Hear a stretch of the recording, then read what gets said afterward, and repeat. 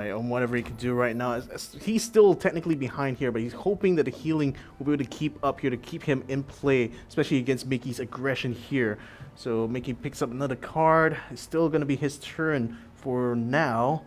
But right around this point, any kind of thoughts at the situation here? Well, I mean, Mickey's hand is just filled with burn, right? That's like 6-10 damage worth of burn into Mickey's hand. But, you know, the problem is that Tasty Faithful, you have to remove it. And even if you top deck another Noxian Fervor in his hand, from his deck, which is really impossible right now because, you know, 2 of them is already in his hand. There's only 1 more left in deck. So the probability of him drawing into another Noxian Fervor is just too low. And he have to try to defend himself against that Tasty Faithful as well so that he wouldn't heal back up. So, you know, when it comes to aggro, your biggest enemy is the healers.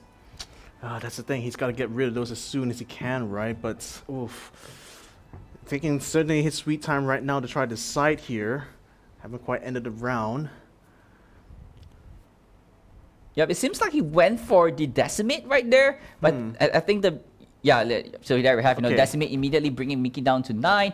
And I think the turn already flipped over to Reroll, and Reroll went for the offense, and immediately, you know, this Noxian Fervor has to burn that Tasty Faithful that I was talking about. And, you know, but Mickey is running really low on gas, like only 1 card's in hand, 2 units on board, and everything on Reroll's side is able to still block whatever that Mickey is going to throw at him. So, and right here, Mickey could only pass. There's nothing much that he could do. Yeah, apologies for a slight jump there. There's a bit of lag, unfortunately, on the broadcast there, so that's why things kind of jumped a little bit too quick there. But nevertheless, yeah, it seems like it's still a problem for Mickey at the moment because the healing is still enough right now to keep Reroll in play for now.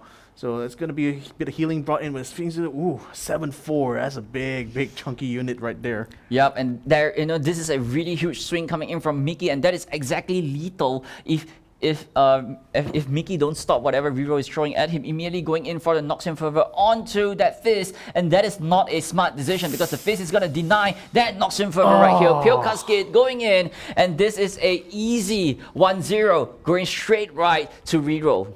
Dang, 5-7, that's more than 11, that's for sure. So that's a bit unfortunate there for Reroll, a defeat for the Korean player, but victory for our Thai player right here, Mickey with the win. Yep, I believe, you know, the biggest misplay, or maybe, you know, the biggest advantage that Reroll actually had was Mickey didn't take the advantage to immediately remove the Tasty Faithful out of the board, right? When it immediately drops down, you know that is the priority target. You have to remove it via your Noxian Fervor or whatever form of burn that you have in hand.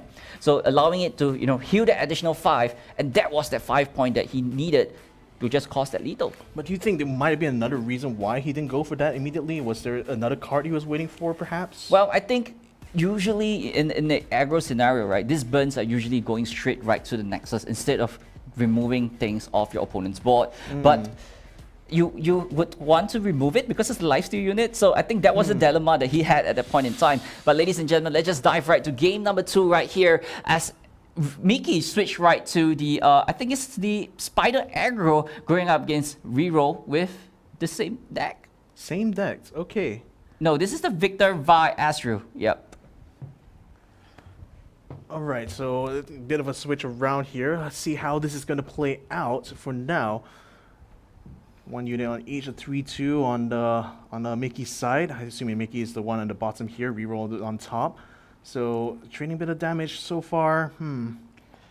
Yep, I mean, we don't know what exactly is in Reroll's hand right here, but Mickey have the advantage, right? He got that 1, 2, 3. He got those creatures down on point as well. So this is the time for him to go for the offense because we know that the Astro Vi deck is really slow. They capitalize into the late game with the Shuffle to actually gain some value out of your opponent's hand. So Alpha's King's game plan right here is just trying to just smoke him down as fast as possible. Like, take a look at this aggressive board that he have. It's turn 2, he already got 3 units on board, and this is a really good swing for Reroll to capitalize on.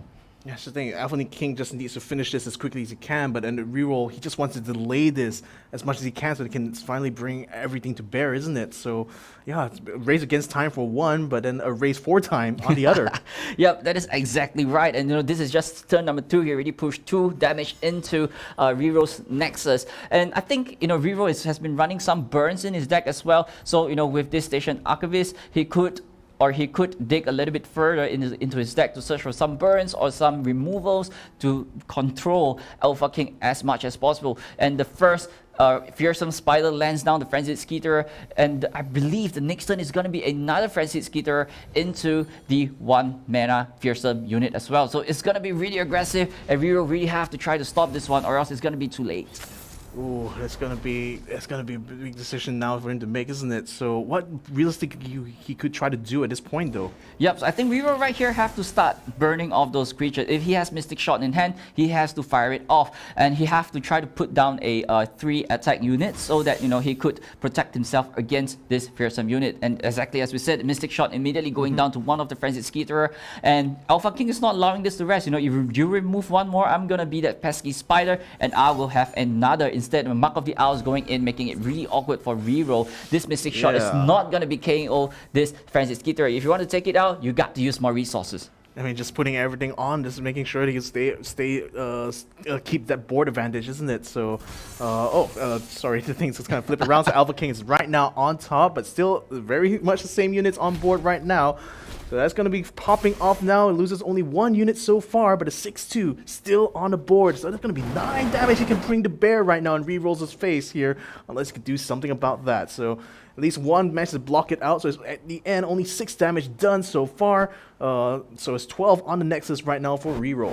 Yep, looking at Mickey's hand right now, Mickey seems like he is running out of gas really soon. There's no way that he could activate the Nightfall activation for that Doom Beats as well. So, but however, it might be looking in favor to Reroll right here. As the Vi comes down, Vi is already at 7 health. It has the Challenger tag as well. It's going to be making it really awkward for Mickey to put any unit down. And if he plays a unit, Reroll could just remove it. If he don't, it's just free 7 damage for Reroll. Oh, that's just a really bad dilemma to be in, right? It's like, damned if you do, damned if you don't. So, wow, what do you do then? Yep, I think he just tried to go to find another unit in his hand. Allegiance Saboteur looks good right here. It's probably the best play or the best units that he could place down this turn. But you have to try to defend yourself against this 7 attack. Or, you could just take the 7 damage into face like a man and just see what he's going to do. By Reroll, taking a good pass, not allowing Mickey to develop his board, and now is the time for Mickey to go. Then he has to go for a huge swing. He has to go wide and try to be as fast as possible because Reroll already spent another 4 mana onto that Victor as well. And right here, it is a great opportunity for him to go for a big push. Big indeed. That's a lot of damage on his side of the board right now on Rerolls, and Mickey desperate to set as many units as he can on the board here to try to block. Hopefully that might be enough, but oh, that is a great prank coming in as the Doom Beast might be his next play, but immediately Doom Beast, the cost was increased to 5. This text coming in from prank is just too annoying to be dealing with, and Mickey is in the awkward position because with the Demolitionist, he has to remove one of his unit because the rest of the unit on board is 1 health. Man, that's just gonna be so annoying, isn't it? You just had enough mana, and then now he just completely blocks you. Just that one prank move. I mean, one simple trick, and now Mickey is on the back foot. Yep, exactly. He's really on the back foot right now, but there's only one thing that he could do is just go for the Decimate, or maybe just bring him down by 4 health, bring Reroll down to 8 and go for a swing. Maybe you could just achieve 2 more damage in the process, but instead he goes for the Demolitionist, decided to take one of the owls up, and this is it's gonna be a old school push right here from Mickey. Yeah, so at the moment right now, Mickey's going to be setting his units on the board, but at 10-4 is still going to be the biggest threat right now, and I don't know if that's going to be able to eliminate the situation here. But for now, though, it's still going to be a bit of a standoff here. 4-4 is going to be sent to the... he's still deciding where he exactly wants to place it. He wasn't going to prioritize on that or this. Well, he does unleash it, so here we go. Vibe managed to survive. Still under 10-2. 8 health right now on KDF Rerolls' Nexus. How about things at this point? As far as I can see here, I mean, Mickey seems to be doing all right. Mickey has little. Yeah. 2 decimates. So Mickey does have 2 decimates, so he does have lethal at this point if he wants to try to play it. He does have 7 mana though, but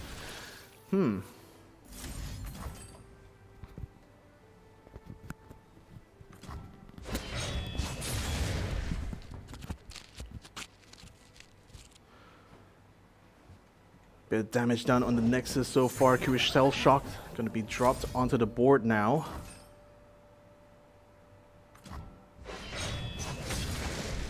Oh, the weapon damage though. And that's going to be victory here from Mickey. Oh man, I kind of wish that your mic didn't cut out there, unfortunately. So that you could be able to break this down. But man, it looks like Mickey really had that in the bag by the end of it. So bit unfortunate here. So sorry guys. Seems we had a little bit of issue here. Technical difficulties. So man, talk us through what just happened at the end there. So basically, Mickey was good, lucky enough. He's a good player. He's a good player. He's lucky enough to top deck another decimate. Just nice that Reroll already got 8 health on his Nexus. 2 decimates is equal to 8 with 10 mana available to him. He just closed off the game. Yeah, apologies. I think your mic is still cutting out at this point. So yeah, we're having to just go ahead and jump into the next game right now here though. So KDF Reroll still going to be on top. Mickey is still going to be on the bottom. We're in the mulligan stage here, so still plenty of time for them to figure things out. But with Mickey already taking 1 game as well, so this is looking like it's going to be dragging on to a much longer series here. So Dunekeeper going to be the first one brought on the board. Octopus on the Reroll's side. So let's see how this is going to play out. He sets out down the board here. So far only 1 damage done. Not much in the grand schemes brought out. 3 cards to choose from. Which one will it be here for Reroll, I wonder? Also, apologies on the stream right now because Moonboy has a little issue with his microphone at this point. So unfortunately, he's not going to be able to talk us through this at this point. So I'll try to do the best I can, even though my card knowledge isn't as great as old Moonboy over here. So in any case, Reroll is still mulling over his choices here. Looks like he's picked one of it. Can't quite tell which one is it, unfortunately, until, well, let's see how that plays out.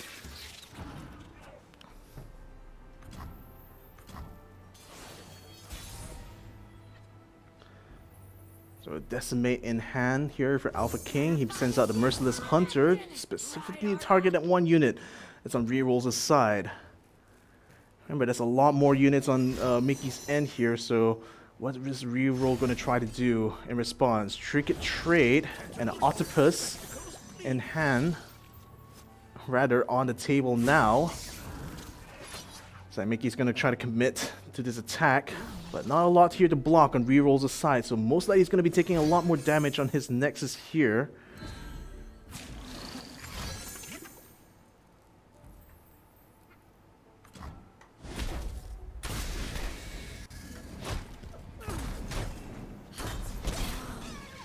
And trade out 17 on the Nexus right now for Reroll.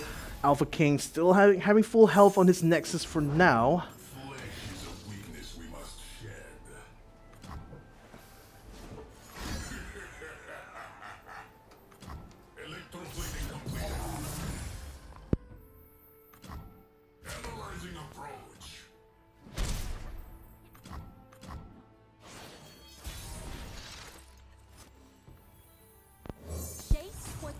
Okay, I think I'm back.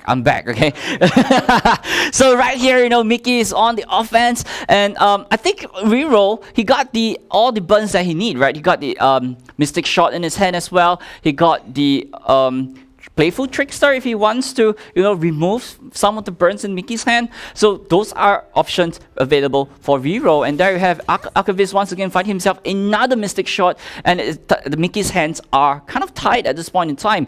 However, the only one that is available that is able to sustain all this burn damage coming in from Reroll is this 6-3 right over there. With that spell shield available, he's just going in for the push, but he's unable to sustain, like, survive this defense coming in from Reroll. So what do you think? I'm not sure you can hear me here. Do you think it's going to be the play from this point on, though? Yeah, but I think it's just looking kind of bad for Mickey as the turn goes by, because he's not fast enough. He could not burn Reroll as fast as possible, because right here Mickey only have 7 points of burn damage in his hand, so he still have to figure out how can I get 5 more burn to Reroll's Nexus. And as he turns goes by, if he's able to just keep drawing into this burn spell, it's gonna be looking great for Mickey. But if Reroll could just control these units on Mickey's board, Reroll would be able to just take the flip right over to him, gain that control, and just start rolling from there. Shoutfolk immediately coming in from Reroll as well. So now the big question is, Mickey, what are you going to do? Because I got my key piece already online. Victor already got Scout and Elusive as well. It's going to be free attack for Reroll, as the Victor would be going in again and again and again. And there we have it. It's not going to be using that for burn. Instead, he's drawing in one card as well. Prank coming in. And this is not exactly the prank that Reroll is looking for, because those 2 units are not going to stop Mickey from burning him down. So what Reroll wants to be actually looking for are those 2 burn spells in Mickey's hand. But unfortunately, this prank is unable to get it. But just do a little bit of pranking on the Demolitionist as well. So this is kind of like information, right? So if I know that there's Demolitionist in hand, I could play around it. And with the Shoutfolk, he got another Demolitionist in his hand as well. And there we have another prank going in. A Decimate and Noxian Fervor is revealed to Reroll, with both having a text on it. And that's going to be a 5 mana Noxian Fervor. And that being said, Victor is leveled up. Victor 8-5. Oh, that's one chunky boy right there on Reroll's table. So what can Mickey do right now? Does he have enough units to block here, or is he going to have to try something a little bit more creative? I don't think here. Victor already got 9 attack with Scouts and Elusive, and that is lethal that Victor have. And Mickey has no choice, but he scoops it out, and Reroll gets that 2-1 victory against Mickey. Oh man, when he saw that Victor go all the way up to 9 attack, he knew it was all over for him at that point. But man, what a turnaround there for Reroll, though, isn't it? Yep, exactly. Like, all you have to do is just hopefully he gets like lifesteal or even the Elusive on the Victor, and this way he could start to roll. And he was lucky enough to hit the Elusive and the Scouts at the same time, so that he could have a double combat with Victor, and with 9 attack, and that's 18 damage, and that's lethal. I mean, overall though, like, do you think Mickey made missteps along the way, or was it just a luck of a draw there, do you think? Well, I think that is down to this kind of matchups, right? If you're an aggro, you really have to try to draw really early game or really aggressive start and have lots of burn. But however, on the other side of the spectrum, where what Reroll is running, you have to start to have units removal. You have to have mainly units removal and units to block against whatever Mickey is going to be throwing at you. So with his hand, he got those Mystic Shots. He got the Archivist to bring himself a Mystic Shot as well. I believe there was a Poke Stick that actually happened as well. So these are ways that he could deal with whatever Mickey is having and slowly run him out of gas. And Reroll was at a pretty good health level as well, so he's not exactly in the danger zone against Mickey. So very well controlled then in terms of his thing. So yeah, very well done there to Reroll. Taking this first one means that he's already through into the the quarterfinals right now. So definitely gonna be a little bit happy, because he's gonna be a lot more closer to that $2,000 main prize there for the first place. So hopefully he'll be able to get a smooth sail all the way to there. But for Mickey though, bit unfortunate. This is a single elimination though, so he is out, unfortunately, in this tournament. But still, very well done for him being able to make it to this point. Again, it's no slouch at all, to be able to make it to the top 8 here in this split, number 1. Yep, I mean, players have been playing the qualifiers for like 4 weeks, if I'm not wrong. And this is the playoffs where they actually, play it off. So it's not easy, to be qualifying for the playoffs. So to actually reach into the top 8, that is a big achievement. Yeah, so in any case, we'd like to give a huge shout out to the sponsors of this Snapdragon Pro Series, starting with Snapdragon Elite Gaming. When winning matters, this is the platform that provides all of the best players right now in this region. For today, it's going to be for Legends of Runeterra for them to show themselves on the world stage. And also, we'd like to shout out to Monster Energy, Unleash the Beast. These guys have been energizing our tournaments over here, so shout out to them. Check them out at their website. Now, in any case, we're going to be taking a short break right now, but we'll be back with the next matchup here on Legends of Runeterra, only on the Snapdragon Pro Series, so stick around. We'll be right back after these messages.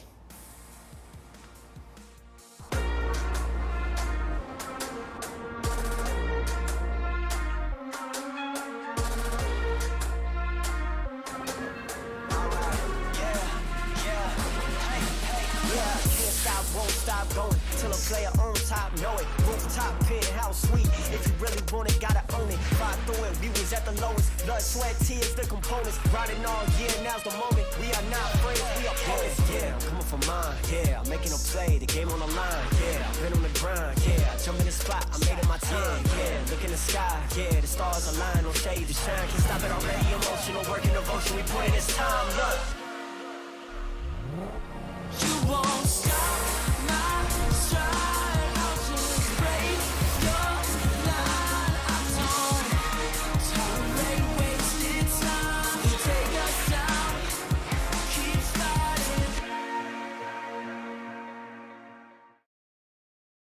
The Snapdragon Pro Series is brought to you by Snapdragon Elite Gaming and Monster Energy.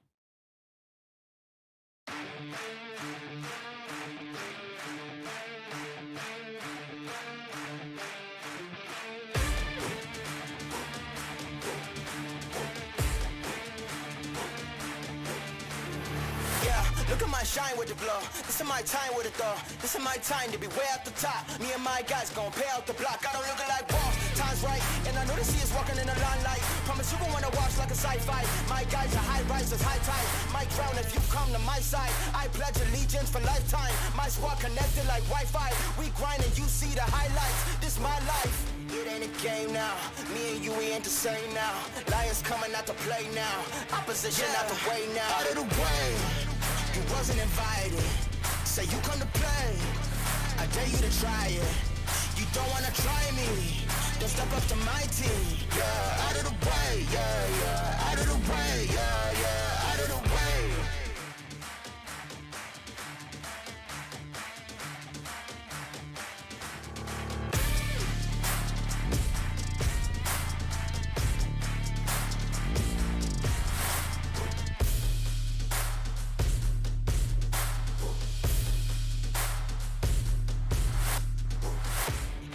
Game now, me and you, we ain't the same now.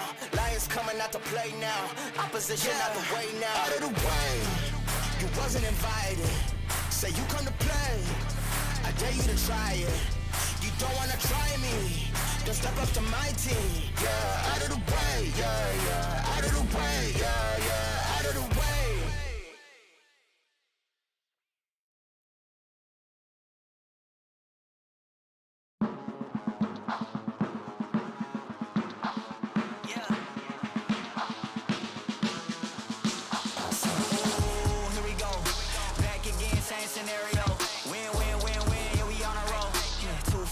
We like 10 and 0.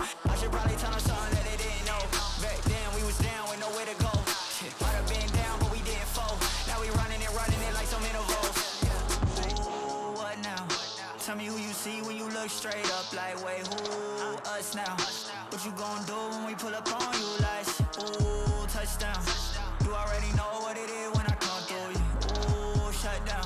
Say, ooh, shut down. Say, ooh, what now? Tell me who you see when you look straight up. Like, wait, who us now? What you gon' pull up on you like, ooh, touchdown. You already know what it is. Ooh, shut down. Ooh, shut down. Ooh, give me that crown. I need that now, right now. Ooh, don't make a sound. It's my time. You hear the crowd. We need that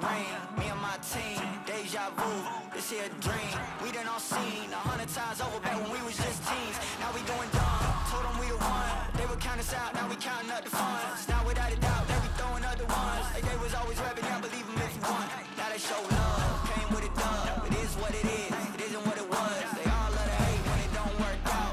Tell you that they always been down when it does. Look. Say, oh, what now? Tell me who you see when you look straight up. Like, wait, who us now? What you gonna do when we pull up on you? Like, Here yet again is Moonboy. We're here for Split 1 Mobile Open Finals for Legends of Runeterra, and this is going to be match number 2. So after having an exciting match number 1, what's going to be your expectations moving forward here? Well, I think we're going to be seeing a lot of clean plays, right? We haven't seen Viego happening on screen as well. So, those are the decks that we could be expecting moving forward. We saw the Fist of Philios, we saw Shellfolk as well. So I believe, there might be Pantheon Yuumi or even Viego. These are the decks that we might expect later on. I see. So in any case, ladies and gentlemen, that's going to be a lot of exciting action here today because again, we are running all the way from start to finish here and on this stream. By the end of today, we'll be finding the champion for split number 1 here for Legends of Runeterra. So in any case, like to let you guys know that if you guys have an active social media presence, why not put it to good use though? Use the hashtag Snapdragon Pro Series on your social media to send out your messages of support, messages of perhaps antagonism against your favorite rivals. Who knows what, right? Whatever you like to say, use the hashtag Snapdragon Pro Series in order to let us know. And if your message is good enough, you might be able to see it on stream here today. So this next matchup here, this is going to be against Mana and Overdose, 2 players I'm not quite familiar with. I don't think you're familiar with either. I'm not. I think they're from the Korean or the Japanese region. So, though they are players, they're meant to be really spicy, right? They bring in really spicy decks. They tweaked it a little bit to fit into whatever their favor is. So we might see a little bit of spice per se from these Asians. I mean, again, it seems like the Asian regions are the ones that usually bring out very interesting decks, doesn't it? I mean, is that sort of like a common thing amongst most of the players in this region? Yeah, I mean, that's their flavor, right, in a sense. So with this complexity, players might not know what to expect. But there you have, Reroll on screen. Yeah, Reroll coming in for the interview here. How are you doing, my man? I'm fine. Oh, I'm very happy now. now. Actually, hear from this side. Polly, did you try to say something again, Reroll? I'm very happy. All right. Can you hear me? Yes, I can hear you very loud and clear there, Reroll. So, yeah, congratulations yet again on that win. Moonboy, would you have some questions you'd like to ask him here? Yeah, so Reroll, what is your strategy coming into this tournament? Well, I want to. 네, 네. 네, 혹시 지금 이번 대회에 이번 대회에 들고 오신 계획이 어떻게 되시는지? 일단 오그로한테 지지 말고 직스 탈리아를 좀 잘 잡자. 이게 목표였습니다. Okay, so he's basically maining for the Ziggs and Talia and not getting the aggros. Maybe for the 6th Talia, not going for the main aggros, he says. Oh, alright. So, but previously you were facing the aggro decks. What is in your mind? Like, it's so aggressive, right? So what's in your mind, or how do you want? What was in your mind to stop them or stop Mickey from the onslaught? 혹시 이제 미키가 사용한 덱에서 이제 그런 어그로들을 상대하기 위해서 어떤 그런 마인드를 가지시고 어떤 방법을 사용하셨는지. 굉장히 덱 구성이 극단적이고 드로우도 별로 없었기 때문에 필드에서 좀 밀리더라도 넥서스 체력만 최대한 보존하자는 생각으로 했습니다. Right, so Mickey's deck is very extreme. So he is trying to just maintain his Nexus health and get as passive as possible. Ah, okay. So, do we have enough questions, or do we? I mean, last but not least, like for Reroll, what are you going to be? How are you going to be preparing for the next matchup you're going to be going on there? Are you going in confidently, or are there some things that you're going to be planning for us in the future? 네, 혹시 다음에 오는 경기에서는 어떤 자세로 임하시는지, 자신감 있게 임하시는지, 아니면 또 어떤 방식으로 임하실지 대해서 여쭤보십니다. 누가 올라오냐에 따라 다르겠지만 제 최선의 패에 최선을 다해서 플레이하도록 하겠습니다. Right, so it depends on the opponent, but he will try his best to reach to the top.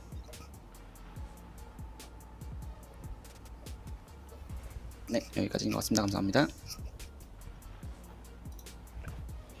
I'm sorry. I think I lost audio a little bit here, unfortunately. So couldn't quite hear what you said there, but never mind. Still, congratulations, Reroll, on winning that first matchup here. Hopefully, we'll be able to see you again in the next subsequent ones. Good luck for you in the rest of the matchups here for today. All right, so it looks like we're going to be preparing for our next match here. So, seems like a really soft-spoken guy, isn't he, Reroll? Well, I guess like he's shy, but he's a really good player, like based on his play as well. So we gotta see, let his play do the talking. Indeed.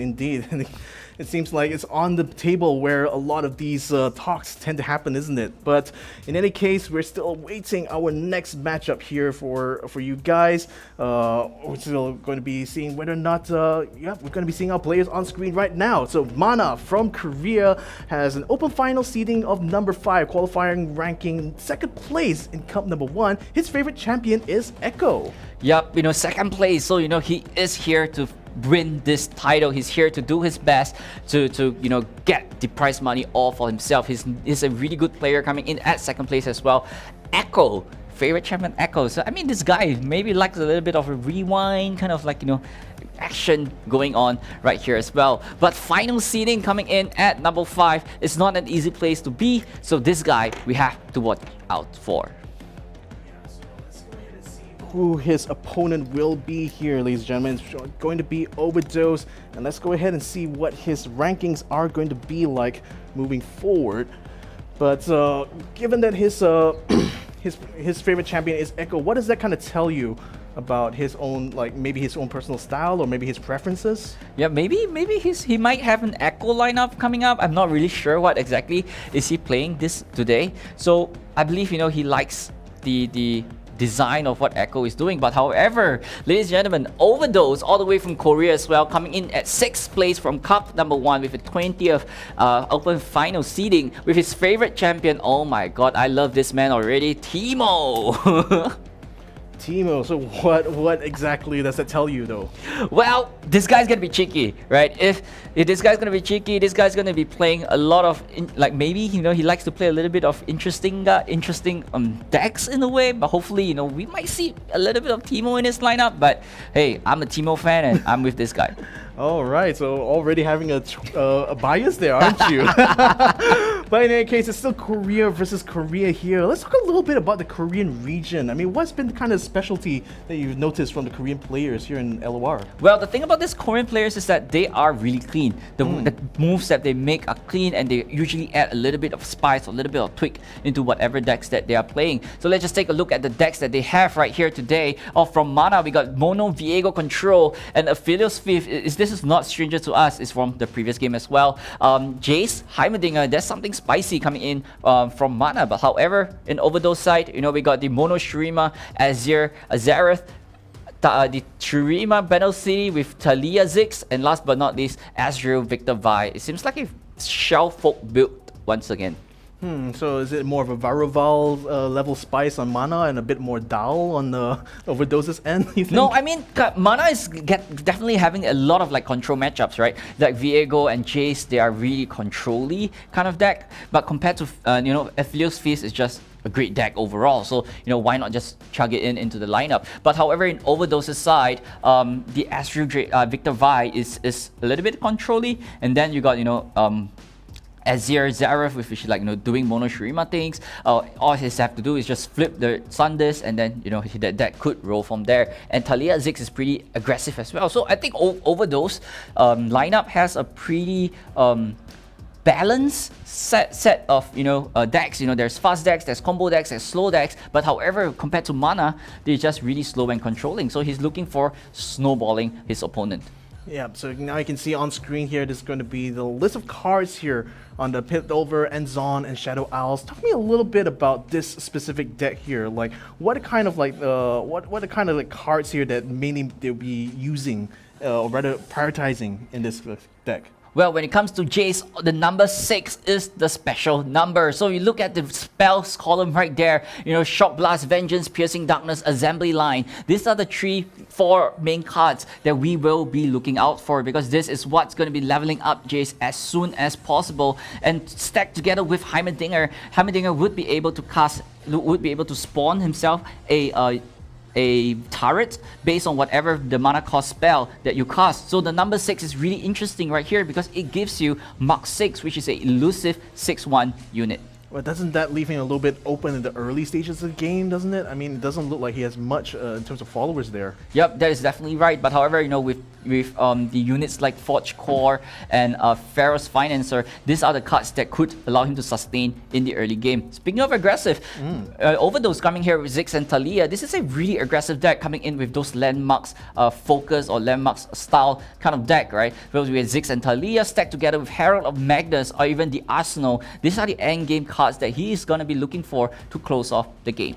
Very interesting, because his one is a lot more stacked when it comes to the 1, 2s, and 3s, but a little bit less when it comes to the higher mana cards. So perhaps aiming a little bit more on that early game dominance here for Overdose for sure. Yep, I mean, he could have lots. This deck is just pure aggressive, right? Turn 1, you can just go for the Chemist, or you could go for the Ancient Preparation as well, which could pop himself a 2/2 unit in the following times as well. But take a look at right here, the bans are already locked in, as a Filial Fist is banned by Overdose and Mana banning the Mono Shurima. Was that a no-brainer there in terms of the bans? Well, I think, Affiliate's Fist is just too good to be dealing with, so you don't really want to deal with this kind of like style of deck. Just take the strongest deck out of the equation. But however, Mana banning Overdose, so he don't want to bang on whatever Overdose style, like the old Shurima style is going to be. But there we go, ladies and gentlemen, game number 1, Overdose versus Mana. Yep, so here we go, Mulligan's Gauge once more. What decks are they bringing on the table here? Yep, I believe on the top side is going to be Overdose, right? He's going in with the Shellfolk deck. So, however, on the bottom side, Mana is likely coming in with the Jace Heimerdinger. So this is an interesting deck to start with. He already got their Forge Chief in his hand as well. So he could start those mana rolling, and once those mana starts to roll, he would reach 6 really early, and this way, by turn 3, that Shock Blast is ready to fire off. Yeah, it seems like Overdose swapped out 1 for the Conchologist, so he has 2 in hand right now, alongside the Curious Shellfolk. So it's like they're going to be committing that to their hand right now. It's going to be round number 1. Let's see how this plays out. Yeah, I think both sides really want to take it slow, but I think Overdose might want to exert a little bit of aggression into the early game. So this way, the mana would be able to just not able to breathe, or just not allow any breathing room for Mana to rest. But however, Mana have to wait for turn number 3 to go for the Shock Blast, and then he could start the ball rolling with Jace on turn number 4. Yep, 4 is going to be the magic number here for the Jace, but let's see what Overdose will try to bring to the table here. So sends out 1 unit on top onto the table, and that's 2 damage onto Mana's Nexus. Yep, I think Overdose right here, he could go for a little bit more of aggressive push, but knowing that there's 6 mana open for Mana, that he don't want to play into a Shock Blast. So not expanding his board, immediately go for an open attack, just secure that 2 damage in, and just see what Mana is going to react, because right here it's looking really awkward for Mana, because that Shock Blast, usually you want to target 2 units to get a little bit more value, and passing 6 mana back to Overdose, I think Overdose is just happy to just let it go and burn 3 mana off Mana's mana pool, but instead he played a unit. Yeah, he played the unit, and on top of that, Mana's hand doesn't even have anything until at least the 4 mana mark. So for the most part, he's just going to have to just bide his time, just wait and see what Overdose decides to bring in. So he already got 2 units on. That's already cleared out completely there. Yeah, I mean that's a good point, and that's a good time for Mana to actually go for the Shock Blast, right?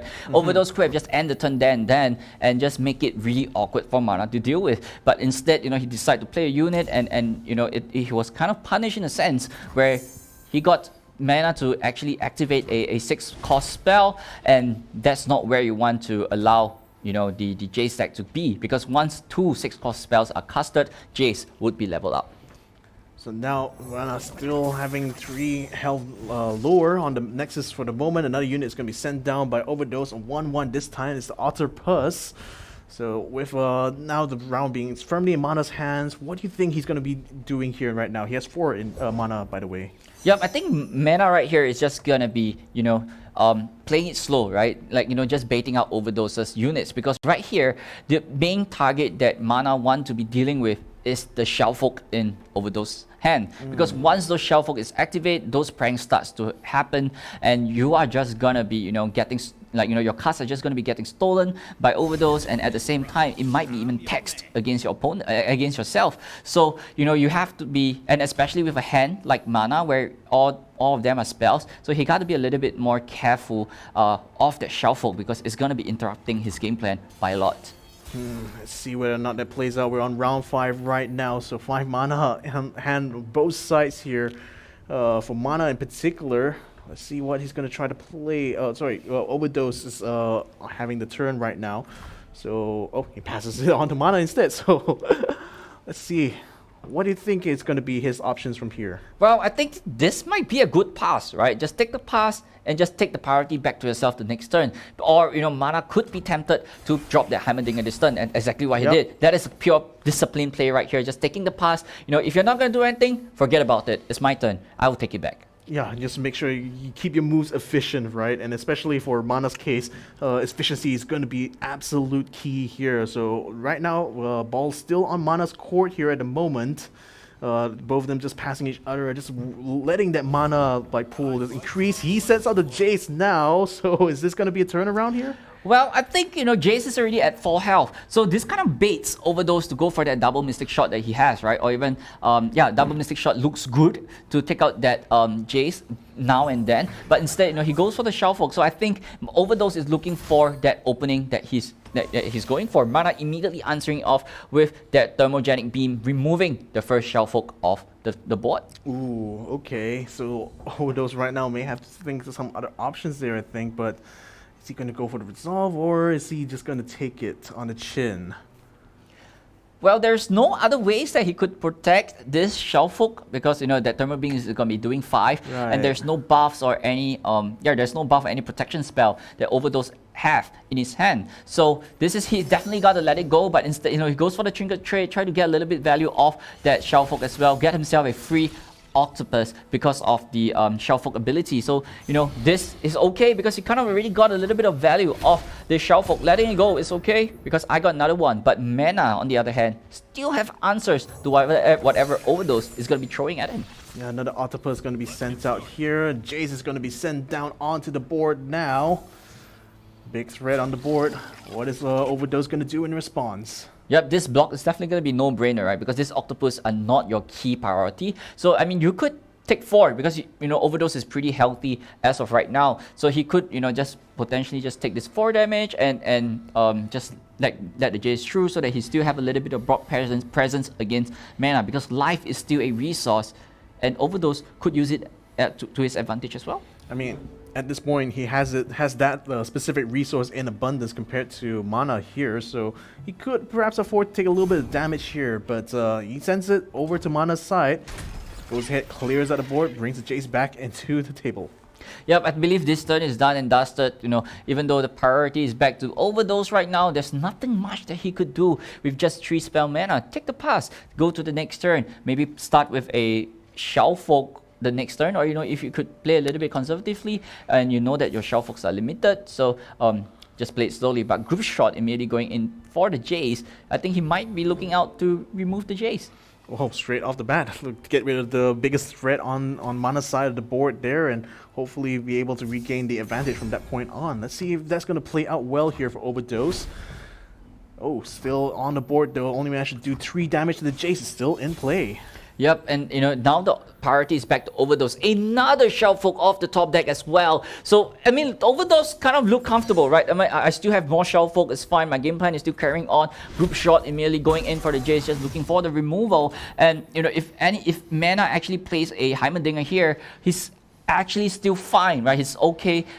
Overdose is still fine because those two Mystic Shot is going to be removing that Heimerdinger off Mana's board. But, right here is down to Mana. What is he going to do? I think Mana would...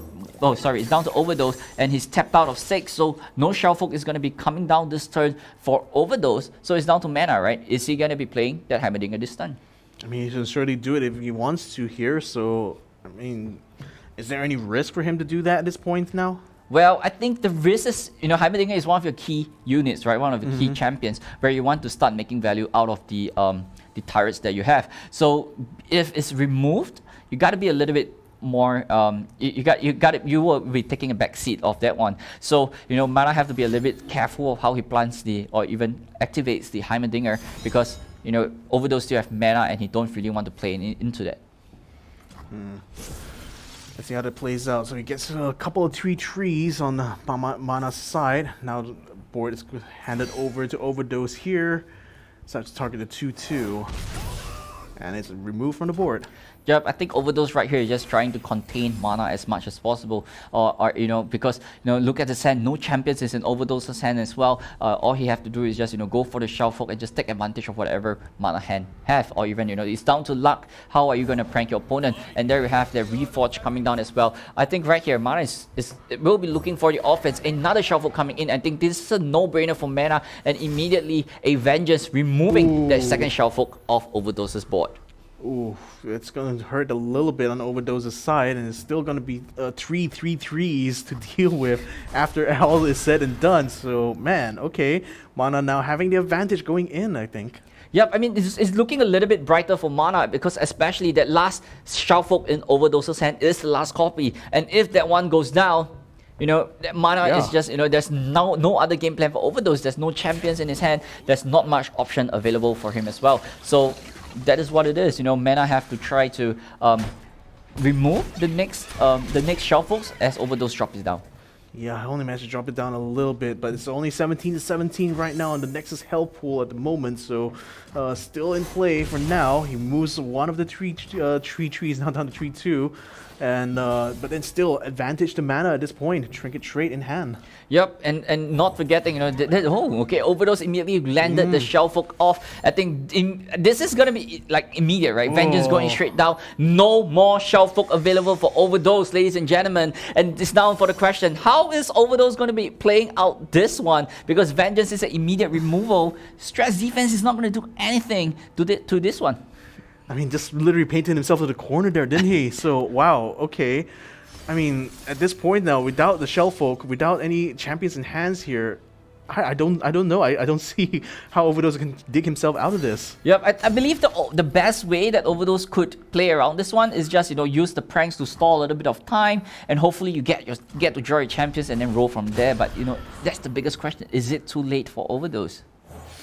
Well, we're going to be finding out very soon, aren't we? So he gets another good draw here. Rummage group shot, advanced intel. He goes with a group shot. Rummage. Oh, sorry, the Rummage. Yeah, so with the Rummage, he's able to dig a little bit deeper into this deck to find, he's able to draw 2 more cards off the Rummage. So this way, Overdose could find answers because right here, there's 3 pranks and 1 give it all. Like, it's not going to be doing much to Mana at this point in time, and that Rummage would be able to find himself some answers. But I think Mana, the play right here is probably, maybe the Jace or the Heimerdinger looks pretty safe for him to be playing it. It's just so tough when the draws just don't agree with you, right? If you have nothing on your hand, what do you do exactly? So yeah, just try to draw out as much as you can from this point on. But time might be running out though, as Mana still has the turn on his hand right now, still deciding what exactly he wants to try to do here. And I think a lot of options are on the table for him, isn't it? Yep, that's exactly right. I think Mana is just expecting whatever answers that Overdose could answer to his champions. So he's playing it a little bit more conservatively, but I think that he's going in for the Jace, and Jace is level up right here, and this is a really cool animation for this new champion. Oh, I love it. Now Jace all the way up 5/5 there. That's going to be, what, 12 total damage that Mana can dish out unless Overdose can try to block it. He does have a 2-1 to block somewhat, but that's not going to be much though. Most probably it's going to be taking quite a bit of damage to its face here. Yep, because the token right now is on Overdose's side, so I don't. It's down to Overdose, right? How is he gonna react to this Jace that just came down from mana, but immediately passing the turn straight right to mana. I think this is the right opening. This is the perfect opening for him to go for a aggressive push, because right here Overdose has been showing signs of weakness that he don't really has much option to deal with mana, and if mana catches that sign from Overdose, he knows like this is time to strike and I will be pushing as fast as possible. Yeah, but how long can you hold the bluff though? That's going to be the question for Overdose. I mean, he still has a lot of cards in hand, that's for sure, but then not a lot of it bringing the value that he needs at this point. So another unit going to be sent down by mana here. Again, still that stalemate right now. I mean, Overdose just hanging on by a thread at this point. Yep, Heimerdinger coming in, and that means it's ready to go. 2 more turrets will be coming down because of Jace's first ability. That if his first 6+ cost is cast, it's going to be casted twice. So he could go for the Jace special spell as well. So that would be casted twice, and everything would be buffed up really, really well. But I think Overdose is just not allowing the Heimerdinger to stick to allow mana to have any value, immediately going for the burn spell to remove him off the board. Right, so aiming on that Heimerdinger for now, but oh no, cancels that. Okay, so instead he went for the prank and just wanted to take a look at what mana have in his hand. So he got himself a Forge of Tomorrow. I mean, that is not exactly too impactful, right? Like, it's not scary enough to be dealing with, but instead, he went for the tax on that. There's no Shell Folk for him to gain any value out of that one. I think Overdose is just going in, just remove the Heimerdinger off the board so that you could survive a little bit longer. Hopefully you can, sustain until an answer comes out from your deck. Yeah, he still has 17 health points at the moment, so he can still sustain a bit of damage, but not too much. So at least getting Heimerdinger off the board should mitigate that somewhat. But the big problem, the elephant in the room, is still there, I think, for Overdose. So he adds in another token here. Yep, I think mana just put off that Vengeance, right? It's not really worth it to be playing a Vengeance on the 2-1. So instead, he goes for this particular spell that will be giving him more turrets on board. So, if it's going to be doubled, I don't think they have the space for it. And there you have, that J spell immediately coming in. I think everything is going to be getting quick attack and a little bit of buff as well. So there you have the acceleration. Is he going to fire it off? Yes, he's got fired off, and everything is going to be ×2 because of the Jace ability. And, right here is down to Overdose. How is he going to answer? The only answer you have is the Wallow. He's going to have to play it now. Well, that's going to buff up all units there. Ooh, 779. That's pretty much lethal on the side of mana right now. Overdose, you got to do it. You got to do it, man. Yeah, but however, no Overwhelm ability coming in from mana. So Overdose could still, sustain a little bit, just go for the block. But this the big question is, how long can he sustain? A Poke Stick from the Archivist as well. So that's not going to be doing too much against his opponent. But this attack is huge from mana. Yeah, still total 14. Oh, okay, he's puts down another one, so at least it's just going to be 7 hit points lost, but a gain of 3 on mana side means it goes back to full health immediately at the end of this. So, wow, mana still having all the cards in hand, literally speaking. Yep, and it's looking really bad for Overdose right here. I mean, he could go for the Poke Stick, just go for a damage on something. It's just one ping. It doesn't really do much of a damage, but he needs that draw. He needs to find himself an answer. And a stress defense might be allowing him to, defend himself for another turn, from the next combat from mana. But he still haven't answered his own question. There's no blocker that he could do to deal with mana. Yeah, just delaying the inevitable at this point. I mean, man, the draws coming out from Overdose just not working out for him at all. So he does send that one out. Still doesn't quite eliminate until that point, but the Jace is still in play.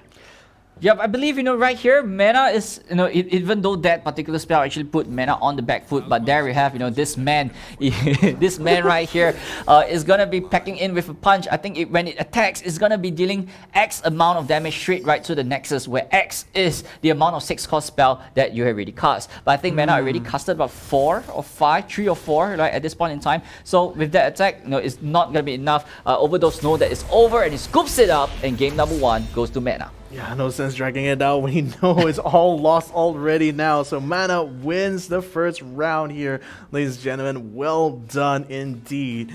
So let's talk us through a little bit about that round there, though, because it kind of felt like the draws just doesn't work out for Overdose at all. Yeah, Does it? it was really unlucky for Overdose, where he didn't exactly find himself another win condition, and Mana is just so well equipped to deal with all three of the Shellfolk as well. So we know that the Shellfolk is the key engine to the deck. So Mana is not going to be allowing it to survive, and there's no way that Overdose could outplay or even allow that Shellfolk to survive these attacks as well, or this damage coming in, or this spells coming in from Mana. So yeah, so with this out of the way, no blockers later in the late game as well, no champions in sight, so it's just looking really bad for Overdose as turn goes by. Yeah, that's the thing about trading card games. Sometimes it's how you play it, but sometimes it's the luck of the draw. Yeah. And, it's just those moments where the luck just doesn't favor you. It really gets frustrating, doesn't it? Yeah, I mean, like what a lot of players say is, you got to believe the heart of the cards. And if the day, if it's not your day, it's not your day, because end of the day, how the deck actually turns out is down to luck. So that's why we are playing these in best of threes, ladies and gentlemen, because we don't want to let luck be the only determining factor here. So we're going to be going into our second round here. What cards are we seeing here? Well, it seems like Mana have to go for the switch, and he immediately switched up to the Viego control deck, going up against the same Astro Victor Vi from Overdose. So looking at Mana's hand right here, it's kind of a little bit of a late game, right? Double Hydra Vine and a Viego. But however, most important piece is he have that Viego in hand. So without that Viego, this deck can't start to snowball. So it's down to Overdose. How is he gonna be dealing with the Hydra Vine or the Viego? Because in his hand, he got that mini morph, and that is the answer for this champion. Yeah, so it looks like he's going to be playing delaying tactics for now. Oh no, Aspiring Chronomancer going to be brought out. 3 cards to choose from here. But yeah, it does. I mean, again, the draw is still favoring Mana in this round yet again. So, oh man. Well, I mean, it's looking a little bit brighter for Overdose this time, right? He got a little bit of control options. He got those. He got stuns. He got removals. He got pranks, and with Ezreal in his hand as well, he's good to even place it down. But I don't think he will be playing Ezreal down so early. That is not advisable per se, because Mana has that Quicksand in his deck as well, and as we know, Quicksand is a really scary card to this elusive unit. Yeah, but do you think Overdose really has what it takes in his deck, in his toolkit right now to deal with that Quicksand? There's nothing much that you could do against Quicksand, and if it's activated, so you have to be a little bit more conservatively with the Astro. Okay, he's playing down that Astro this turn. Not conservative at all. No, I mean, like, he could not go for the combat next turn, but it is totally not advisable to attack with the Astro, because if Mana have 3 mana open, you got to be really careful of this Quicksand. Okay, Owen sends out 1 unit on the board right now. It's only going to be able to block 2 damage, so 3 is still going to get through here onto Overdose. Still not quite committing to this yet, though. He's still mulling over whether or not he wants to commit the entirety of the units here. Yeah, but I think Overdose right here is just he have to cushion as much damage as possible, right? Because he's kind of like a late game, correct? Late game deck where he needs that Shellfolk to start his engine running. Mystic Shot is not gonna be exactly doing too much to Mana, and even though Mana is a control deck, he still have a little bit of aggression going in with this Viego package. And if that Viego starts to snowball, and that's where he's looking for the late game. That's why he have to control the game all the way to the late game. But Overdose immediately going for the attack with that Astro. No respect for that Quicksand. Mana, this is gonna be a no-brainer. Go for the Quicksand, take out the champion, because you don't want to deal with a champion on board, especially a champion like Ezreal. Ooh, that's gotta hurt right now. 0 damage on the Ezreal, 2 damage on Mana's own unit. That's just the power of Quicksand, isn't it? Yeah, and that is exactly right? Just removing the elusive tech line of the Ezreal, and he's just powerless at this point in time. Blocking instead, choosing to block with this 2/3 right over there as well. I think he might be going in for a Vow Feast, so that a Vow Feast to just remove that Ezreal, or he's playing around a Mystic Shot. And Overdose, not allowing the Ezreal to go down, taking out the blockers, so this way the Ezreal is still healthy after this combat. Yeah, so some bit of saving grace does draw a Mystic Shot again as well. Sonic Chronomancer going to be brought out once more from Mana's side. Which card is it going to be for him? Look ahead, we know how to prepare. Yep, so right here, Overdose immediately went for the Octopus. Just getting some prank stacks, right? And at the same time, I believe the Astro is really at 2 or 3 stacks right now. So it's just a matter of time the Astro starts to level. So Mana also got to be a little bit more careful of the Astro because, once the Astro level up, it's just machine gun time for Overdose. As long as Overdose casts spells, it's going to be attacking straight right to Mana Nexus. Immediately going in for the open attack from Mana, is going in to try to push some damage and force the Astro to block. Yeah, really trying to force his hand there. So he sets down 1 unit so far. Is he going to bring down the Azrael as well? Potentially could, only against the Chrono Master, but I don't know.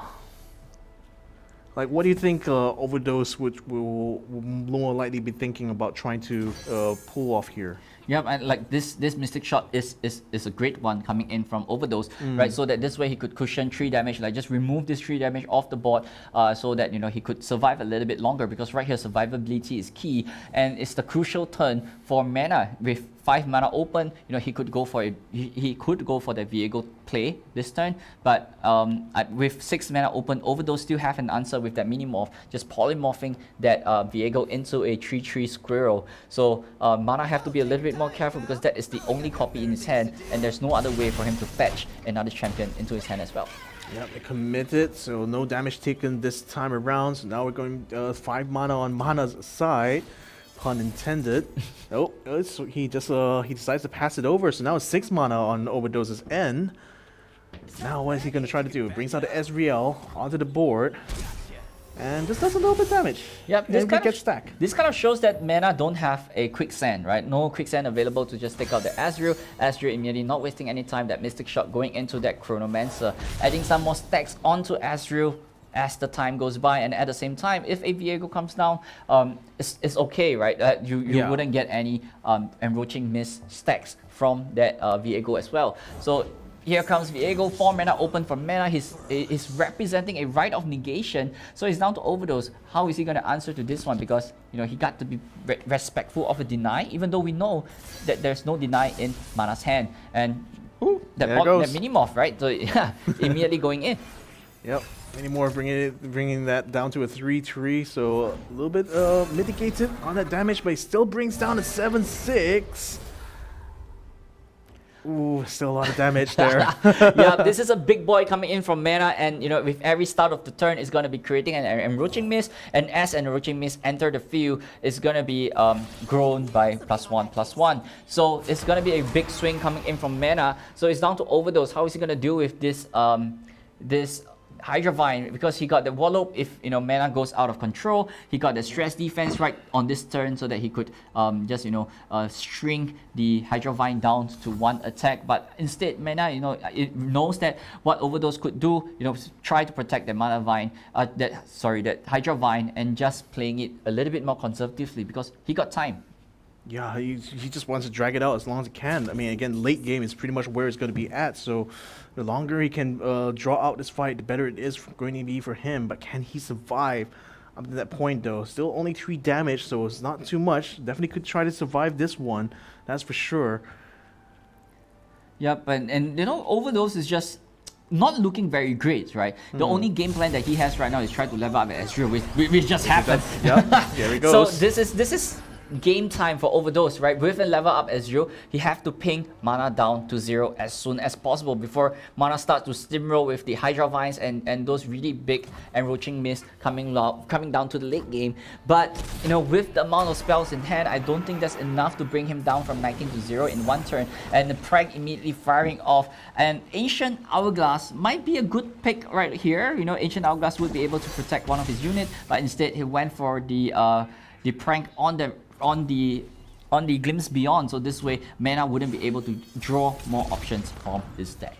Well, still he has a lot of units on the board right now. No longer going to be that aggressive from this point on, but Overdose, time might be running out for him. He sends out another prank. What's going to be a better choice here? Oh, wow, the Atrocity got found out by Overdose, and that is not the card that Mana want to reveal, because that is that end game card that he is looking for, and it's being taxed to 9 mana at this point in time. So it makes it really awkward for mana to deal with. But this Ezreal is just gonna be wrecking havoc because he's elusive. There's no way that mana could deal with him right now. And 2 more damage going straight right to Mana's Nexus and a free Mystic Shot in the process. And this Mystic Shot is just gonna be dealing 3 damage every single turn if it goes to the Nexus.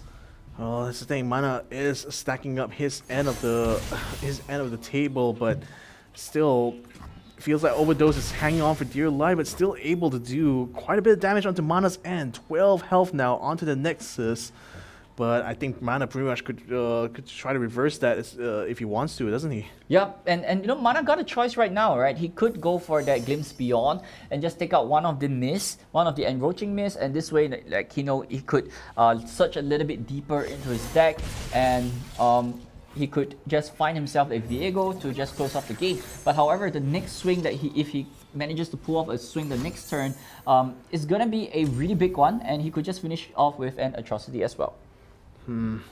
Still a lot of options there for Mana. He's only going to be able to gain another health there, but still only committing spells at this point. Not quite committing units here. Still waiting for the right opportunity here on both ends, I expect. Yep, I think Overdose, he's just trying to control Mana's board, right? So this way he could at the same time ping a little bit of damage into Mana's Nexus as well. This is definitely going to be a play. He's going to try, or maybe he could save the spell next turn. There's no need to rush it out, but he should drop that 2-drop in his hand so that he could have a little bit more blockers against whatever Mana is going to be throwing at him the next turn. Next turn it might be... Could be thinking about going for the pass. Pharaoh's Financier is going to be brought out.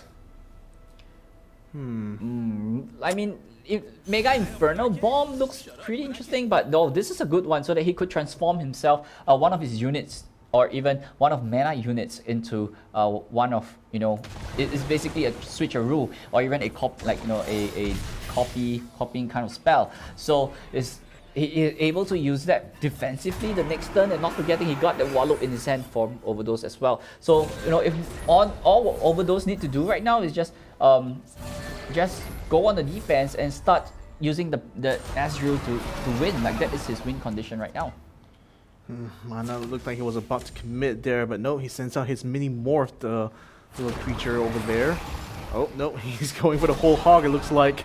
All the damage in the world right now on Mana's board. What you gonna do, Overdose? Yep, this is gonna be a huge swing coming in from Mana, and now Overdose time to answer 13 damage. And there we have the Storm trying to bring up the Hydra Vine off the field as well. But the key card in Mana hand right now is that top deck Rite of Negation. That is a encounter spell. So if Overdose is not careful over here, he could just stack up every single spell that he have left right now, try to survive, and Mana could take advantage of that with a Rite of Negation. So it's down to Overdose how much spells is he able to commit, and the Storm going straight right to the Hydra Vine.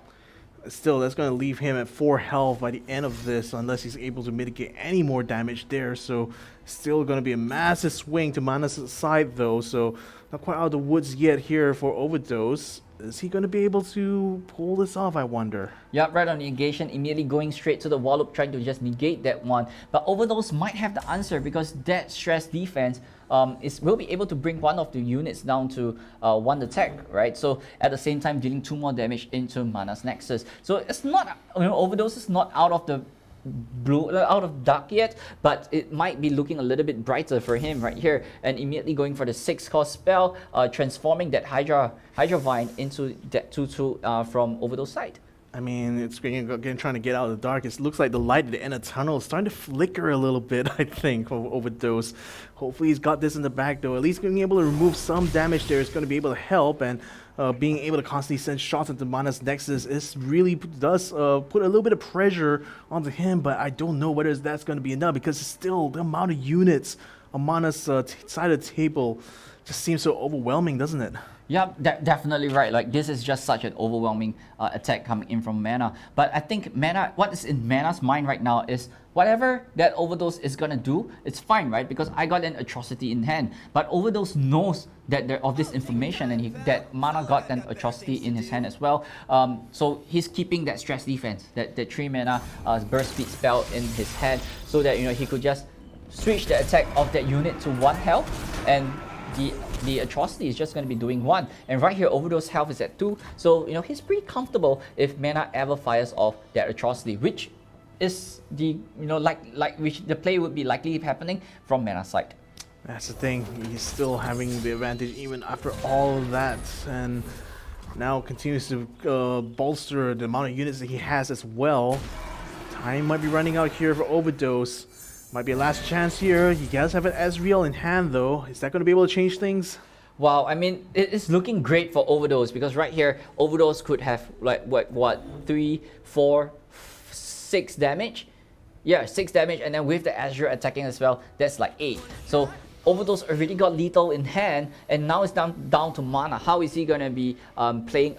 Like, I don't think Mana could be able to play out this one, because the only play that Mana could do is this Atrocity. Big Atrocity coming into his Nexus, and Overdose knows there's only one way to deal with the Atrocity, and it's gonna be that stress defense and bringing it down to 1 health. This Atrocity is only doing 1 damage to Overdose Nexus, and Overdose would be able to turn this around, because right here, after this attack, Mana is dropped down to 3, and that Mystic Shot is gonna finish him off. I mean, Overdose is now pushed all the way to the edge of the cliff right now. He really needs to make this play work out for him, or it's going to be game over now, because Mana, again, he has 1 game advantage here. He wins this, he wins it all. So pressure all on you now, Overdose. What can he do?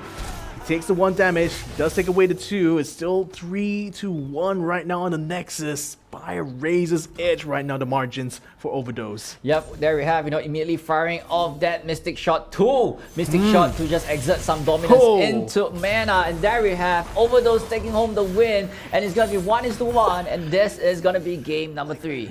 Whew, when you back him in the corner, he's still able to bite back just like that. I mean, was that really well handled there for Overdose, you feel? I mean, that is exactly what he could do with that particular hand, right? So, if you know that you don't have a Shellfork strategy, you got that Ezreal. You got to make use of that Ezreal. And just because Mana was unable to deal with the Ezreal in the early turns, that quicksand didn't really did much impact, because Overdose is able to just destroy the unit that is actually defending Ezreal. So that is the reason why he could be able to flip it around and just sustain a little bit longer, and that is exactly what he did. But there you have, ladies and gentlemen, game number 3 with, I believe, he's going to be Talia Ziggs going up against Viego Control. Okay, so how does this change things now in this 3rd game? Well, I believe, for the Talia Ziggs side, he got to be a little bit more aggressive, right? He got that one off Arsenal in his hand. He got that one off Magnus in his hand as well. So he got the strength to be offensive. But however, on Mana side, he got to be a little bit more defensive, right? To try to finish, at least stall Overdose out as long as possible, so that you can have a big Viego in the closing terms. Alright, so right off the bat, Mana already taking 2 damage out of the chunk of Overdose's Nexus, so he's already firing off the first shots here, ladies and gentlemen. But still, this is the 3rd game. This is the last chance right now for either of these guys to proceed to the next round.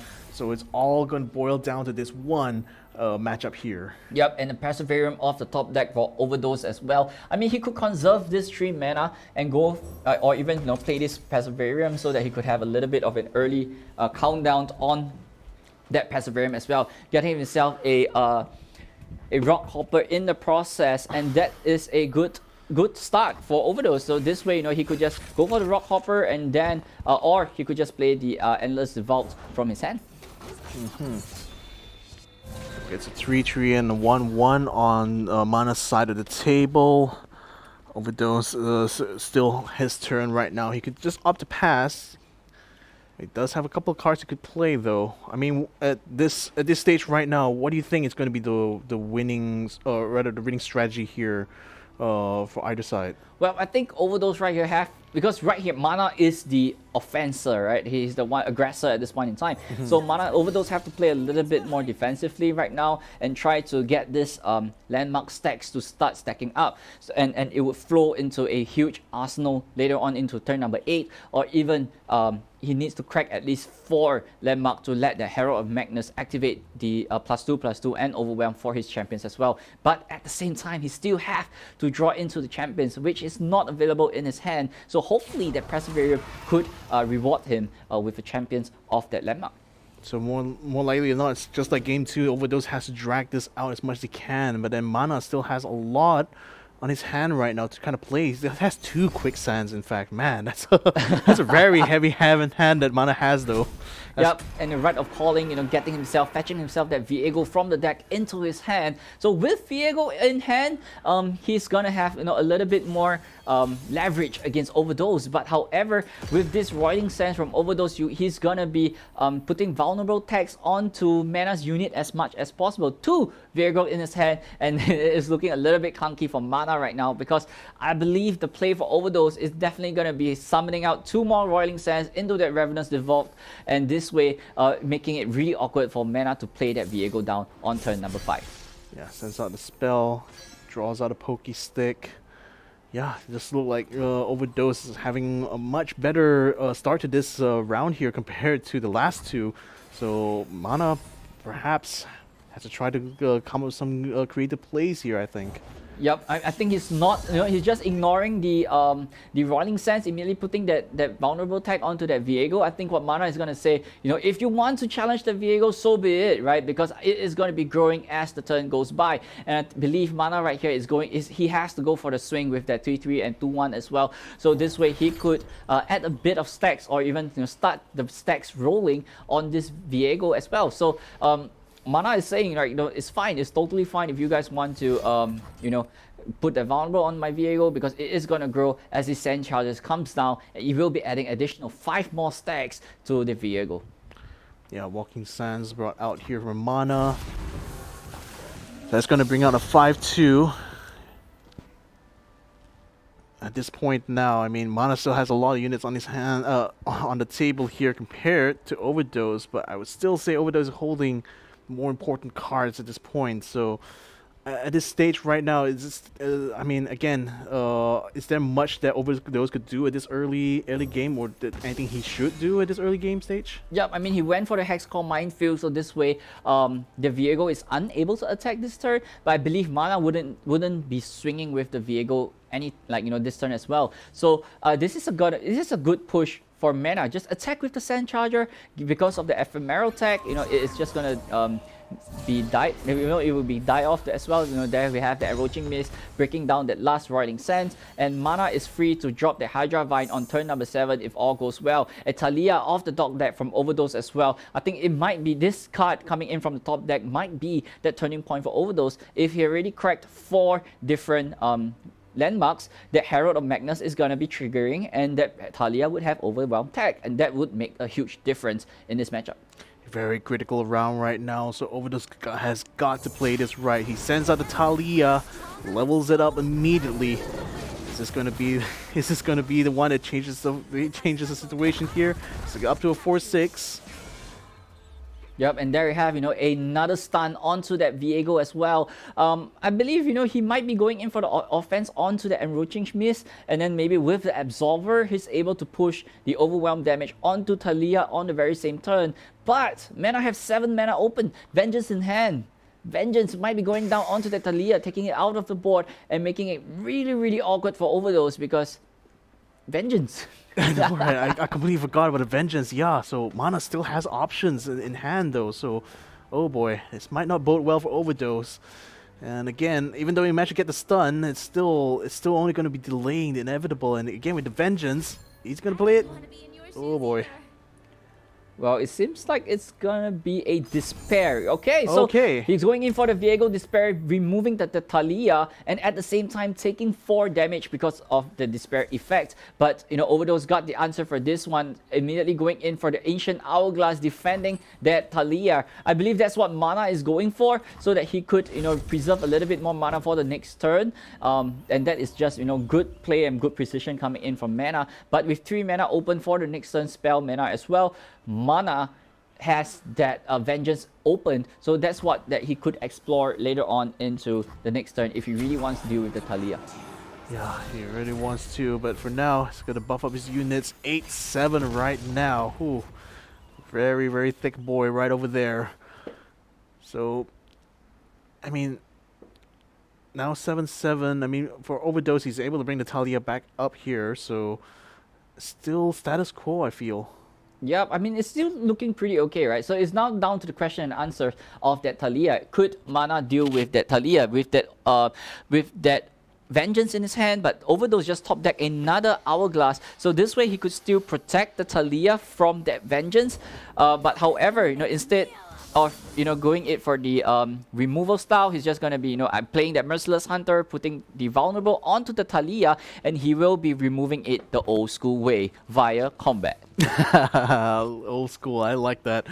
But in any case, he is going to be able to buff up the Thalia to a 6-8 right now, so at least it's going to give her a little bit more survivability, but now the game's still on Mana's hands right now. I mean, okay, he's going to go all in, so Thalia's going to be committed as well, or not. Yeah, because I think right here what Mana wants to do is just remove the Thalia, right? And the only unit that could remove the Thalia is that Viego with 8 attack going up against Overdose's 8 health. So it's down to Overdose. I mean, he could go for the Absolver and just try to take out Viego now and immediately. But if he goes for the Observer play, Mana could just go for a quick send and just drop his attack down and protect his Viego as long as possible. So those are all possible reaction or even replies that Mana could do. And with this, so many units going down in this process of this attack, that Viego seems to be leveling up this turn as well. So it's not looking really great for Overdose if once that Viego levels up. Yeah, that's just going to be the danger zone from his point on, isn't it? But time might not be on his side though, because he's gonna have to commit sooner or later. It's gonna be a tough one, isn't it? Yeah, I mean, right here he have to decide, right, how much damage is he willing to take, because if that Viego survives after this combat, he is gonna be snowballing, right? Viego is a really snowbally champion, and he got to be really careful of how to deal with it. And Ancient Hourglass immediately going straight right to Thalia, not allowing it to go for the KO this turn. But I believe Mana got that perfect answer to this Ancient Hourglass, which is Vengeance. Mana is coming in with Vengeance and taking it out, and down goes Thalia to the spells finally. Oh, that's gotta be heartbreaking there for Overdose. I mean, he tried its best there, but the Vengeance, it just keeps coming back, doesn't it? Yep, and there's the best way that Mana could just remove Overdose's unit. Viego is still alive, and at the same time, I believe he will be leveling up this turn as well after that Enroaching Mist goes down. But Overdose still have one more key card in his hand, which is that Arsenal, that level 8 card. That might be his turning point for him to turn this around. But with this level up Viego, it's gonna be so tricky because Mana's HP is still 20 and it's so difficult to be dealing with. A Ziggs is still not gonna cut it. Ooh, okay. I mean, again, that's pretty much lethal. I mean, he still could try to bring some blocks, I think, but man, I think just like that, Overdose right now is looking like that light at the end of the tunnel there. I think it's just so dim right now. I could barely even see it at this point. Yeah, Overdose have to be really careful of what he plays down, because as the turn goes on to the next one, Mana will be stealing one of his units because of that Viego level up ability. So, at least Overdose need to place down 2 units right now, and the strongest would be taken over by Mana. And if it's a champion, it's gonna be immediately obliterated. So there we have, Overdose choosing to go for the Arsenal, 1 unit on board. He's just banking on it. He wants to remove that Viego now and forever, because that Viego has that vulnerable tag. With 9 health available, that Arsenal is still not enough to take that Viego down. Oh, Quicksand's going to be brought out. That's going to bring its damage down to 4. Ancient Hourglass is going to be brought out in response, but I'd say Mana still has the advantage here. So how is he going to try to dig his way out of this right now? Yep, I mean, with this Ancient Hourglass, that Herald of Magnus would not be returned over to Overdose's side. So I think Mana right here is just manipulating his board so that he would not return this unit back to Overdose, because that 4-1 is loaned by the Viego per se. So there we have, Overdose have no answer to this one, immediately scoops it up, and there we have Mana taking home 2-1. Very, very well done there. Mana yet again reigning supreme in this run here. I mean, even though Overdose managed to get the upper hand on him coming into game 2, but it felt that was even by slim margins to begin with, wasn't it? So game 3 was that Was that pretty much Mana like dominating it? Yeah, I think? Mana was dominating at that point in time, right? It was really clean play coming in from Mana. Once that Viego goes down, and you guys could see in the previous game, once it starts snowballing, it's going to be really, really difficult to deal with. And, you know, it gets the 8 with the Hydra Vine as well. He didn't even get to play his second Hydra Vine, so he's totally fine by himself. And once that Viego is leveled up, it's really difficult for the opponent to come back off that one. Yeah, exactly. I think once that vehicle reached the right level, it seemed like Overdose was out of options already. So, man, that must have felt a little bit heartbreaking there, especially given how close the second game was. It felt like maybe that third game could have been the magic ticket there, right?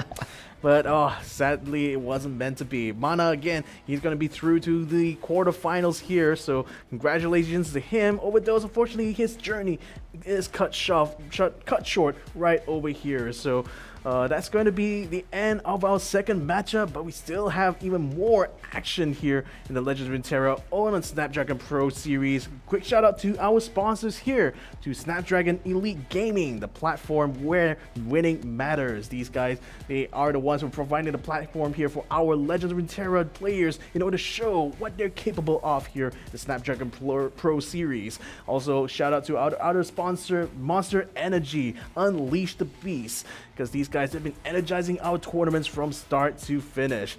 So in any case, that was our matchup number 2 for now. We're going to be coming back with matchup number 3 very, very soon. So hopefully you guys will be able to stick around for that, because we're going to be taking a short break. So don't go away, ladies and gentlemen. We'll be right back after these messages. The Snapdragon Pro Series is brought to you by Snapdragon Elite Gaming and Monster Energy.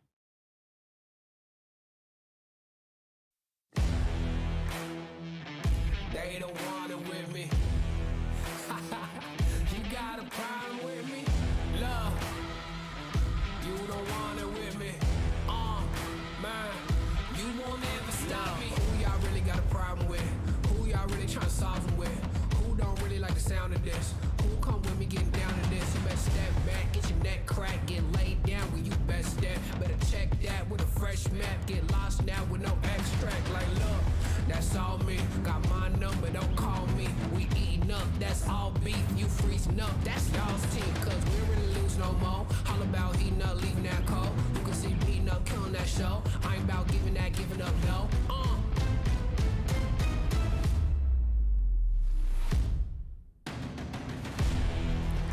Nah, cause they don't want it with me. Look, you got a problem with me. Look, cause y'all don't want it with me. If you start a fire with me, then you never gonna stop me. Ay, sound the alarm. We about to go on. You getting it wrong. Time to go off. Can't hold us back. Truth hurts, you always that. My truth lurks, say y'all collapse. Now scoop first, where your homies at. Come my team with me right now. My team's on me right now. But what you mean y'all out? It's time to weed y'all out. Okay, we coming back with a vengeance. Time to go start your engines. What is this thing y'all mention? Time for y'all stop pretending,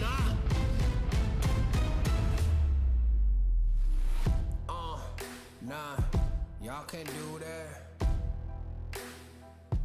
Where your crew at? Y'all can't do that. Nah, where your crew at? Love, man, cause now you alone. Yeah, get out of my zone. Man, cause now you alone. Love, get out of my zone. Nah, cause they don't want it with me. Love, you got a problem with me.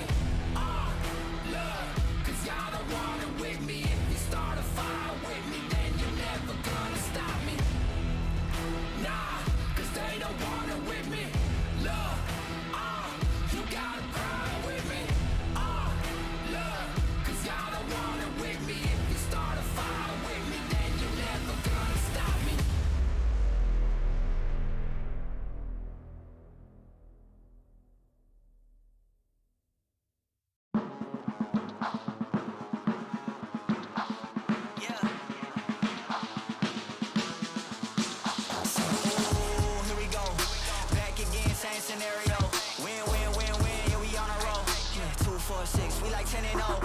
probably tell them something that they didn't know. Back then we was down with nowhere to go. Might have been down, but we didn't fold. Now we running it like some intervals. Ooh, what now? Tell me who you see when you look straight up. Like, wait, who? Us now. What you gon' do when we pull up on you? Like, ooh, touchdown. You already know what it is when I come through you. Ooh, shut down. Say, ooh, shut down. Say, ooh, what now? Tell me who you see when you look straight up. Like, wait, who? Us now. What you gon' do when we pull up on you? Like, ooh, touchdown. You already know what it is when we come through you. Ooh, shut down. Say, ooh, shut down. Say, ooh, give me that crown. I need that now, right now. Ooh, don't make a sound. It's my Yo, guys and gals, welcome back to the Snapdragon Pro Series. This is the Split 1 Mobile Open Finals, and we are in our third matchup for today. My name is Victor Cax. Joining me here is Boon Boy. And man, after that last match, that's a pretty long match, wasn't it? Yeah, I mean, it's basically two control decks staring down at each other. But I believe, we will get a lot of this kind of deck. I mean, I've seen some of the deck lists as well. It seems like control deck is pretty favorable in this format. I mean, it was the two Korean players, by the way, who were the ones who brought it out that time around. So I don't know. We'll see whether or not the other Korean players here are going to try to play the same thing. But nevertheless, we have another matchup here for you guys to go ahead and check out. So, but before that, we're going to go ahead and interview the winner of that previous round there. So, ladies and gentlemen, let's welcome Mana, the winner of our second matchup there. Mana, how are you doing here today, my man? 네, 마나님 혹시 지금은 기분이 네네네. 어떠신가요? 기분 일단 좋은데 이제 I'm not sure if we heard us there. 앞으로 So, 이제 남은 Mana, 경기가 if you can 있으니까 hear us, please give me 긴장을 a 풀면 thumbs 안 up 되겠죠. or hello? Yes. 일단은 좋습니다. Alright, so he's basically saying that he's feel good and he will be prepared for the rest of the matches. All right. So, Moonboy, have you any kind of questions you'd like to ask him? Well, perhaps? I mean, coming in game number 2 against your opponent just now, how did you feel when you got that loss via the Azrael, especially with the new Azrael rework, and literally that rework cost you that loss? May I? Oh.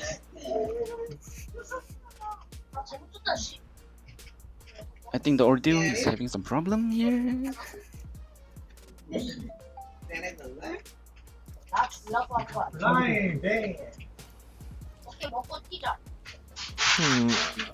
Apologies to everyone on stream. I'm not sure if the question kind of got through there. So, maybe you can try to ask again, maybe? Oh, okay. So, I mean, because of the second round, you actually lost to an Azrael. So, what do you feel of the new reworked Azrael? Is it like fair to you in a sense?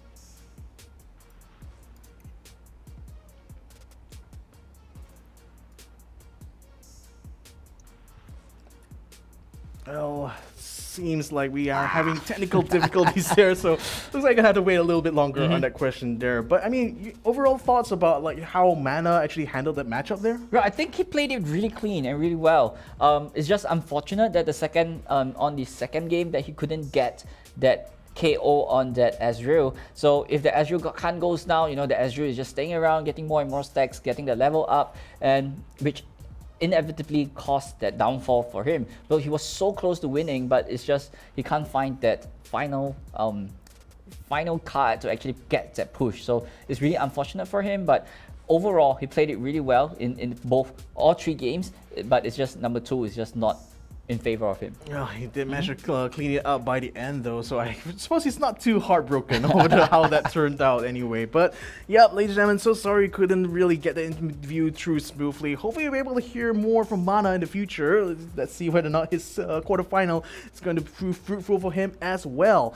But nevertheless, ladies and gentlemen, we're going to be moving on to our next matchup here, ladies and gentlemen. So before that, would you like to remind you guys that you can go ahead and give a shout out here here to the Snapdragon Pro Series on your social medias. Make sure you use the hashtag Snapdragon Pro Series along with your tweets or with your social medias, and hopefully you'll be able to get your messages featured on the stream right here. So that's again hashtag Snapdragon Pro Series to share your thoughts, and you might have a chance to have your messages come up on stream here. And exclusively for those who are on the Twitch chat right now, you can also bring in your votes. You can bring in your predictions on which players are going to be the ones winning these matchups, or perhaps who do you think is going to be able to take it all. Send those predictions to the Twitch chat there, ladies and gentlemen, and bring in your predictions. So let's go ahead and have a look right now at our next couple of players that are going to be facing off against each other. Starting off with Odyssey, all the way from Thailand. Open final seeding of 14th place, qualifying ranking of 4th, and a favorite champion, Ari. Wow, I mean, Odyssey from Thailand. This guy is no stranger to the community. This guy knows the game in and out. This is one of the best players in the SEA region, and he's not here to mess around, right? He's here to win, and I feel this guy, man. Ari, favorite champion. It's Ari, come on. Who doesn't like Ari, right? But just look at that face. That's a face of confidence right there. He's definitely aiming for that top prize, and nothing less than that is going to satisfy him at this point. So I'm excited, but let's see who he's going to be going up against in this matchup here, because as a heavyweight as Odyssey is, we really want to see him go up against some of the best, don't we? But up on to him, it's going to be Kaizen 2001, hailing all the way from Vietnam, a final seeding of 11, which crucially is a little bit higher than Odyssey. He did take 3rd place in Cup number 3 as well, which is also a little bit higher. His favorite champion, Twisted Fate. Yep, I mean, Kaizen, he's around the block for a while as well with the Vietnam community. So coming forward into this matchup against Odyssey, this is a really big challenge for him, because Odyssey is a real heavyweight at what you said. So, it's down to the mind games. Is he going to be overcoming himself? Because this is a big giant in front of him. How is he going to stop this giant? Indeed. I mean, again, we're talking about the best from Thailand versus the best from Vietnam, so it's going to be the best of the best right now, hopefully in terms of the decks as well.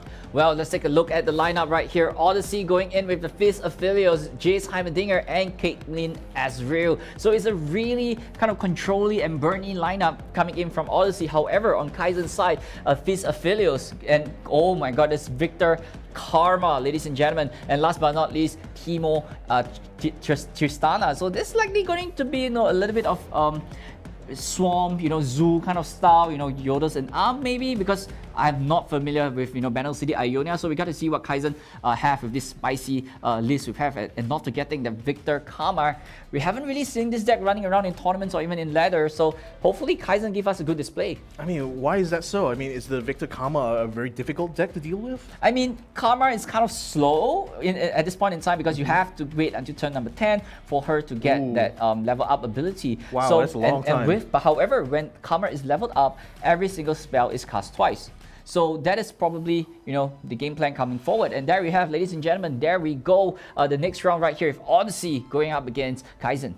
Yeah, and you always see a Karma on that side there, so he's just going for it. He's just going for it, isn't it? Yep, and it's likely going to be a Azrael Caitlyn from Odyssey going up against that Victor Karma that we were talking about. So hopefully this game we get to see a little bit of display of this deck, because this is something that everyone is not exactly familiar with. I know, right? I mean, again, what's the kind of like a special? I mean, you did mention Karma. She only comes really comes into form at level the 10th round, which is it's a very long time to wait, isn't it? So I mean, leading up to that point, what other kind of stuff is Odyssey going to be?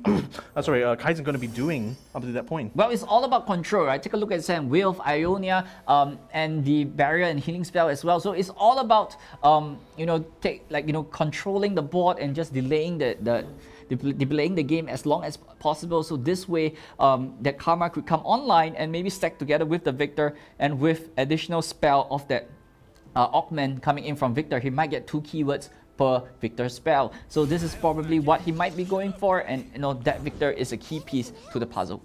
Yeah, and this is going to be in for the long haul here, ladies and gentlemen, unless Odyssey could bring something else in edgewise. I mean, you mentioned his decks are a lot more aggro compared to what Kaizen was bringing to the table, wasn't it? I mean, it's not exactly aggro, but you know, Okay. but however, Odyssey, you know, Azure Caitlyn actually focuses a lot on that tri-beam on his hand, on the top, on the most far right corner in his hand. So you know, things like Caitlyn and even the Archivist are key cards to level up that tri-beam. So as long as you get a really big stack, it's gonna be snowballing as the turn goes by. So Odyssey is also looking for a kind of like a late game strategy, but Odyssey deck is likely to be faster than Kaizen. So it's down to Kaizen. How is he gonna control Odyssey during this process? Yeah, and already Odyssey is already putting a lot of units on the board right now, and he's already committing to the attack here. So right off the bat, he wants to put Kaizen under that pressure. He knows that he will only come to form in the late game, so it's early in the mid game that Odyssey wants to be able to stretch that advantage for sure.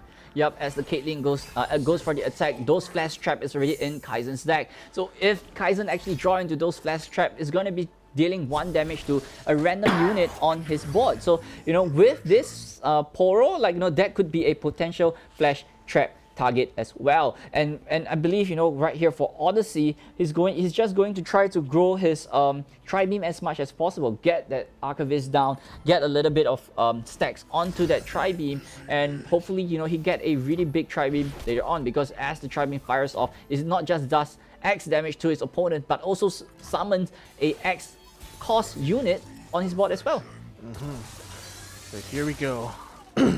It's going to be able to draw that one down to a 0-1, but it's still Kaizen that is a little bit on the back foot. I mean, as expected, Odyssey right now obviously has been doing his utmost best here to try to commit more attacks here. He's going to commit yet another round of attacks here, or is he not? He's still mulling over it, I think. What other things do you think Odyssey could try to do here, you think? Well, I mean, he can just put down a unit and just see what Kaizen could do, right? Because if you're playing against PNZ and Ionia, you know, they have burns, they have stuns, they have recalls and things like that. So you got to be a little bit more careful. So maybe that's what's going on in his mind. And, you know, with just playing something and passing the priority back to Kaizen just to see or bait what he could do. But I think Odyssey just... That could be an interesting one. If he knows that there's not much Kaizen could do, could he perhaps, you know, really extend the advantage even further here in this early game stage? I mean, right now they're already at the 6th round here, so there's at least a lot of mana for him to try to burn here. A lot of opportunities, I think, but... I don't know, like Kaizen, is he still going to be trying to bide for time, or is he going to be forced to take action from this point on? Well, I mean, there's not much action for him to take to begin with, because right now there's nothing much in his hand but those, you know, really reactive spell. So, you know, Kaizen being the Karma deck is not exactly a reactive kind of deck. It's not exactly a proactive kind of deck. So it's a really reactive style. So it's down to Odyssey, right? If Odyssey does something, then Kaizen could do something against him. So Odyssey really have to... At the same time, Odyssey can't allow Kaizen to have too much rest time in the early game. So he have to go for the offense and try to free up his board and start having those stacks on the tri-beams. Yeah, it's going to have to play that perfect balance, isn't it? So... let's see how he's going to try to play this out. It's going to be a good buff on that unit there. 5-3 right now, but it's now going to be... yeah, he's going to commit that onto the table now. Turn's gone over to Odyssey here. But again, you mentioned that Kaizen's deck a lot more... his game plan here is going to be a lot more reactive. So that does mean that every move that Odyssey makes literally has to be really well thought through, doesn't it? Yep, and not just really well thought through, but he also have to try to bait out those key counter spells coming in from Kaizen. He got a deny in hand, and I believe he got lots of like tricky, you know, tricks coming up his sleeves for Kaizen. So Odyssey really have to try to manage his resources so that it wouldn't be wasted on the key targets. So, you know, this way he have to try to rearrange, or at least think it through. How is he gonna be baiting this counter spells or this reactive spell from Kaizen? So once Kaizen is running out of option, that is the best moment for you to strike. Alright, so Odyssey is going to try to buff up his end of the board. Some Dredger going to be brought out from Kaizen's end here. How is that going to change things, though? He does eliminate one unit off his board. what exactly does that achieve? Well, I mean, taking one blocker out of the process, that Daring Poro is unable to, block against Odyssey. And this looks like a really good swing coming in from Odyssey as well, with that Caitlyn, that with more traps going in, and that also means that, that Caitlyn is going to be leveling up pretty soon also. So there we have, Odyssey playing this spell. I think this is his special tag, right? I have not really seen this spell running around, but I believe this is a good target for Kaizen to go for the deny. I mean, it seems like he might be going in for deny, but if he denies this, Odyssey, Kaizen is open to a thermal beam in the future turn also, so Kaizen really have to pick and choose the right targets to deny. Oh, it's going to be a very tough decision, isn't it? Well, let's see if he's going to be able to play that out right now, but Odyssey, he's just going to be waiting right now to see what's going to be played. Victor is going to be brought on the board here by Kaizen, so finally, character on deck right now. He's going to try to bring all of his units out to bear, so no holds barred here from Odyssey's side. Wow, I mean, getting both of the challenger unit, that Victor is immediately gotta be challenged, right? But with this Mystic Shot, he's able to just protect that Victor as the clock goes down to the turn number 9. That means the Karma is getting online really soon as well. But there we have, Odyssey is just going on the offense. I believe the Tri-Beam is enough to actually deal with the Victor. So if it's able to remove the Victor for Odyssey, like I mean, the key targets for Kaizen is definitely going to be the Victor and the Karma. So Odyssey really have to try to time the right moment to just take these 2 units out. Well, all going to be hinging on how he's going to deal with that Victor then. So here we go. There's that spell. Managed to deal some damage done. Going to be able to get the level up now onto the Victor. So that's going to be a dangerous one to deal with here. 5-5 just on Kaizen's board here. A lot of damage potential. Definitely for the Vietnamese player. Ooh. Wow, and the flash trap immediately going in for the Victor. That means that Scorched Earth is online, and Odyssey could remove that Victor. So all Odyssey have to pray is that this particular spell is not gonna give Victor a spell shield, and that's the only one that Odyssey do not want to see. Immediately going in for the Scorched Earth, not allowing Kaizen to do anything. Kaizen with the Notify onto the Scorched Earth as well. How would Odyssey react to this one? He got 2 more Scorched Earth and is firing off the second one. Kaizen got a second counter spell. Would he fire off this deny? And yes, he does. So it's gonna be a deny onto that Scorched Earth as well. And a third Scorched Earth going straight right to the Victor. It honestly is saying no can do. This Victor is not gonna survive this one after a long stack of chain just to take down one champion. Throw out the sofa, throw out the cabinets. Why not throw in the kitchen sink as well? Else everything committed there to onto the Victor. Oh man, Kaizen had nowhere to go, nowhere to run. Wow, I mean, Odyssey is not allowing Kaizen to rest, going in for the Captain Farron. Karma coming down with that Evolution. Level 2 Karma is going to be 2 times spell for every single spell that he casts. Odyssey says, no, no, no. And I'm going in for that big push.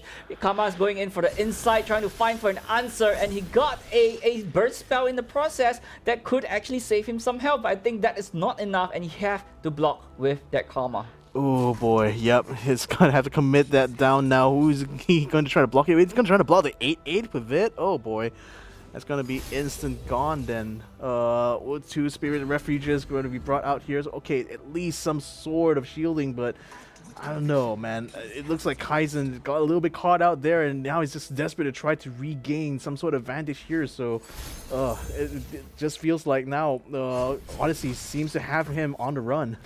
Yep, definitely. And right here, even though that Karma manages to heal himself back up to 5 health, Odyssey still have the capability to burn him down. But with one more deny in Kaizen hand and with that deep meditation as well, Kaizen would be able to dig a little bit deeper into his deck. So Kaizen is still not out of the race yet. Another flash trap happening, and there we go. That Caitlyn leveling up as well, and that means if that Caitlyn manages to strike, 1 more damage would be going straight right to the Nexus. Oh boy, this is gonna be a critical time now, ladies and gentlemen. Kaizen hanging by a thread. Odyssey still having a lot of health, but all he takes is to take out that 1 Karma, and all it's gonna fall like a house of cards.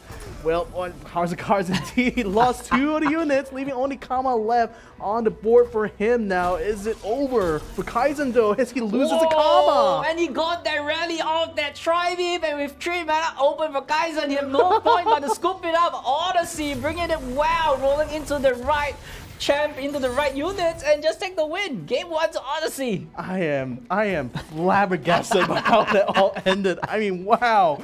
I mean, from like everything but the kitchen sink onto the victor to the Kama just getting wiped out at the end there. It seemed like Odyssey had the answers, didn't he? Yeah, I mean, though the 3 Scorched Earth was a great, that was a great moment, right? Right. We haven't exactly seen a chain like that happening in a while, and with that, you know, that was a good display of how a counter or reactive deck would be dealing with.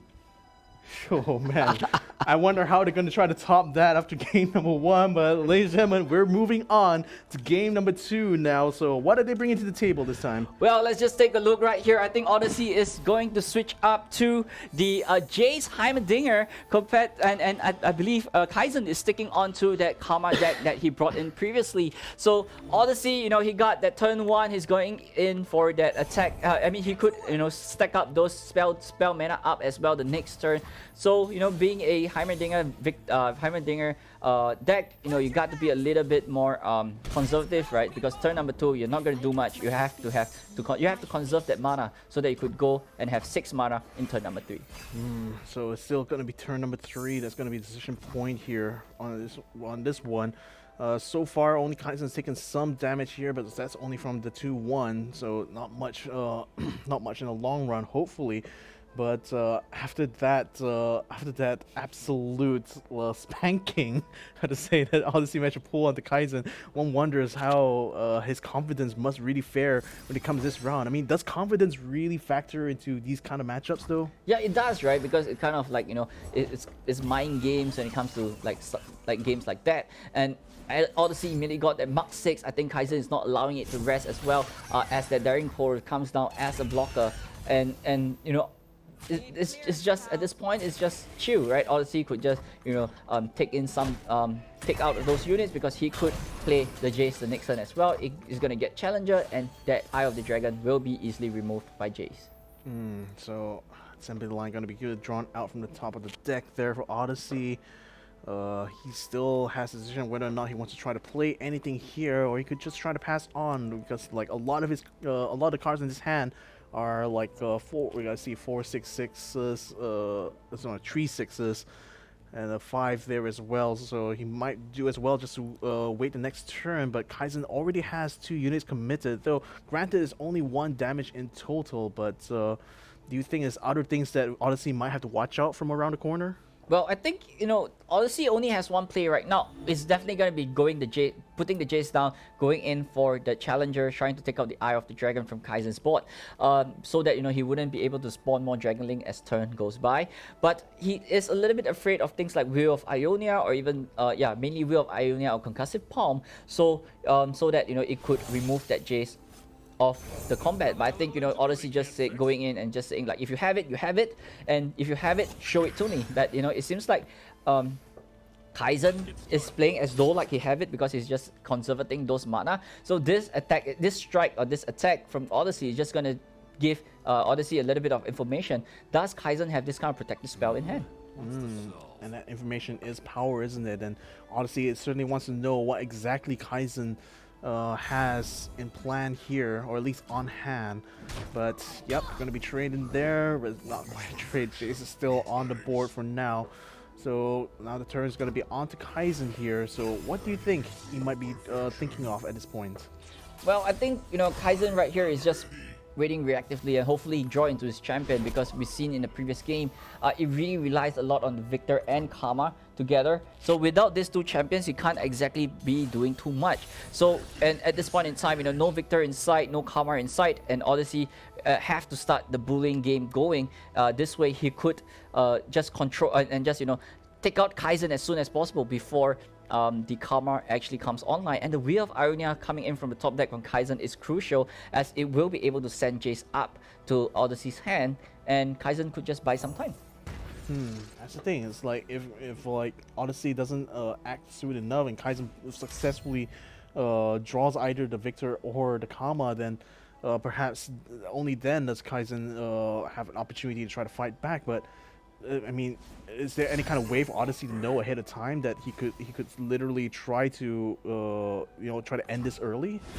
Well, I think, looking at the state that Kaizen is playing, he's just basically buying time, right? So even though we haven't seen a Wheel of Ionia in the previous turn, even it's just a recent top deck by Kaizen, Odyssey is still gonna be going in for the attack because he might want to remove that ballistic board before it turns too big. So Jace with the challenger, he's still able to hook the ballistic board straight right to Jace and just remove it, because right here Jace will be still alive after this combat.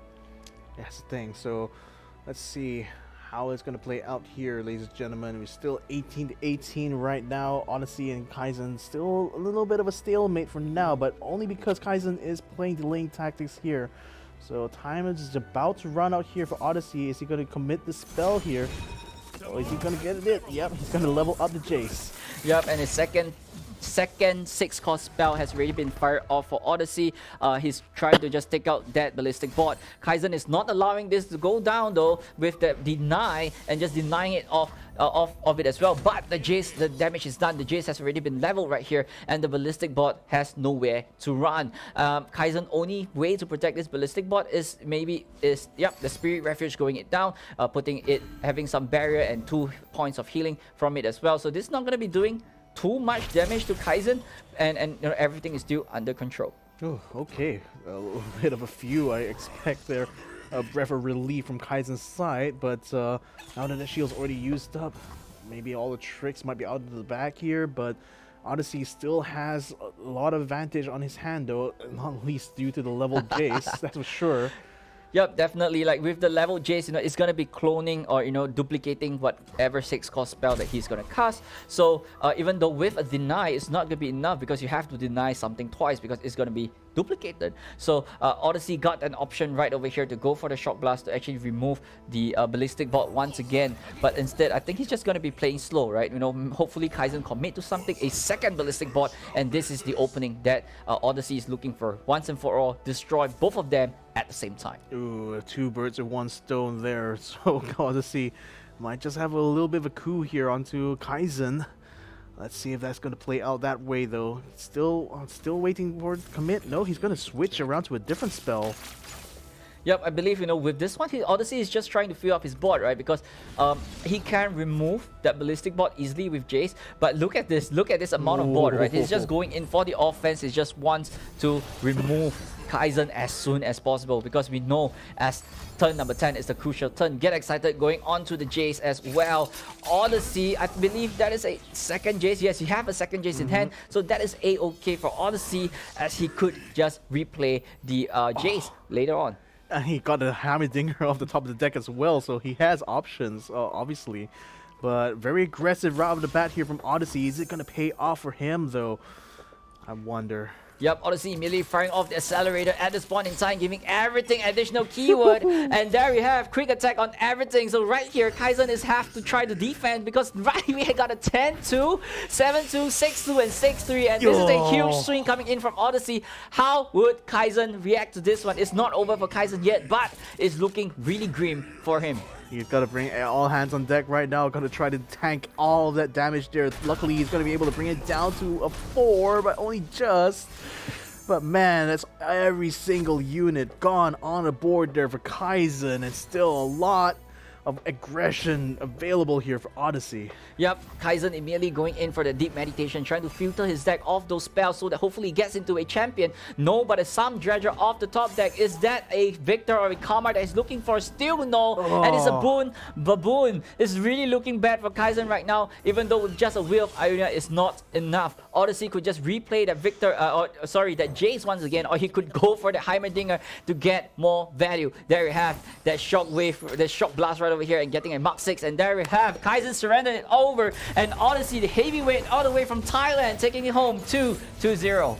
Yo, that was a big splash at the end there, but Odyssey with the win. My goodness. I mean, back to back there, it was just Bombastic. That's really the only word I can use there. Yeah, definitely. I think the downfall was because of Kaizen choosing the Karma deck, right? Because there's not much way that he could really deal with the early game, and Odyssey knows that this deck is running on a late game strategy. So all he have to do is just focus on the early game, swamp his bot, go for the big swing, and that is exactly what he did and executed to perfection. Yeah, I mean, further compounded by the fact that neither the victor nor the Karma ended up in his hand throughout the entirety of that game. So that just basically really put him in the corner there, because not only does he not really have the means necessary to stop whatever Odyssey is going to do, but now he's just basically been left out open for attack. Yeah, that is exactly right. And no champions, no way, and with a level up Jace, as Ionia deck, there's not much ways to deal with a duplicated spell as well. So it's not exactly the best matchup coming in. So maybe what Kaizen could do, maybe switch it up to his second deck and just bring the game to Odyssey, and maybe bring it down to game number 3 and just let the game do the talking.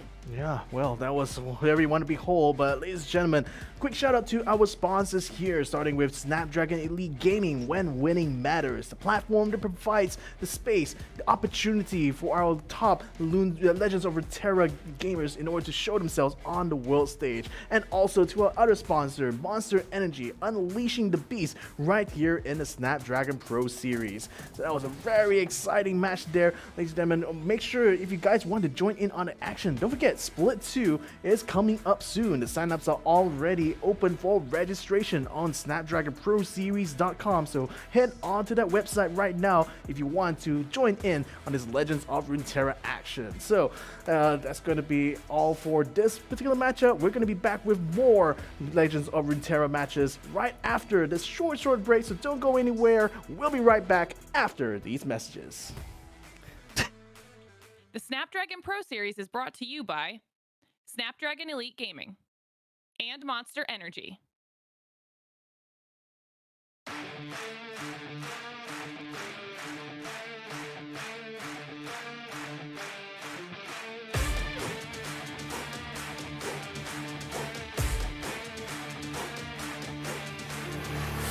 Look at my shine with the glow. This is my time with it though. This is my time to be way at the top. Me and my guys gon' pay out the block. I don't look like wall. Time's right, and I know the sea is walking in a limelight. Promise you gon' wanna watch like a sci-fi. My guys are high risers, high tide. My crown if you come to my side. I pledge allegiance for lifetime. My squad connected like Wi-Fi. We grind and you see the highlights. This my life.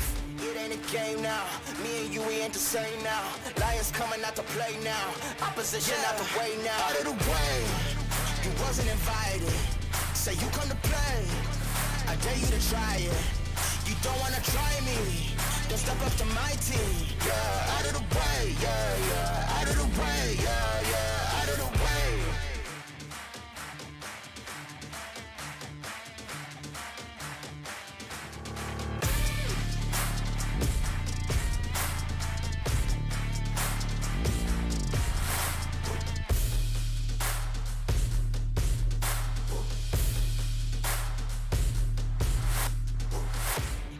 Game now, me and you, we ain't the same now. Lions coming out to play now. Opposition out the way now. Out of the way, you wasn't invited.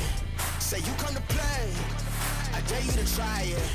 You don't wanna try me. Don't step up to my team. Yeah, out of the way. Yeah, yeah. Out of the way. Yeah, yeah. Out of the way.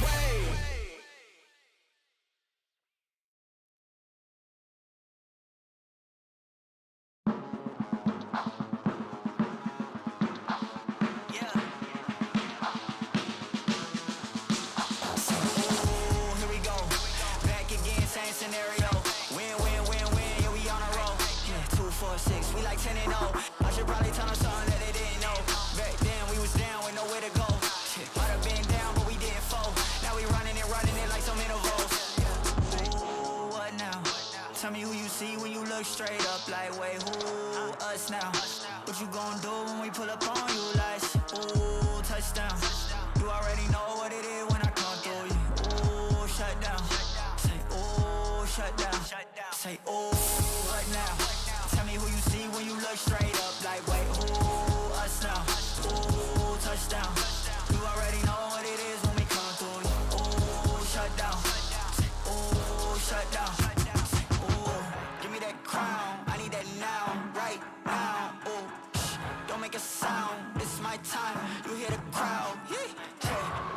brain. Me and my team, deja vu, this here a dream. We done all seen 100 times over back when we was just teens. Now we going dumb, told them we the one. They would count us out, now we counting up the funds. Now without a doubt, they be throwing other ones. Like they was always rapping, yeah, believe them if you want. Now they show love, came with a dub. It is what it is, it isn't what it was. They all love to hate when it don't work out. Tell you that they always been down when it does. Look. Say, ooh, what now? Tell me who you see when you look straight up. Like, wait, who us now? What you gonna do when we pull up? Heyo everybody, welcome back to the Snapdragon Pro Series, snapping to you right here live. So ladies and gentlemen, my name is Victor Cax, join me here as Moonboy. We're here to bring you the last of this round of 4 here, ladies and gentlemen, and it's gonna be a big one, I expect. But nevertheless, you know, talking about the previous match, I mean, what a heavy hitter Odyssey was in that one, wasn't it? Yeah, those were really clean play coming in from Odyssey, but I think, like what I said previously, his opponent didn't really draw really well, and especially in game number 2, where Odyssey found that loophole and he just went on the offense, filling up his board with turrets, and then just go for a big push, and that was the turning point of the game. Yeah, I mean, once he had that, it seemed like there was nothing that was going to be able to stop him from that point. I mean, literally, Kaizen had nothing in his hand there to really deal with it. So, who knows what's going to happen when he's going to be meeting our next opponent really soon. It's going to be the last one before we move on to the the semifinals now. So, this is going to be All Creation versus Pokeberry. I mean, man, All Creation, I'm not sure where he's from, but Pokeberry, very familiar name in the Legends of Runeterra community, isn't he? Yeah, I mean, Pokeberry, an old timer coming in from Singapore. I'm from Singapore, so No, don't be too biased now. I'm not going to be biased, you know, but I know this guy. He's really cool, he's really nice, and he has been playing it ever since the game started from the beta series. So this guy has all the knowledge, this guy has all the technicality skills online, and not forgetting he has been doing really well in the local or even the seasonal circuit once in a while as well. So this guy is also one of the heavyweights coming in from the region, so he's also one of the players to be watching out for. Exactly. I mean, again, given that whoever wins this is going to be facing off against Odyssey, I mean, chances are if Pokeberry does get through, it's going to be back-to-back heavyweight fights here in this one, and that's even before the grand finals. I mean, imagine that. Yeah, it's gonna be exciting if these two actually clash, but before that, I think he has to go through the first hurdle, which is All Creation. He's not gonna be an easy opponent for, I would say, because I've seen some of his game, and he's pretty scary. How so? Yeah, I mean, he got really clean plays as well, but it's all down to the deck choices and how, you know, both players actually match out. But All Creation, you know, he played it really clean, he played really well, and I think he played really creatively the last few qualifiers as well. So I think he's gonna be not an easy opponent for Pokeberry to be dealing with. Well, let's see if all the experience that Pokeberry had gathered up until this point has really served him well there. But you know, when it comes to card games, experience really means everything, doesn't it? I mean, with the depth of knowledge you have to really gain from these kind of games. I mean, obviously, someone who has started very early on is going to have a huge advantage compared to someone just starting out, isn't it? Yeah, definitely, right? Because you know how the mechanics actually work, how one card or one effect actually interact with the other. So with this amount of, you know, game knowledge and this kind of experience, you can pull off some funky decision, like, you know, maybe going with the Cataclysm not during your turn on a Scouts unit, like that could trigger an additional attack as well. So like this kind of interaction, you know, you need experience or you need to play it out to get to understand it. But I believe everyone who made it to the top 8 have that amount of experience or, like, you know, that amount of knowledge, but with the additional, you know, playing time from Pokeberry, that really would give him an additional mile, because he basically know most of the cards or most of the archetype in the game. I mean, leveraging off the observations I've seen from other esports scenes, sometimes, you know, especially in the highest level of competitive play, it really boils down to the little tiny differences that players are able to find, you know, either in terms of their play style or maybe even those tiny little things that they themselves discover that other people may not have known in the first place. So, do you think like those kind of trickeries are those the kind of things that people watch out for in Legends of Runeterra? Yeah, definitely, right. You have to be a little bit careful of what your opponent is trying to do, or any funky moves, or what, you know, any tags that your opponent deck list have, because this is an open deck list format where, you know, you get to see what your opponent is playing. So like it's just things like that. But we are at the highest level of Runeterra because this is the quarterfinals. It's going to be tougher and tougher from here on. These players are not here to play, and they're here to win. So they are waiting or even baiting their opponent to go for a misplay or a slip, and that's where they actually get the advantage and just take advantage of that particular slip their opponent have and just roll over there and just snowball over because of that one mistake. Oh yeah, capitalizing on mistakes so important, isn't it? Just want to remind you guys to use the hashtag Snapdragon Pro Series if you want to shout us out on your social medias, or if you're on our Twitch chat right now, send in your predictions. Who do you think is going to be able to come out on top when it comes not only to this competition, not only to this matchup here, the whole competition? Who do you think, who's your favorite right now for winning this whole thing right now? But ladies and gentlemen, let's go ahead and introduce you guys to our players. The last matchup before we head to the semifinals, starting with All Creation, hailing from the land of the rising sun. Oval final seeding of number 7, very lucky number, isn't it?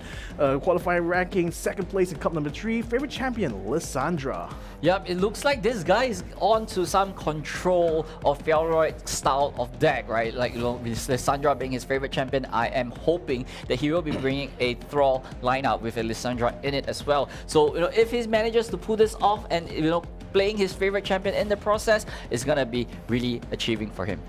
Yeah, but then he's going to be up against one of the best, if not one of the most prolific competitors here in Southeast Asia, and that is going to be Pokeberry, all the way from Singapore. Is he going to have what it takes, though, to take on Singapore's very best? I mean, what is there left to say about Pokeberry at this point? Well, we got to get a little bit of recap right here because he came in with a final seeding of 18th place and qualifying 5th place in Cup number 2 with his favorite champion, Swain. This guy was on the roll back then when Swain was, Swain was one of the top champions, and he knows the in and out of this particular champion. So it's down to him. How is he going to adapt to this new style? Because, all creations, he looks pretty good and pretty promising during the open rounds. So it's down to Pokeberry. How is he going to deal with all creation as well? Yeah, hopefully all of that kind of experience is going to come in handy here for Pokeberry. Well, let's have a look at the decks they're going to be bringing in, and even the bans are already been decided here. Yep, All Creation immediately went for a 3 good deck style of lineup with Caitlyn Ezreal, Pantheon Yuumi, and Miss Fortune Queen Scout. So I believe, looking at this, with the Pantheon Yuumi being banned, All Creation is looking for, really aggressive with the scouts and at the same time being a little bit controlling with the Ezreal Caitlyn. Pokeberry on the other hand, Fizz Trinamir, that's a really funky deck. I have not seen it before. Jace Heimerdinger, we have seen it previously as well. And last but not least, Zoe Aurelion Sol. So with Zoe and Aurelion Sol, likely he is playing the Targon's Peak, which will be giving one of each player's card for free every single turn. So that's also one of the interesting decks to be looking out for. Oh, Targon's Peak. I mean, that's a very interesting thing. And I think I remember distinctly Pokeberry using that before in the previous cup. So it'll be interesting if he decides to play onto this one. So let's go ahead and have a look at the deck list right now for both of these guys. So starting off with, is that actually Kaizen's deck? It's Kaizen's deck. Huh. But anyways, we can take a look at this deck, right? Previously, this deck is pretty interesting as well. This deck is just filled with burn, counter spells, and protection spell at the same time. So it looks like, it's all out to protect Victor and Karma. So yeah, that was a pretty good one. But however, let's just go back to what these two players actually are playing, which is the main priority right now. But I think, the odd ball right here is going to be the Ezreal Caitlyn, because, it needs to start rolling into a burn style. So, it would do really well against maybe a Jace Heimerdinger, but I'm not sure how Ezreal Caitlyn would do well against Aurelion Sol unless the Scorched Earth is aiming for that Targon's Peak. So that is probably the way, but All Creation could capitalize with his speed with that Miss Fortune Queen, because it's going to be a really fast deck. It's going to be having a lot of combat step. It's down to Pokeberry. How is he going to deter this aggression coming in from the scouts? Because he's playing 2 really slow decks. I mean, you are familiar enough with Pokeberry 34, so let me ask you, if you're in All Creation's shoes, which deck would you go with? Well, I mean, I would first go with the aggressive deck, right? Go with the scout, be aggressive, win the first game fast, so that I got more time to think with my slower deck. So I could, draw it out even if I lose. It's okay. I still have game number 3. I could still capitalize on that. So, just go with the fast deck first and just hopefully, get that first win and you could snowball from there. I mean, again, you want to catch them by surprise, right? So maybe the fast deck might be the ticket for that, especially if you can get a really good hand-on-hand right to begin with there. So we still have to mull over what exactly they're going to go with here, because we're still waiting for them to decide which which deck's going to be using for that first round there. But overall, I mean, it seems like either side here seems to be quite well prepared. Yep, yeah, definitely, right? Like, all these lineups are just really clearly thought out after Pantheon Yumi. That's the deck that nobody wants to face because it's like, we have seen it time after time in the game, a big kaiju just staring in your face. It's not really easy to be dealing with. But I think the interesting deck is gonna be that Fist Trinamir.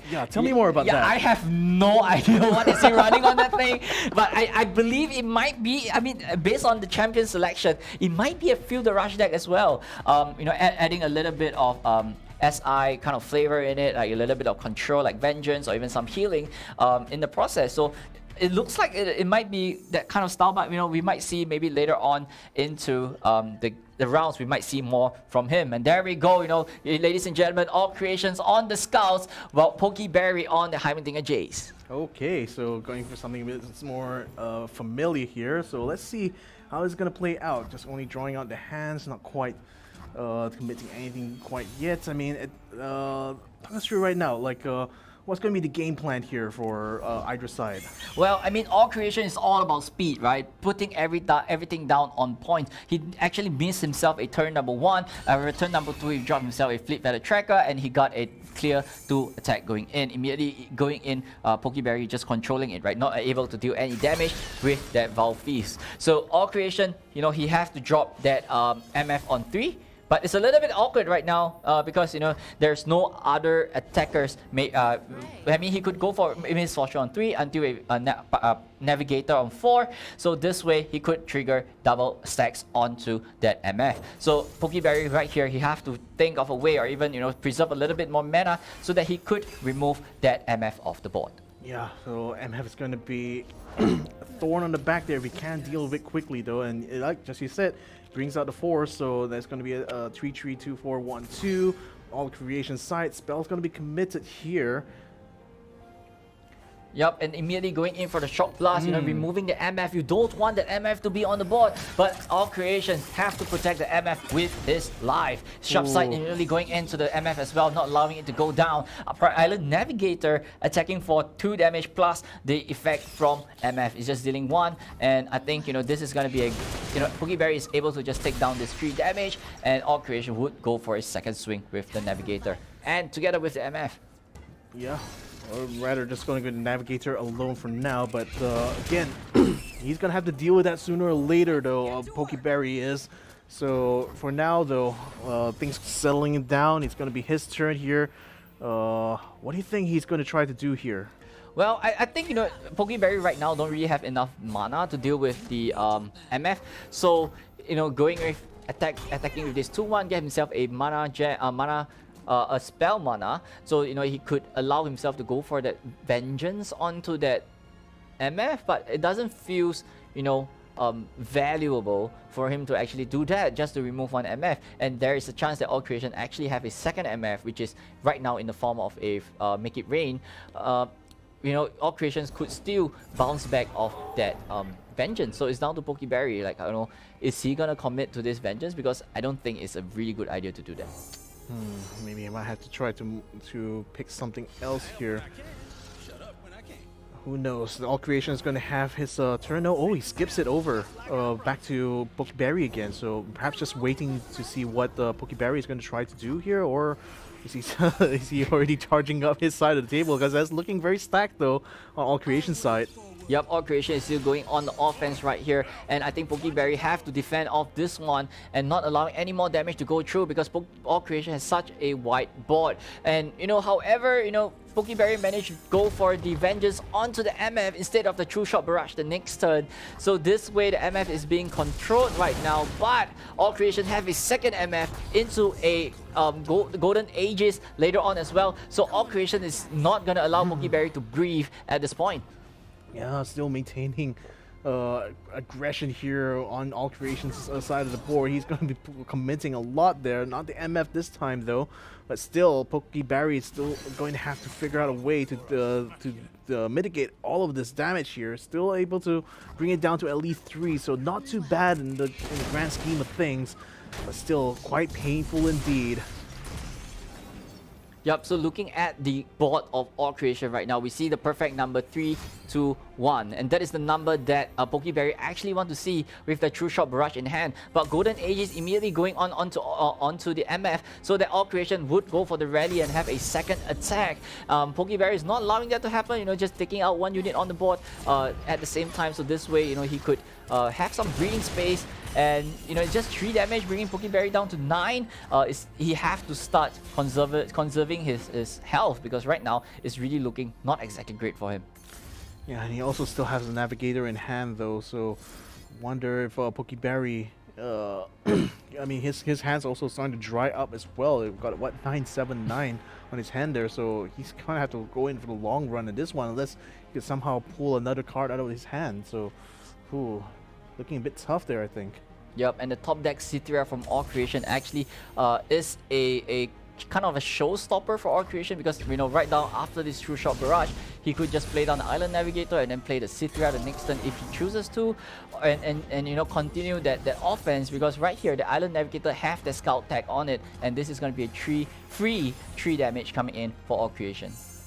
Yeah, all damage coming from his side, and not much on the Pokeberry side. And in fact, he's going to be brought down to 6 at this point. Ooh, that's looking very much on the danger zone there for Pokeberry. So I wonder if he has a plan right now to try to get out of this. Yep, and there you have Cithria the boat coming straight right in, immediately getting the vengeance on that Cithria, saying, if you want to attack, you have to go through me first. But this is still a really big swing coming in from All Creation. It's 3 damage if he actually goes for, he's going for the challenge, and this is going to be 3 damage going straight to Pokeberry's Nexus. And Pokeberry this is not a good spot, right? Especially when All Creation have a Golden Aegis in hand. He will be having an additional combat stat the next turn. Oh, and right now Pokeberry still not much on hand he can try to play. Okay, at least he's able to get those steals done, but and an 8/8. But he has to start though whittling down All Creation's Nexus from this point onwards, because he cannot afford to take any more damage here. So at least brings it down to 11, but only just. Still a long way to go here for the fellow Singaporean here. Yep, I mean, it's looking, oh my god, it's actually looking really good for Pokeberry from this turn on. After drawing into that Withering Wheel, he could deal 1 damage to everything, and at the same time healing 3 more in the process. So immediately firing off the Withering Wheel and that Vow Feast as well. So this way, removing 2 units of All Creation. This for the Master is not going to be doing much to Pokeberry, because right now he got the amount of units to actually defend himself and at the same time remove All Creation possibly. Ooh, okay, good turnaround there. So Pokeberry now having the advantage despite spending majority of that early to mid game pretty much on the back foot, but now seems like he's going to have something to fight back with. Brings his 8/8 down to 8/3 there, but at least removes the Island Navigator, so only 1 unit on the board now for All Creation. And is he going to go with that? Well, he is. Well, and he get himself another vengeance of that as well. I mean, this is looking really good for Pokeberry. He might be able to swing this around. This is a huge swing, and bringing All Creations down to 4 health after this attack, and that is a huge backswing coming in from Pokeberry. All Creation is really running low on gas as of right now with that vengeance in hand and no unit on Creation. Whatever he's been dropping down right now is gonna be removed immediately, and there we have a surrender from All Creation, and Pokeberry takes home game number 1.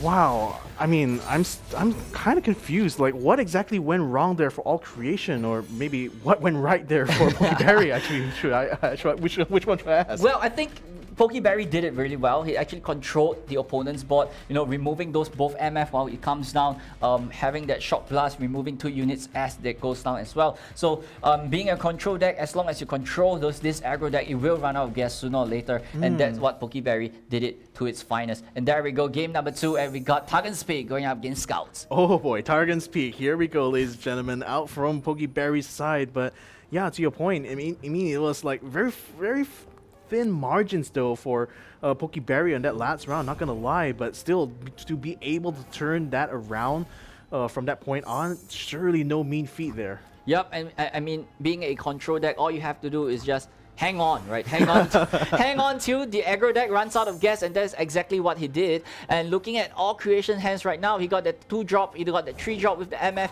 and he even got that Queen ready to roll at turn number 5. So Pokeberry is kind of on the line, even though this 3 damage coming in from all creation, Pokeberry say it's fine. I got the Tavern Innkeeper, I could heal back up for 3, and at the same time, or even, you know, I could go for the Catalyst of Aeons, healing 3, and getting myself 1 mana back. So, you know, those damage is not going to be doing too much to me.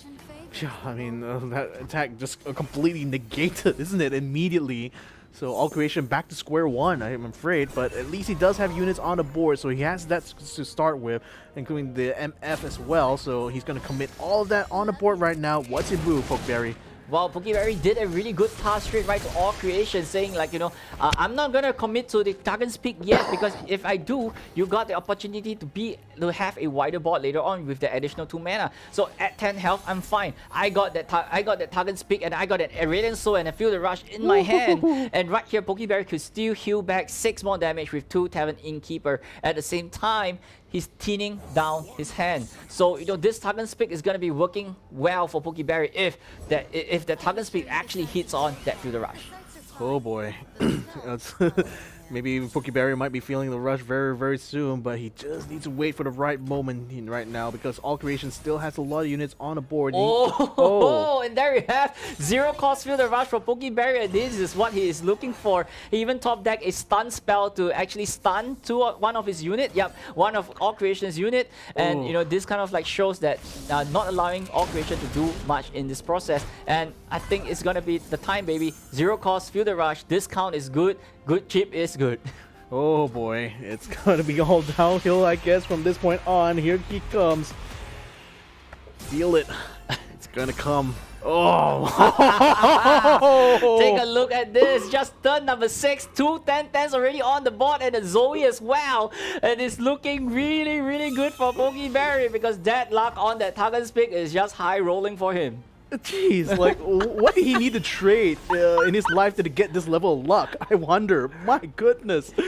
Oh man, but what can all creation do now? I mean, it's 10-10. That's game over, isn't it? Well, it's not game over yet for all creations, because right here, all creations could still maintain this aggression, right? Just go on for the aggression, just push Pokeberry down to 0 as soon as possible. With 2 10-10s, it's fine, because I'm wider than you. I could still lick a little bit of damage into your Nexus, and he might have to try to level up the MF as soon as possible. So, you know, with this, you know, bringing the Zoe and Aso out of the way, but the MF is gonna be sharp-sighted right here, and he's gonna be surviving this attack. So the MF is a key piece for all creation for his victory. Yeah, he needs to keep that one alive now, but it's all or nothing for this point on, because all he needs to do is just slip a little bit. Already Soul's gonna get leveled up now! Oh no! 12-10! Oh, and it's looking really, really grim for for all creation. I mean, it's looking great for Pokeberry instead. And you know, even it's just unlucky that he didn't get the She Who Wonders with it as well. But I think, you know, he's going for it. He's going for the bot clear with the. I'm not sure what is that called, but you know, he's going for the bot clear, just removing everything from all creations. If he have 11 or 12 mana the next turn, so he's onto it, guys. He's onto it. Oh, now the Nexus healths are now even-ish. All creation at 10, Pokeberry at 9, but it's that 13-9 Aurelian Soul. Wow. That's just gonna be so painful if we cannot figure anything to deal with it. I mean, now all creation sends out Golden Aegis. What can he try to do now? Crescent Strike! Crescent Strike! Oh my goodness, he got that Crescent Strike off that and stunning 2 enemies in the process, and that would be the Quinn and the MF at the same time. So, I mean, that is a way that he could, you know, slow all creation down in the process, but yep.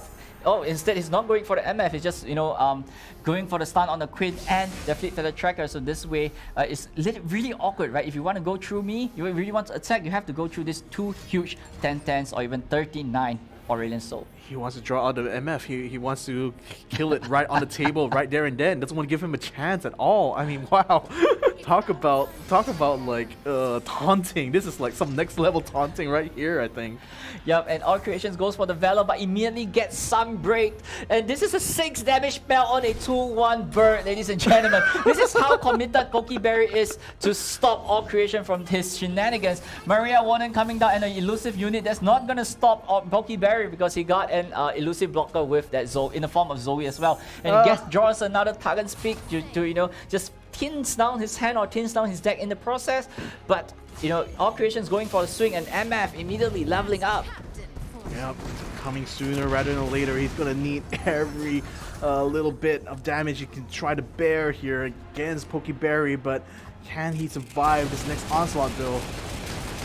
Well, I mean, the turn will be immediately moving straight right to All Creation. All Creation have to do is just go for a clean attack, right? And the bullet time will be removed, will be winning All Creations this round. But, here's the big question. Is All Creation going in for the open attack, or he will be greedy to add additional unit onto the board because he got a Jan from the top deck, but instead he goes for the top deck. He knows it, and there we have Pokeberry scooping it up even though he got a early Field Rush. Ooh, surrendered right there. So, well... yeah, you got to really break that down for me right now, because what the heck just happened there? Well, I think what exactly happened was All Creation take advantage of his whiteboard. So being a Scouts deck is swarming the board, is always on curve, and the MF is doing so much work for the deck. So as long as he could level up the MF, he could take advantage of whatever Pokeberry have, because Pokeberry only have 2 units on board. Let's just take a look at this as we go right straight to game number 3. And it's anybody could just take home this one, but Pokeberry unable to get that Target's Peak, but 2 Field Rush in his hand. Okay, so 2 better than 1, hopefully, this time around. But All Creation definitely will be having quite a lot of momentum on his side, though, having been able to survive that last onslaught. So I would say he has a really decent chance here. Yeah, but the key card that All Creation is actually looking out for is going to be that Scorched Earth, because he wants to remove the Target's Peak away from Pokeberry as soon as possible, so that the Target's Peak would not do its shenanigans. So look at this, 3 Field Rush and a Divergent Path. So he got that Field Rush. He got that.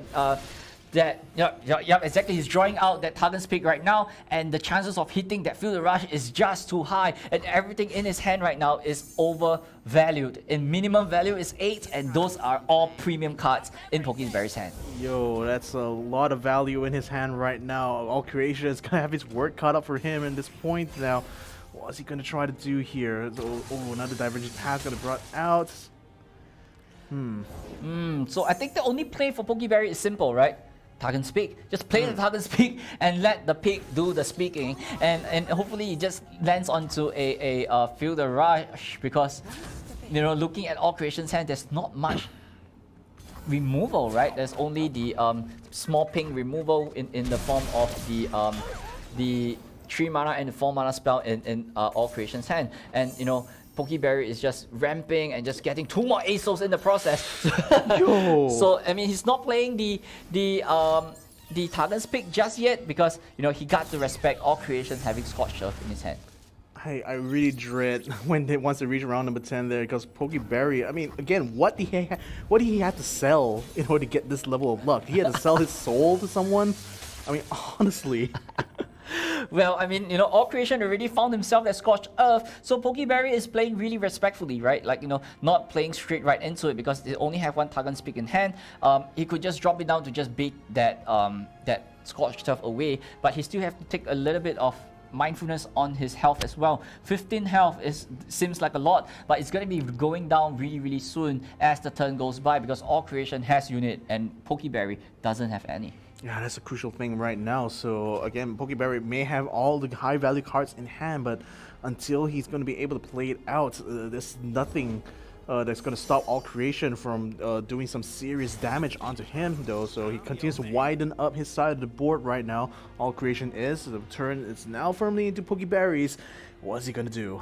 Well, I mean, there's nothing much that Pokeberry could play, right? I mean, he could just go for the Zoe and maybe go for the Catalyst of Aeon to just heal a little bit up, or he could choose to go for the Tuggant's Peak, bait that very first Scorch Turf away. And he still needs, and there you have that Tuggant's Peak and All Creation. I think this is a no-brainer for him. Scorch Turf immediately going into that Tuggant's Peak, removing it off the board. Pokeberry is forced to play that Zoe for a blocker purposes.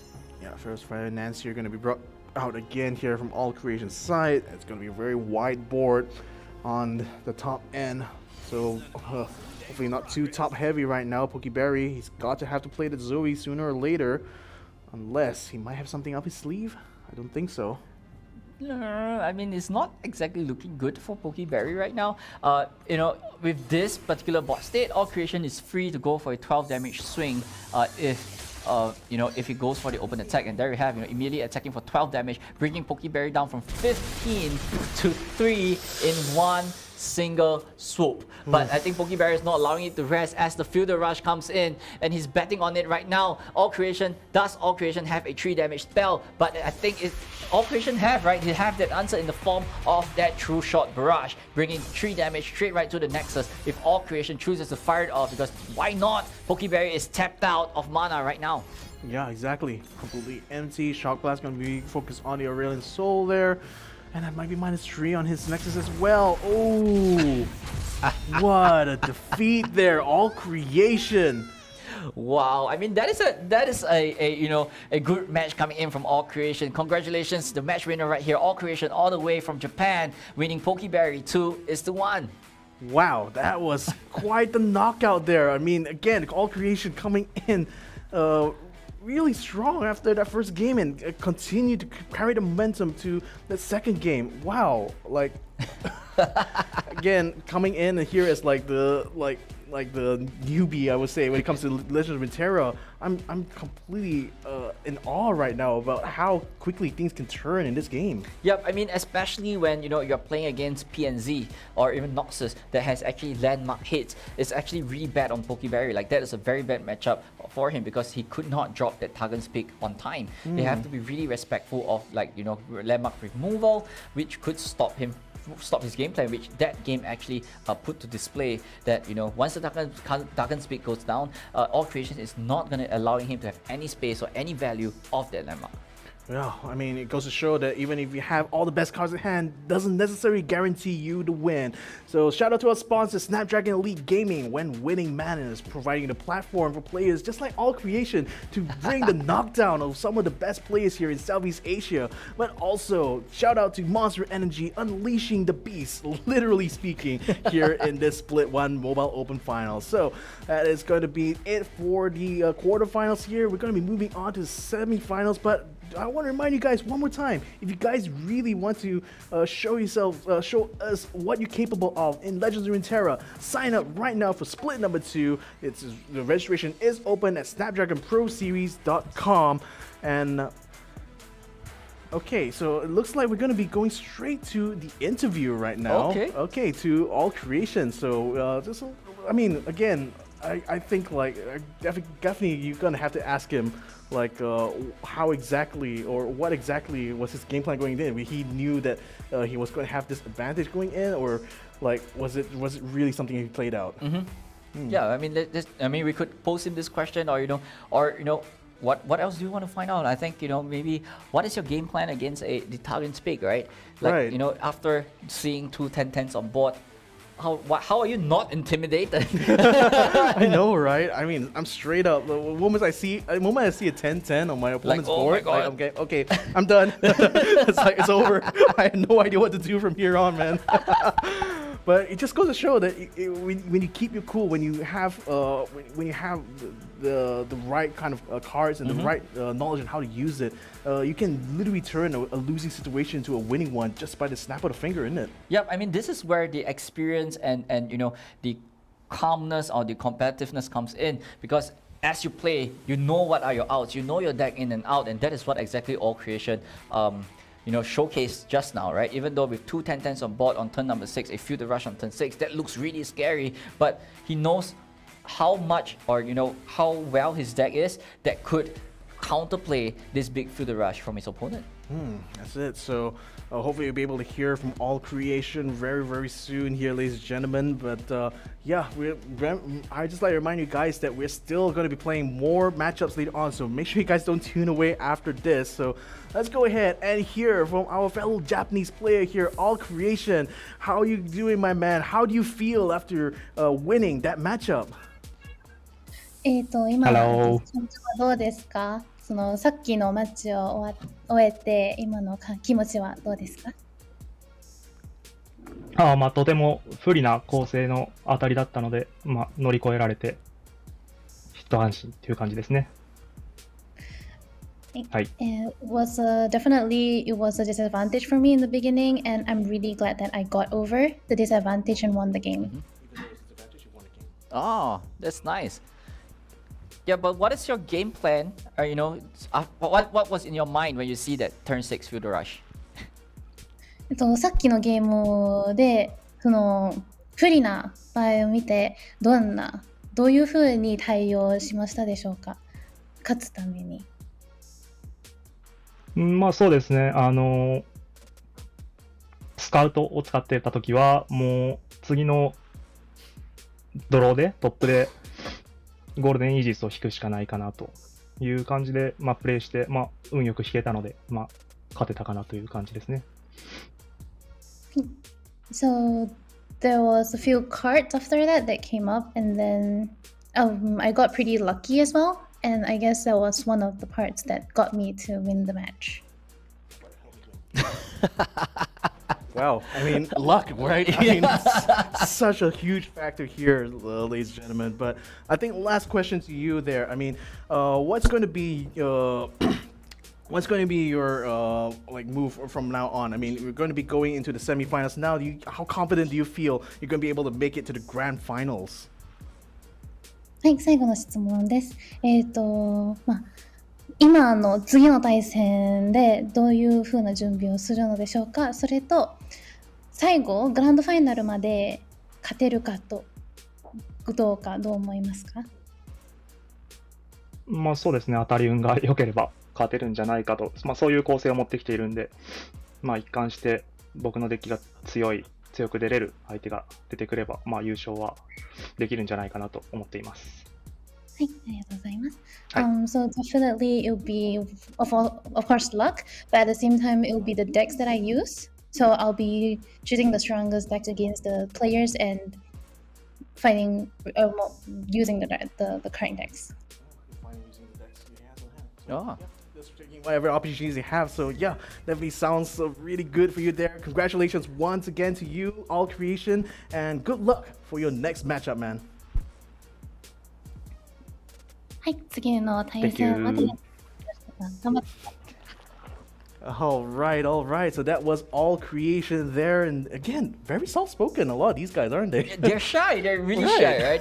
But hey, that guy is good looking. I gotta give it to him. Oh wow, yeah. Definitely a smoking hot right there, All Creation. I mean, maybe you guys can let us know in the chat. Who do you think is the hottest Legends of Runeterra player in this split one right now? But ladies and gentlemen, that's going to be it for this matchup now. But we're going to be still going on for the rest. So hopefully you guys stick around. We'll be right back after these messages. The Snapdragon Pro Series is brought to you by Snapdragon Elite Gaming and Monster Energy.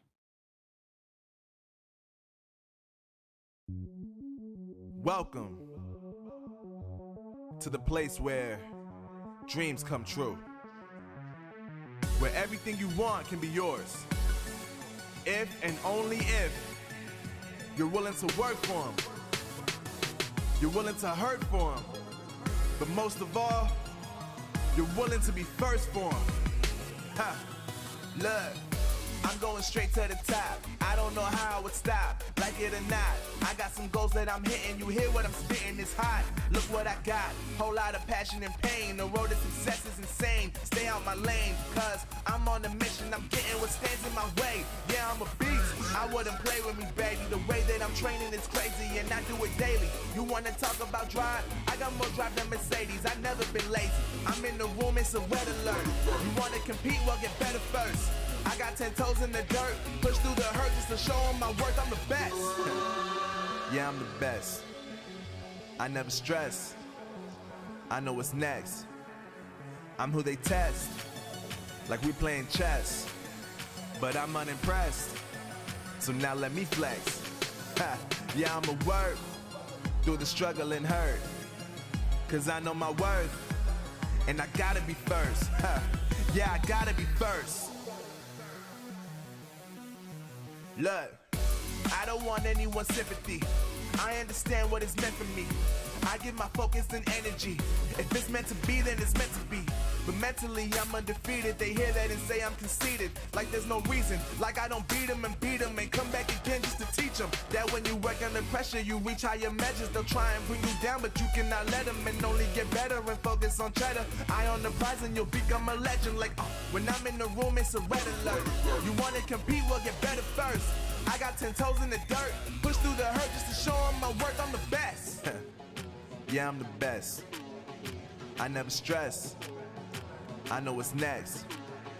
I'm who they test, like we playing chess. But I'm unimpressed, so now let me flex. Ha, yeah, I'ma work through the struggle and hurt, cause I know my worth, and I gotta be first. Ha, yeah, I gotta be first. They don't know what's gotten into me, how'd I turn pain into energy. Through all the struggle and hurt, remember my worth, and that's why I gotta be first.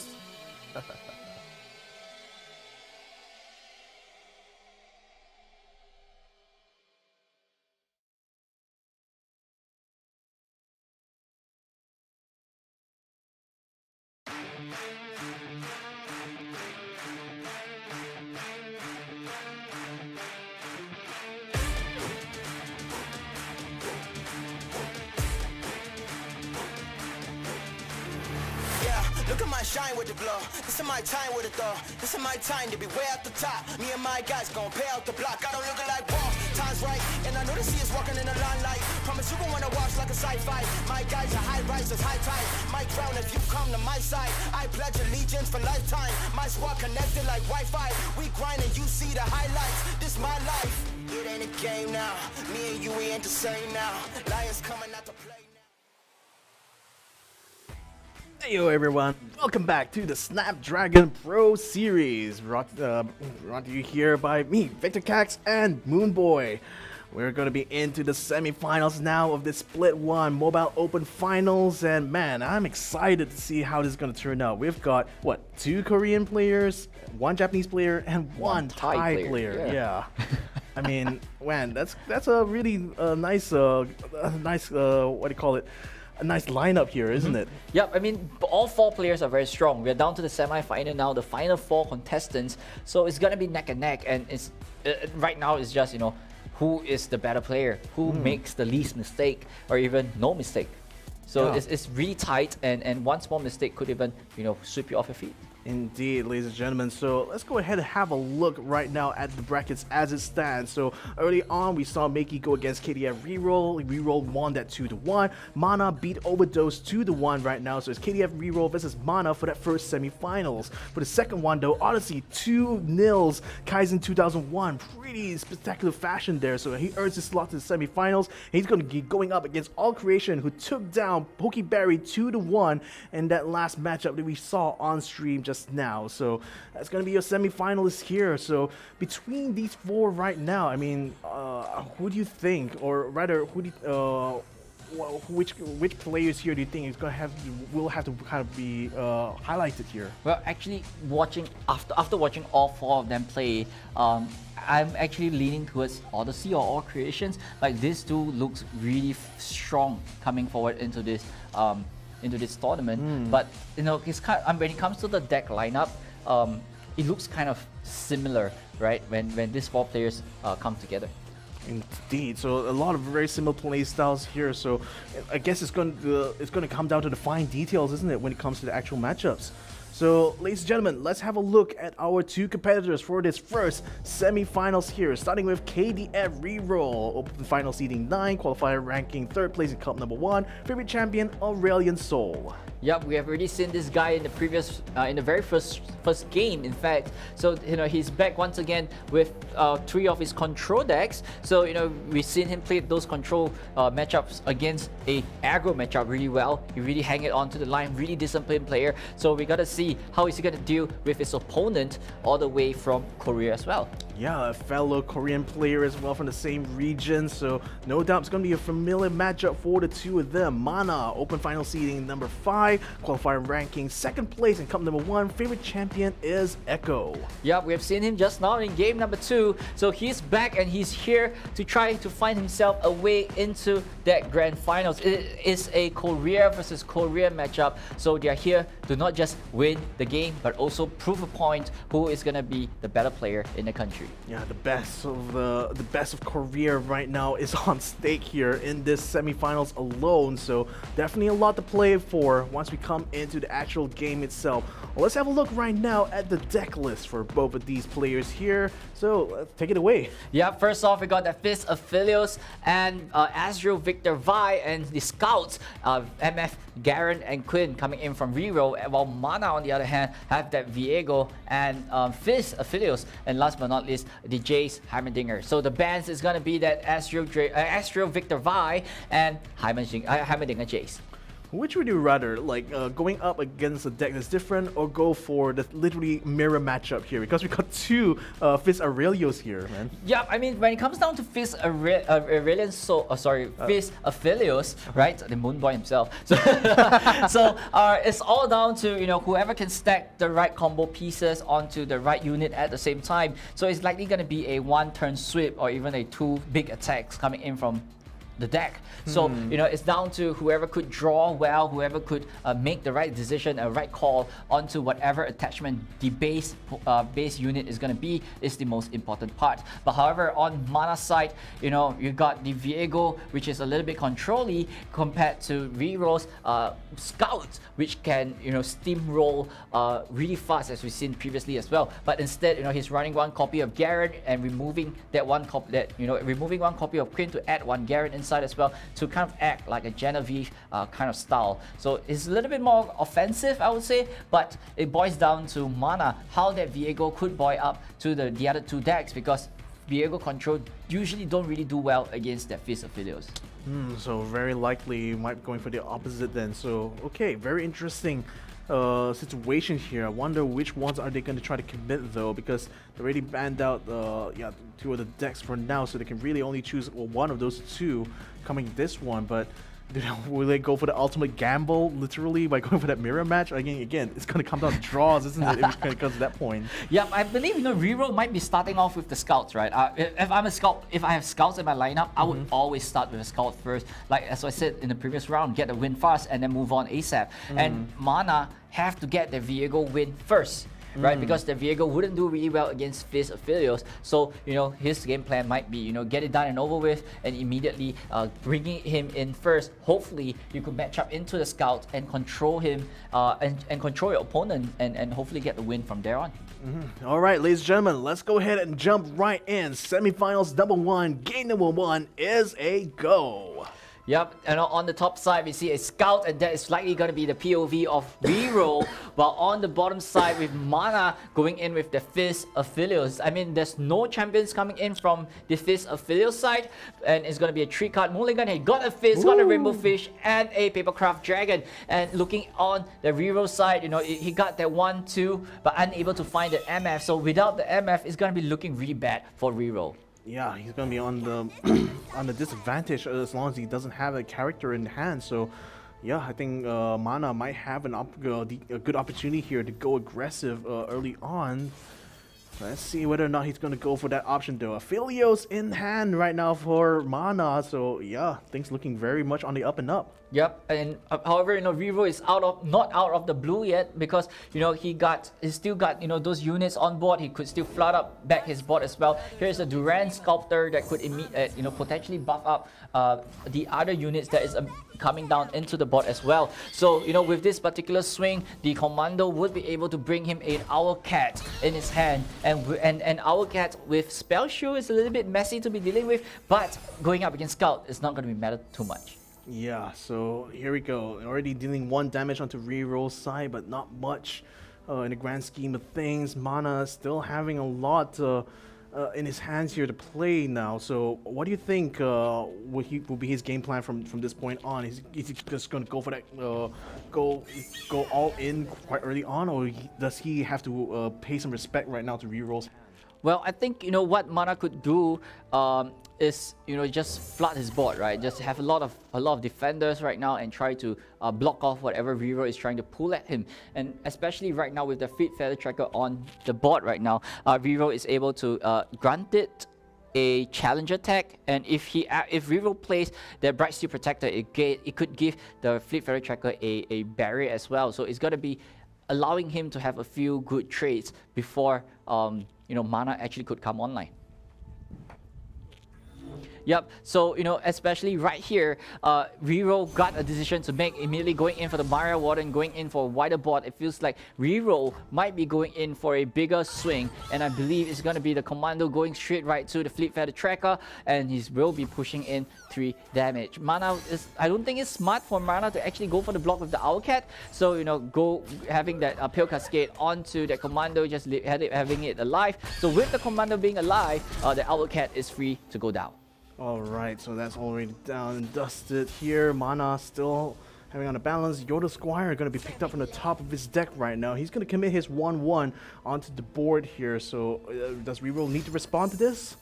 I mean, you have to take it out of the board, right? Like, this elusive unit is just going to be really annoying because it's going to be spawning him a Owlcat again and again and again in his hand if it managed to hit his Nexus. So, getting the shove side down, removing it off the board, and at the same time, maintaining tempo in favor of Reroll. So it's a, 3-2 comparison when it comes to the board state right now, but Aphelios immediately going down, going for the Calibrum, and he will be removing units on Reroll's board. Spell team on top board, Paradise Boardling going to be brought out, 0-5 there, so plenty of health to block, but not much in terms of damage potential coming off from Reroll's side of the table there. Yep, so Calibrum immediately going straight right for the Broadwing, bringing it to 2 health. So this way, the Aphelios is safe in the process. Gravitum is looking a good pick for the Moon Weapon as well. I mean, he could even go for a focus speed or a focus speed into that Gravitum to deny Reroll from any form of aggression. Bright Steel Protector coming in as well. That we have, giving it barrier, giving the Silver Wing barrier so that Reroll could get a beneficial trade. So this is the opening for Mana to actually get himself that Gravitum and just stun that Broadwing Protector if he chooses to. I think it might be it might be good actually for him to try to get initiative right now rather than allow Reroll to continue to widen his board here. But frankly though, Reroll's hands are already quite empty at this point, so one hopes that he hasn't quite used up all of his gas in the tank right now. Hopefully we'll see how that plays out here as Mana decides to let Reroll Koreans here. Well, I think Mana is okay.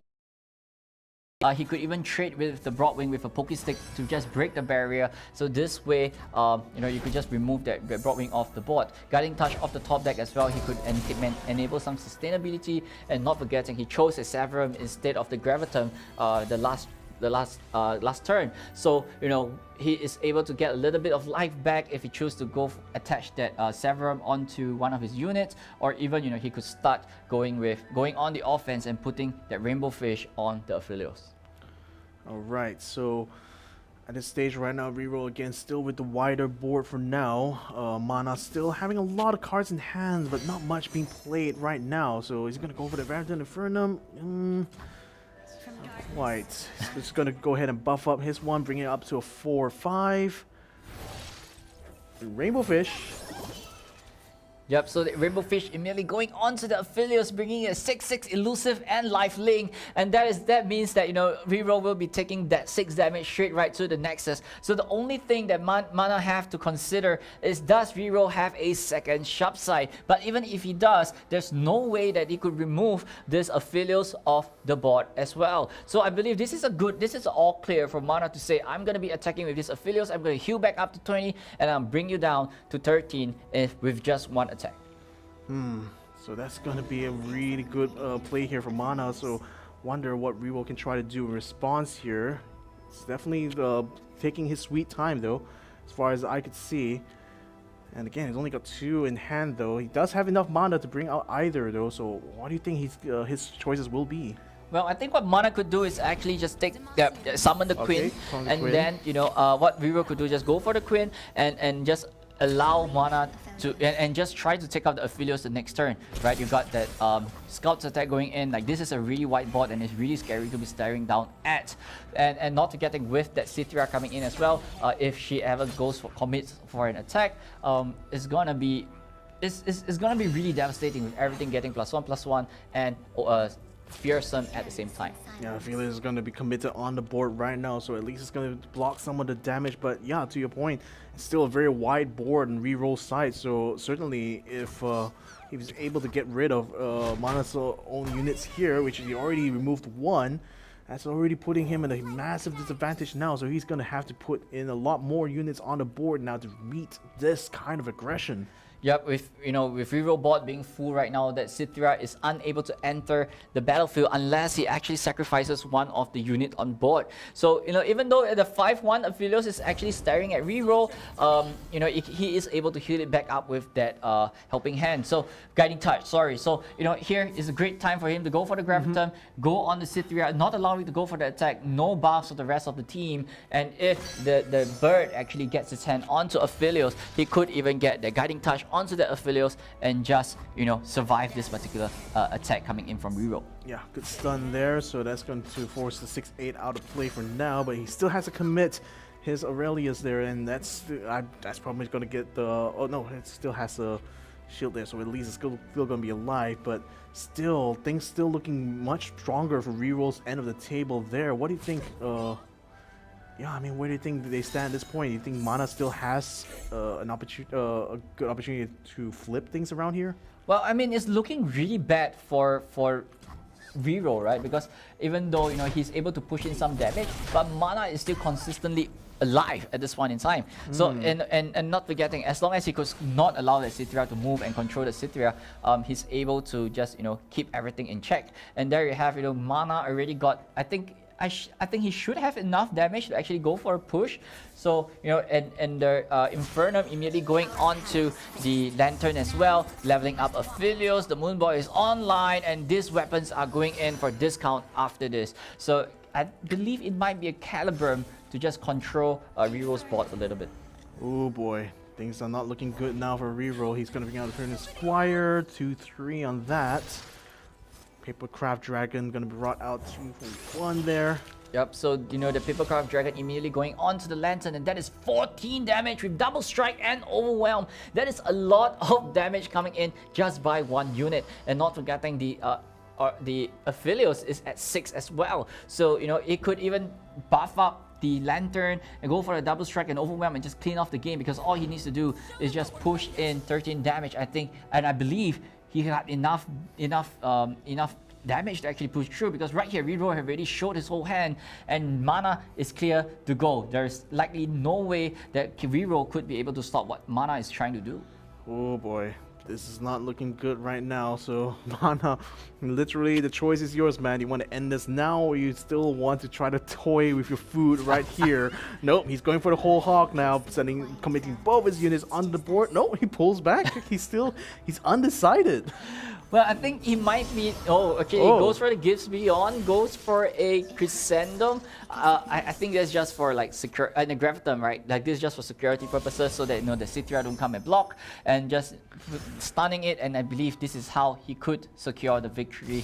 And Mana is just going for it. Go for the safe play and win with the safest option. I mean, he's got stuns on both his interests, so not a lot of damage you can take. Oh, there she blows. Victory right there and then for Mana, and I think, I don't know, I felt I was kind of reading that wrong the whole time. I thought Reroll was having it, but then it seemed like he ran out of gas, didn't he? Yeah, he actually ran out of gas really, really fast, but I think the key problem with the matchup is that he didn't draw into the MF, right? Like the Scouts is really dependent on the MF that he needs, and Right. he didn't get to draw it in time, or even didn't even see an MF Yeah, the whole game. So it gives Mana the opportunity to actually grow his board and at the same time get some favorable trades. And the attachment was well done and right on time, and he just steamrolled from then on. Yeah, very well done there from Mana, but it's really tough luck, I think, for Reroll to not get the misfortune throughout the entire matchup there. So, yep, looks like it's going to be onwards and upwards, unfortunately, for probably really well actually for Mana here. So on to the next game here. Let's see how this is going to play out there. Is history going to repeat itself, or is Reroll going to be able to reverse these fortunes? Yep, I believe, right here is going to be a Viego control going out against Aphelios Fizz. So, this is looking kind of bad for the Viego control because, that quicksand is it's not exactly good enough to deal with a Rainbow Fish. So, that's how the Aphelios Fizz is able to counter the Viego deck. So, it's down to Mana right now. How is he going to deal with this? Because right here, Reroll already got the Rainbow Fish and Fizz in his hand. Yep. Still starting things off real slow for now. Yordle Squire going to be brought out on Reroll's side just to respond to the 2-1 that's on Mana's end. So pretty much they're just going to try to play this for the long run, it feels like. So, I mean, at this point right now, what are your thoughts about about this match here? Because on the one hand, you already have Mana taking that one, but it just felt like if Reroll just had gotten his draws just right, could have possibly turned that around, didn't it? Yeah, that is possibly true. But I think, right here in this matchup, Reroll actually have the advantage against the mono Viego, right? Because this way, he got the advantage. The quicksand can't exactly do too much to them as well. These attachment units are just so difficult to be dealing with. So I think Reroll would be able to just capitalize on this and just push it on. An advantage is an advantage, though, so he's just going to have to capitalize on it as whatever he could. Taking a sweet time, though, with Mana, he's definitely mulling over whatever he has on hand right now. Not quite committing to any aggression yet. There's still 2 units already on Reroll's side. He's going to commit the spell straight onto one of them. Yep, I think this is not the smartest thing to do because, targeting Fizz, especially knowing that, opponent actually have Mana open. So, Mana is just banking that, Reroll has no other spells in hand. And, that actually negated that Valve Fizz and gave Reroll, or even gave that Fizz that elusive that keyword as well. So this way, it actually passed the favor over to Reroll, and it just looks better to Reroll right now because here with the Fizz, and it's online and it's really difficult to be dealing with. I know that, like, if the longer you leave a Fizz in play, though, the worse it gets for you. So hopefully that doesn't transpire, though, for Mana. But for now, though, brings out a 3-3. Still not able to draw out the Fizz quite yet. He does have a quicksand in hand, though, but he has 2 actually. But yeah, again, to your point, may not be that effective here. Yep, and there we have, the Rainbow Fish immediately attaching himself to that small little mice right over there, but it's not looking small anymore because right here he's going at the 6-5 stats with elusive, where that quicksand could not even stop this elusive because the quicksand only targets the base unit and not the attached unit. Therefore, this interaction would not play out with the quicksand. Oh boy, that's just going to compound his problems right now because that big fat rat is still going to continue to be a thorn on his side alongside that Fizz. So he does bring out a 5-4 though, so he does have some attacking options here, but still that could easily be blocked off, isn't it? So yep, the Viego comes down right now, so all Mana needs to do is start growing that Viego. So the only game plan that he could do right now is just level up the Viego as fast as possible. So this way he could steal those big units off Reroll's side, and it's not unwinnable for Mana, but it's just looking really difficult because of this elusive unit. That mice right over there is right now is 7-7 in attack and health. That's not what you want to see on the opposite side of the board. yeah, you know what happens when rats get too big, right? They start taking over the subways.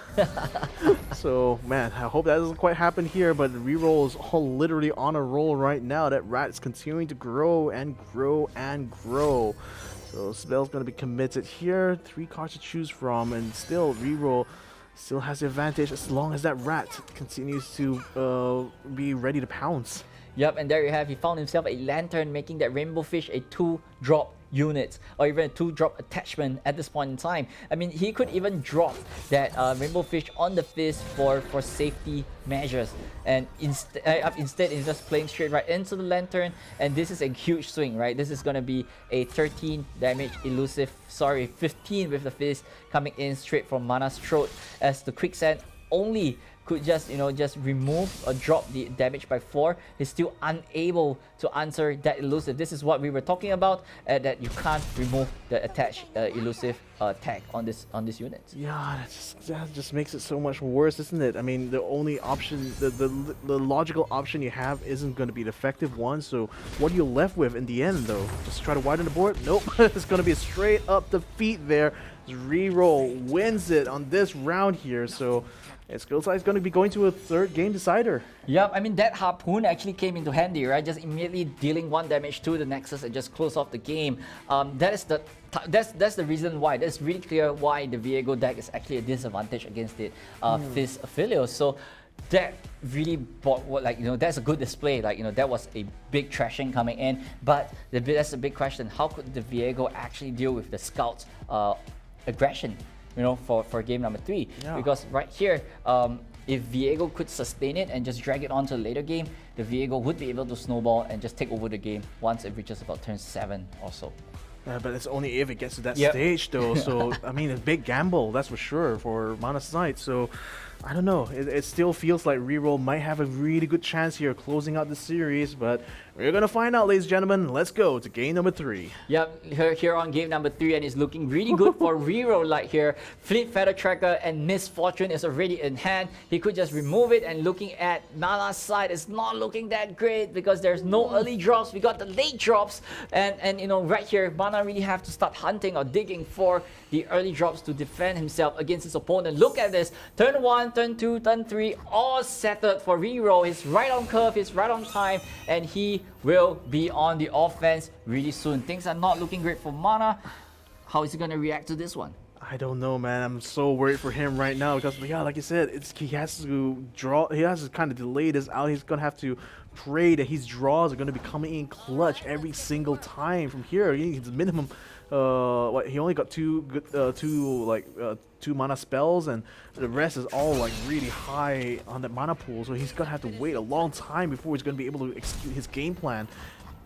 Yep, and also Mana, right here is 1:1, right? Mana could just give the pass, right? Pass it over straight right to Reroll. Hopefully that he plays that MF in this turn. So if Reroll is disciplined, he would not play this MF, or he would just take the pass and just take the turn over to turn number 4. Because if he plays the MF, the Merciless Hunter is going to come down from Mana, is going to be hooked, and that MF is immediately going right down the drain. Yeah, hook, line, and sinker. So Reroll's gonna have to be very careful what he chooses to do at this stage now. Even though he technically has a massive advantage for this early game, all it takes is just one mistake. Again, mistakes can be capitalized on, and it can capitalize on heavy. He goes for the Misfortune. He's committing to this now. Yep, and it's looking really great for Mana right now, because taking out this Misfortune is big for him, so that there's no more Misfortune left in Reroll's hand. As without a Misfortune, this deck don't really function that well. And right here, might be the turnover that Mana needs. He got that Devault off that top deck as well, so this is gonna be a good block against a Scout attack coming from Reroll. It's looking really awkward right now, so it's just not looking great. Yeah, it's been unfortunate. I mean, again, he gets the Misfortune in this game only to lose it just like that. So, I mean, I don't know. Is that karma, or is that just pure bad luck? I wonder. I think it's pure discipline, right? You know that your opponent passes at turn number 3, and you should not be dropping down your MF in that kind of situation. So that is probably a small little slip up coming in from Reroll. He might be greedy because on turn number 4, there's an Island Navigator ready to go, and the MF could stack up really well with it. So, and that might be in his head, and he have to go for the valuable play at that point. That's the thing. You try to go for those valuable plays, but you kind of you missed the cow for the farm, so to speak. So He's gonna send his Island Navigator down onto the board there to get his 1-2, so it's gonna be blocked a little bit, but still some damage sent through. So at least Mana is kept a little bit under pressure with his Nexus down to 16 for now, and further down to 14 at this point. So at least Reroll is doing some damage, but that's literally all he could try to, all he's capable of doing at this point, isn't it? Yep, I mean, Mana is just pretty comfortable, right? I would say that Mana is comfortable right now because he has really dealt with the biggest threat that he could deal with. And right now, with 5 mana open for Reroll and Mana at 2, if Reroll don't drop an MF this turn, this actually shows that he doesn't have it in his hand. So those are open information that Mana could read off whatever Reroll is trying to do. So without an MF on board, Mana is on the free range, right? He could, just do whatever he wants. That Viego is also clear to go for a big swing, because with the fearsome tag, there's no 3 attack units in Reroll's hand that could deal with Viego right now. Choices. Time's gonna be running out here for Reroll. He commits a spell, Blinding Assault. Now the turn's gonna come into Mana's side. Yep, the Blinding Assault coming down, he got one more attacker, but that also means you got no other ways to block my Viego. Without this, not committing the sharp side to actually take out that block that Viego, and it's not even worth it to even do that, right? So just take the 5 damage and go to the next one. Hopefully Reroll find himself that MF that he's looking for. He's gonna have to pray really hard that top deck is gonna be in his favor, but really it does feel like he's trying to plug up whatever leaks he's having on his boat right now, because otherwise it's going to be rapidly sinking from this point on. Now that the health balance is pretty much only a difference of 1 right now, certainly Mana is starting to even the odds, even though Reroll does have the majority of units on the board. Yep, and looking right now, even though he got the Silver Wing at 4 health, it feels like he might be able to remove that Viego off the board as well. Genevieve immediately coming down, buffing everything by +1/+1 for this turn. Mana have to find a way to actually defend himself against this one. He got the right answer. He got the Vengeance, or even he got the Hourglass to actually defend the Viego of this particular strike as well. So it's not out yet. Reroll is not out of the... Mana is not out of trouble yet, but he could still survive a little bit more of this combat. He needs to try to survive as long as he can so they can finally bring those late game cards into play, but one wonders whether or not he'll be able to withstand this onslaught that Reroll is going to be able to bring to bear onto him. But he's managed to eliminate 1 of the units off the board there, so that's not too much damage he's taking so far. Still able to recover from this, I feel, but now, it's still advantage to Reroll. Yep, Reroll is still on the offense right now. He's still trying his best to remove Viego, and this is the perfect opportunity, right? That Silver Wing has the perfect answer to deal with the Viego, and this Viego is likely to be going down this turn. So without a Viego for Mana, it's not looking that great for him, for this turn. So Mana have to try, go for that Hydra Vine the next turn and try to, get up those Rave and have additional units to block as much as possible, but immediately go for the this Rite of Calling right here, getting himself another Viego by sacrificing that 1/1 miss, enroaching miss. Is that a worthy trade though? But at least you do have a Viego in hand, so maybe it might work out in the long run, because the long run is what Mana is aiming for at this point. But Reroll, he's already brought Mana down to 5 health points, so it just feels like one mistake from this side here, and it pretty much could be all over. So one hopes that Mana knows what he's doing at this point. Yep, I think, it's going to be only one play for Mana right now. It's definitely going to be that Hydra Vine. He could have another enroaching miss in this turn, but Reroll is going to be filling his board right back up, right? Putting on the Durant Sculptor into the Island Navigator buff, giving them +2/+2 because of 2 Sculptor. Right here, Reroll got the unit advantage, right? He got additional units and the Cithria off the top deck as well. Ooh, Cithria. That's going to be a really strong one to deal with there for Mana. He at least has a Quicksand, but is that going to be useful at this point now? There's still a lot there that Reroll already has on the table. Well, the Quicksand could deal with all those 2 units, two damage units, right? Like in the meantime, he could just block some of them and not gonna not take some damage, and down goes Viego as well. And there we have a big swing coming in from Reroll, and Mana have a big decision to make. How am I gonna be stopping this one? As I think he could survive, but 2 more shop site in Reroll's hand. How is this block gonna be? This is gonna be crucial. Oh boy, this is not looking so good there. I mean, mathematically speaking, is there even enough here to block all the damage? Okay, he does have a couple of quicksand. He's just going to try to remove a couple here.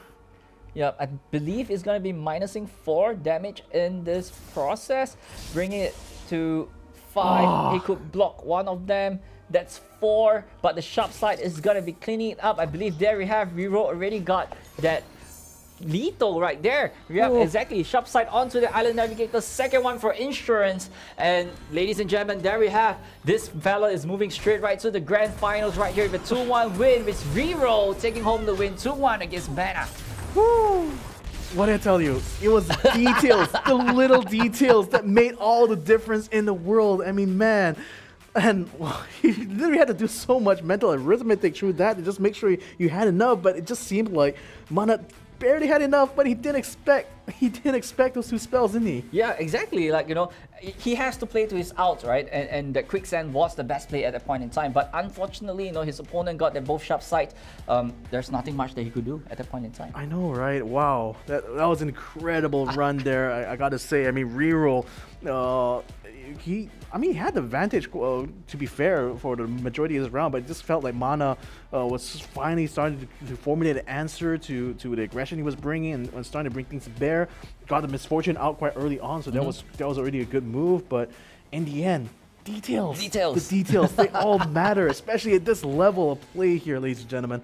Wow. So that was already our first grand finalist already confirmed in this bracket right now. So we're going to try to see who's going to be able to join him next quite soon. But for now, though, just want to remind you guys that split number 2, that is going to be coming very, very soon. So if you feel inspired after having seen such amazing plays right here today, maybe you could try to stand a chance to win some cash prizes. So why don't you go ahead and sign up over there at the Snapdragon Pro Series.com there, because registration is already open for split number 2. Start grinding in those qualifiers, and hopefully we might see you guys on stage here in this split 2 open finals. So back to split number 1 though. So the next matchup here is going to be Odyssey versus All Creation. There.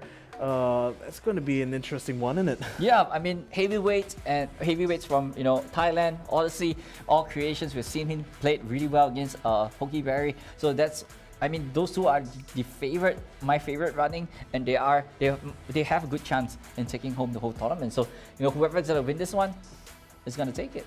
Maybe. We'll see. Maybe Reroll might have another trick up his sleeve or 2. Who knows? But yeah, that was a really good one so far. I mean, I think my takeaway from this so far has just been, yeah, it really boils. What kind of decks you kind of bring to the table is going to be so important, you know. And then number 2, like, you have to know the ins and outs of everything, doesn't it? I mean, what kind of training you really have to do to be able to get to that kind of level? Well, I mean, it's all plays, right? Just, you know, play everything, play every day, and just practice and practice and practice. At the same time, have a lot of understanding on, you know, what decks are in the market, and, you know, or in the meta, how could you play around every single thing. You have to respect every single card in your opponent's deck. So, you know, but at the same time, you can't exactly play around everything. So, you know, there's a fine line that you have to you know, sit on or walk on, that, you know, when is the right time to respect everything, and when is the right time to just say, screw this, I'm just gonna go for the Hail Mary and go, because this risky play would even, like, you know, reward you for winning. Yeah, and it also makes for a very spectacular play, doesn't it? In any case, ladies and gentlemen, we're going to be taking a short break, but we'll be right back for the next semifinals to find out who's going to be our next grand finalist right here after these messages. The Snapdragon Pro Series is brought to you by Snapdragon Elite Gaming and Monster Energy.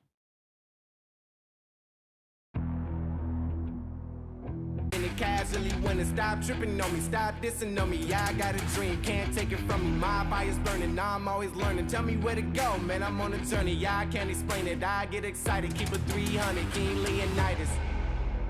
Strap in, cause it's gonna be a long ride. Working on me every single day and night. There comes a time when your worlds will collide. If it's holding you back, push it right to the side. Ain't got no time for no fear. I work too hard to get here. Ain't got no time for no fear. I work too hard to get here.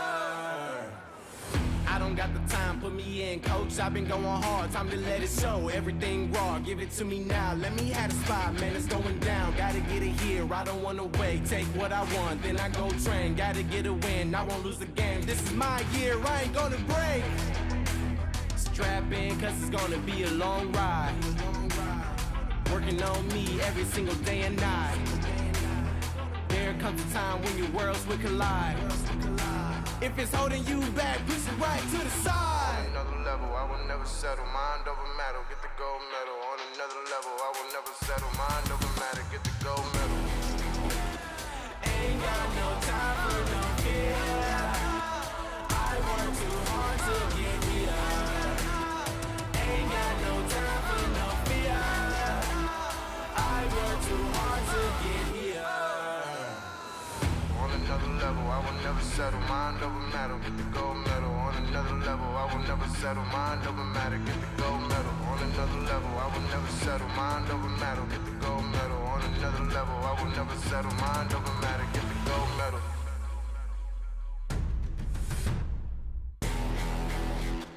Ain't got no time for no fear. I work too hard to get here. Ain't got no time for no fear. I work too hard to get here. Ain't got no time for no fear. I work too hard to get here. Ain't got no time for no fear. I work too hard to get here.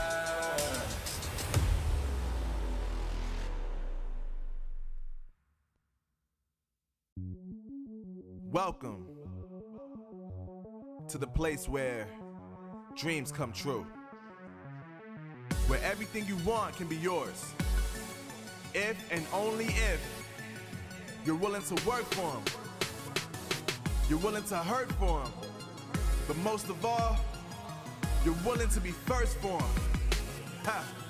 Look, I'm going straight to the top. I don't know how I would stop, like it or not. I got some goals that I'm hitting. You hear what I'm spitting, it's hot. Look what I got, whole lot of passion and pain. The road to success is insane. Stay out my lane, cause I'm on a mission. I'm getting what stands in my way. Yeah, I'm a beast. I wouldn't play with me, baby, the way that Hey everybody, welcome back to the Snapdragon Pro Series. I'm Victor Cax, joining me here is Moonboy, and we're here to bring you the second one here, ladies and gentlemen. So, quick shout out to our sponsors here, Snapdragon Elite Gaming as well as Monster Energy, without whom this tournament wouldn't have been possible. So, Odyssey versus All Creation, the best from Thailand versus the best of Japan in the split number 1 here. I mean, so far, you've been quite impressed by their play so far, haven't you? Yeah, I mean, both of them are really clean. Like, you know, we have seen great plays coming in from both of them. They're so knowledgeable of, you know, whatever deck they're playing and whatever deck their opponent is playing. So they know exactly what is the speed that they have to adjust to counter-react to whatever their opponent are playing. So, you know, it's good to see these two clashes right here. And you know, it's gonna be really exciting for the semifinals too. All right, so let's go ahead and jump into an interview again with Reroll. We didn't manage to catch him last time. Hopefully we'll be able to get you this time around. So Reroll, how are you doing, my man? And how do you feel right now going into the grand finals?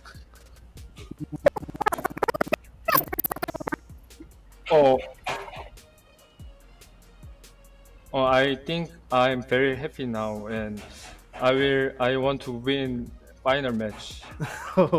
already going very confidently into the grand finals, right? Have you a question here, Moonboy? Well, I mean, what are you gonna be looking out for in the semifinals too? You know, that player is gonna be your opponent. So, is there anything that you are in particular looking out for?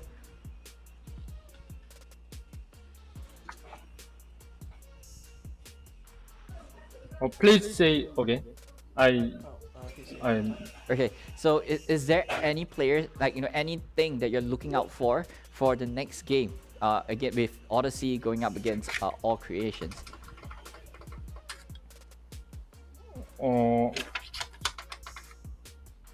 I I I think this is sound issue. I can't hear it. Oh, okay. Quite a shame there, unfortunately. We're still having technical issues there with Reroll. Oh, just feels so bad. I really want to hear what he had to say about that, though. But my bad, or our bad, unfortunately. But then again, Reroll, he's still going to be true to the grand finals anyway, so maybe he might have another chance to beat him again, hopefully. But in any case, right now, it's time to focus, I suppose, on this next matchup here, the semifinals between Odyssey and All Creation. Odyssey being a more control player, All Creation a little bit more faster with a lot more aggro style decks. So I mean, what has been your takeaway so far when it comes to this? It's like literally this kind of aggro versus control kind of matchups. Well, I think for the control player is mainly like, how are you gonna run them out of gas, right? Just put the brakes onto their high speed vehicle and just slowing it down as fast as possible. And if you could control them, right, that's where you could flip over the game and just put it into your favor. So as a control player, you have to be really disciplined and just manage your resources really well. If not, you're gonna burn out first against the aggro. That's not where you want to be.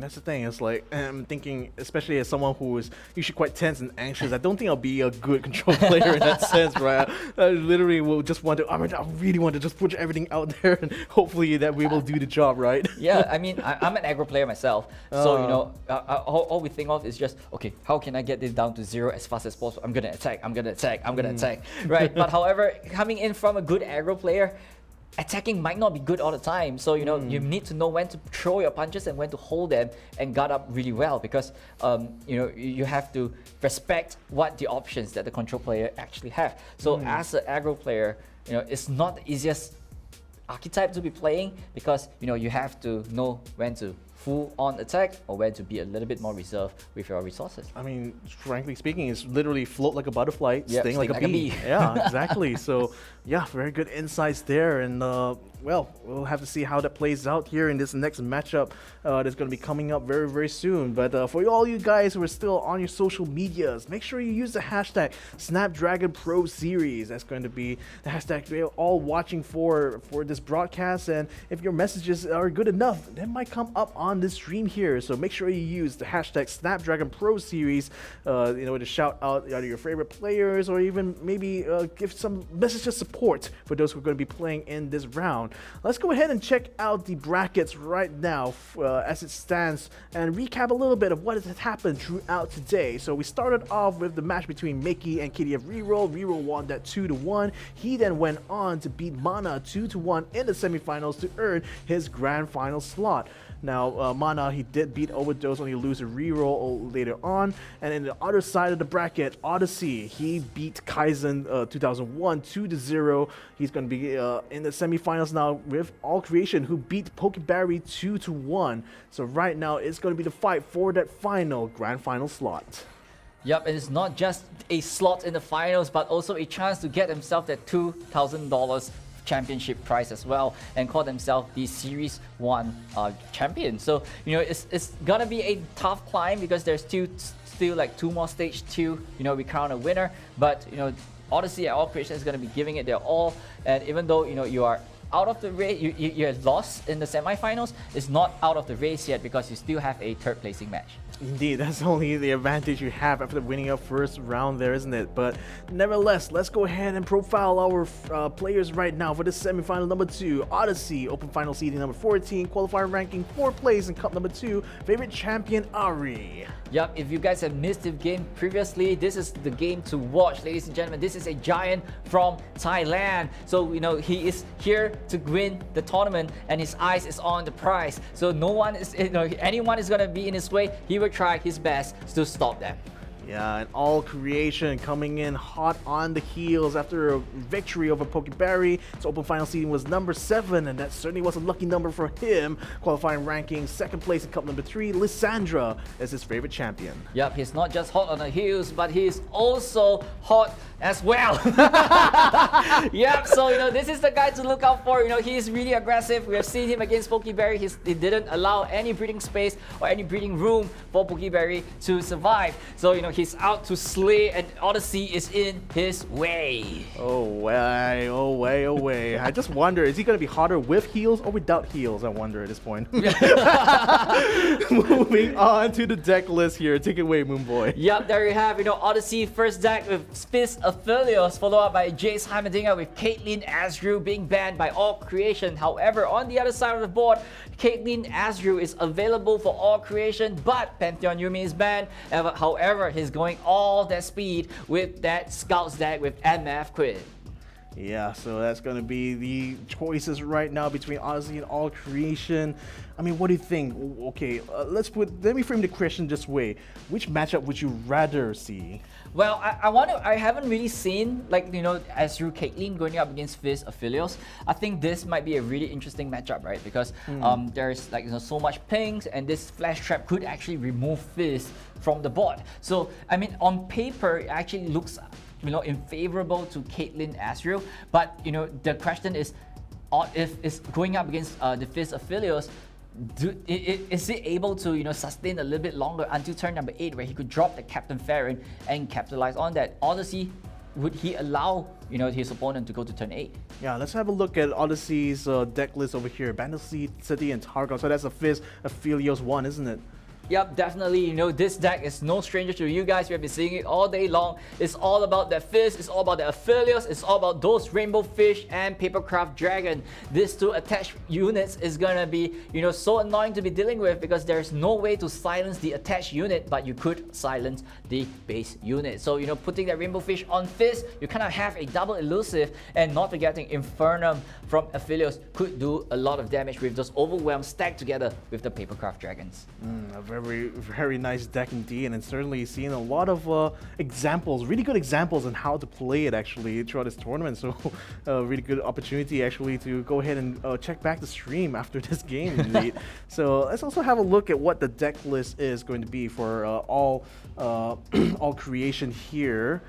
And yeah, he's going to show obviously Caitlyn Azreal here. Yep, Caitlyn Azreal, this particular deck has been around for as long as it could be. As long as Tribeam is alive, this is kind of a Tribeam Improbulator deck, right? It revolves around the number 3, and Caitlyn is 3 mana, Azreal is 3 mana, Arcanoid Sentry is 3 mana, and so on and so forth. There's so many special number 3 in this deck. So with this, as he casts this 3 mana spells, that Tribeam Improbulator, if it's in hand, it would level up. So it would deal X amount of damage and summon a X cost unit onto the battlefield as well. So X equivalent to how many 3 cost spell you actually cast. So that is basically what they're going to do. Have the Tribeam in hand, just keep playing this 3 cost units or spells, and this way just leveling up the Tribeam and get so much value out of this 5 mana card.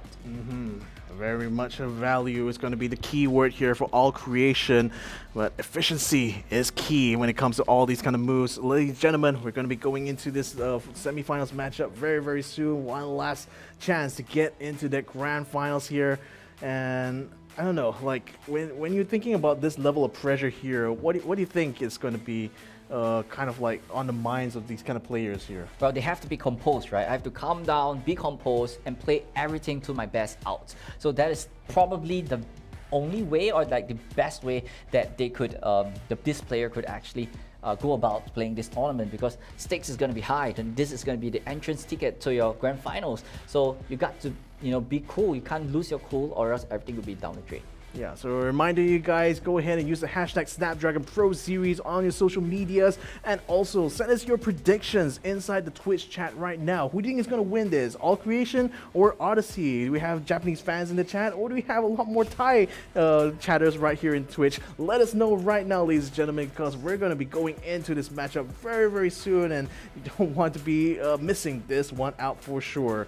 So, we're still going to be waiting for those final thoughts right now as we move into this one here, but I can't wait to see how it's going to turn out, because heavyweight versus heavyweight right now, these are the kind of fights you definitely want to watch out for, right? Yep, that is exactly right. You guys don't want to miss anything right here as we go Odyssey versus All Creation. All Creation is going on to that Astral Caitlyn, but Odyssey is on that Jace Heimerdinger. So this is a matchup where Odyssey could not drop those champions easily, right? He could just, if not, All Creation would get those value by removing it off the board really easily with those Mystic Shots and the spells as well. Yeah, so right now, ball's in Odyssey's court.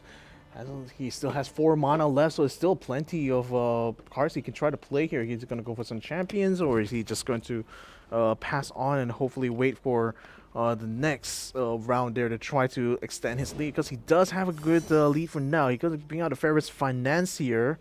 It's going to allow him to choose one of these 3 cards here. Let's see what he's going to go with as the timer starts to run out.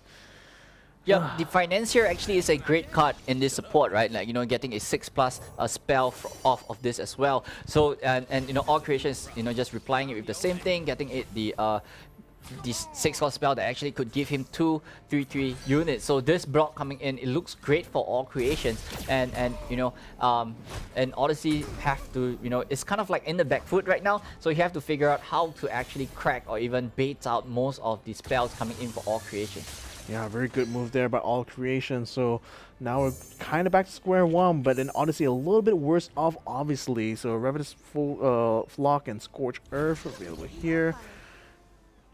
Well, I mean, Flock is a great decision, right? Whatever Odyssey drop right now is going to be removed immediately by all creation, and it looks a little bit awkward. And you know, there we have the assembly line coming in. It's going to be a 2 3/3 units coming down for all creation, for Odyssey. And Hulk Spider is going to be a no-brainer, and I believe he will be trying to swing with everything as well, trying to put a little bit more damage into Odyssey to bring him down lower.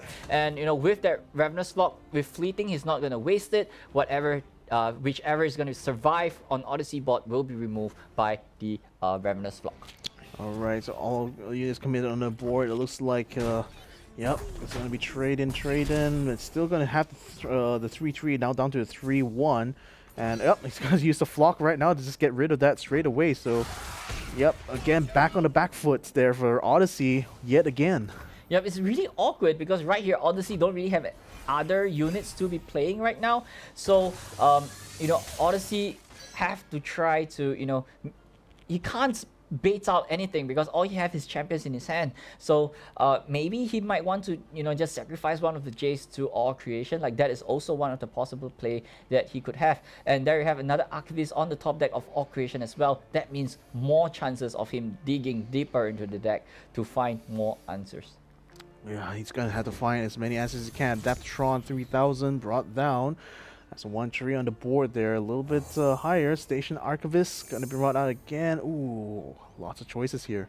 Yep, I mean, the Flock looks juicy as well. Thermal Beam, not so. I mean, he could use it to deal with a Jace or a Heimerdinger that's oncoming with 5 mana of open. Like, these are all possible plays. But, you know, either way, yeah, Thermal Beam might be the good one right here, right? And also, you know, he might go for the pass, he might play the Jace, and instead, you know, he goes for the production search, and try to play a unit and two units of that particular spell as well. So right here is down to all creation. How is he going to answer to this one? Because 4 mana on a 1 health unit is not exactly what he wants. Yeah, it's not a very valuable trade at all. So go for the spell instead. That's only going to take out 1 so far. Still got the 2 to deal with there, but at least 2 better than 3. Yep, I believe, you know, right here he's eyeing on the Flash Trap to actually do the job to remove that turret off that board. Instead, you know, Thermal Beam immediately removing the 3/1 Fearsome Mark 3 and you know, putting Odyssey back down to 0. But that 1/3 robot on the field is having quick attack and fearsome at the same time because it will share the same keyword of whatever turrets that came down. But all creation with that Caitlyn is not allowing Odyssey to rest. But I think Odyssey got the right answer with the Shock Blast. Yeah, might just have it in the hand though. Still has yet to play it, but he still has 7 mana in hand, so definitely an option should he want to go for it. But he's taking his sweet time, mulling over the decision. He's going to go for the Shock Blast. That's going to take those 2 a little bit out for now. Yep, both of them eliminated from the board, leaving only the 1/1. Yep, taking the Caitlyn out of the equation this way, you know, all creations feels a little bit empty and awkward, but you know, he have no choice but to go for the Mystic Shot, trying to take out that Automaton 3000 in on the field. So right now it's an empty board. It's late game, but no one has any creatures or any unit. But Odyssey, still have 4 champions in his hand. While All Creations, his next play is likely going to be a Captain Farron. But this is a stare and pass situation. And yep, assembly line coming in as well. So he will try to force Odyssey to play something, right? So that Tribune will get a little bit more value by removing one of Odyssey's champions. Yeah, I want to try to force the hand before getting to do that 10th round there. So Lisa, yeah, he does exactly the same thing on his end of the board. So again, just maintaining the status quo so well this late into the game. Yeah, this is the kind of situation where you call it a stare down, right? So it's I play something, you play something, I can't do anything. What's next? What's the next thing that you have? But right here, it feels like as turn goes by, Odyssey is starting to draw into his options, and the financier is gonna be allowing him to find another 6-cost card, maybe a Shock Blast that could remove these 2 units of All Creations board, and Odyssey would have a really good swing then after. I mean, if this kind of stare down literally ends up in the tie, do they do the tiebreaker by literally having a staring competition? Whoever blinks first is gonna lose. Yeah, so yeah, exactly, right? Financier coming it down. The best card or the premium card he might be looking for is Shock Blast, and hopefully he will be able to get that one. I mean, it's taking too much time to think, so I don't think it's one of the 3. Yeah, might not be it, Chief. So might be in deep trouble though, because I don't know. It feels like Odyssey is still again not able to find any way to get the upper hand. So he does pick up one eventually, at least at the first final initiative down. Oh my goodness, he got himself in harrowing. So as units get knocked out or get killed in the process, Harrowing would be able to bring 6 of his best units back. But however, the only trade-off is going to have Ephemeral, right? So it's going to allow him to have one big swing. So right here, I think Odyssey is free to go. He might be able to, he might want to even just play the Jace or play the Heimerdinger for funsies, and hopefully he might get the Harrowing back as well, back to back off with the transformation spell in his hand, and with the Vengeance, this Captain Farron is immediately going down. Heimerdinger on the roll, and I believe this is where Odyssey is going to be switching to Overdrive, and this is where he will be pushing more damage. Yep, shift that gear to 5th, and let's go, ladies and gentlemen. Odyssey possibly having an opportunity to go on a roll here. So a spell going to be focused on that Heimerdinger here. Is that going to take it out for now? Yep, the Tri-Beam is going to be removing that Heimerdinger, but one Vengeance comes down, remove the Farron. I got a Mach 6 in the process. I mean, he still gets a little bit of value, but it's 7-4 off the top as well. Aye, that is not where you want to take this amount of damage from All Creations. Yeah, he's going to have to block it, so he's going to have to force his hand there. And unfortunately, they lose both units there. Back to square one yet again. Wow, what a control here. Yeah, I mean, it's down to square one, but however, it's not looking good for Odyssey, right? 10 health in the Nexus, 2 Decimate in All Creations' hand. That is equivalent to 8 damage. All Creations have to do is just find 3 points or like 2 points of burn. He could just finish off Odyssey in just a few spells. So he got the Financier, hopefully he get himself a Shock Blast or a True Shot Barrage. Like, these are all cards that he could try to close off the game. So Odyssey's going to commit one spell here. But still... Harrowing. Yeah, that's the thing. He can still afford to bring out the 6 best heroes in his deck, so he does have that trump card to play. My question is, should he do it now, or is he still waiting for an opportunity later on? But do you think All Creation is going to give him that chance? Well, I mean, take a look at what is in All Creation's hand, right? It's lots of slow spell and a Scorched Earth. So if the Harrowing actually managed to pull off, there's nothing much All Creation could stop him. But there you have Jace already going for the level up. But however, All Creation got that Shock Blast off that Financier as well. All Creation already got lethal based on his hand, all the burns coming in from his hand. Right. So if he could sustain and try to and likely he will be able to survive this turn. 2 Decimate is just going to do the job. There we have, Shock Blast immediately firing off on the Jace and the Nexus, bringing the Nexus down to 7. And 2 Decimate is in the hand of All Creation and is known knowledge to Odyssey as well. Odyssey only have 1 point of healing, which is the Vow Feast, which is not going to be enough because 8 is going to be healing him up to 8, and Decimate does 8 damage. Youch, that's just literally just enough, isn't it? So, oh man, how is he gonna dig himself out this time? Well, he's gonna try to bring some Iceborne Legacy there, so at least it buffs it up to a 9-6. Is that gonna be enough though? Yep, I mean, Iceborne Legacy on the Jace, so Jace everywhere gets +4/+4. As of right now, those Jaces are buff and muscular, but I think this is not enough for him to go for the push. No overwhelm inside on the Jace, just a single strike and first strike, and that's going to be clearing up All Creation's board, but it's totally fine as All Creation has all it takes to remove Odyssey out of game number 1 with 2 Decimate, and I think Odyssey knows that, and it's going to be game over. Oh boy, Pilton Pacemaker off the top of the deck right now. I mean, yeah, again, All Creation has full range to just go open fire right here and then. Is he gonna go for it?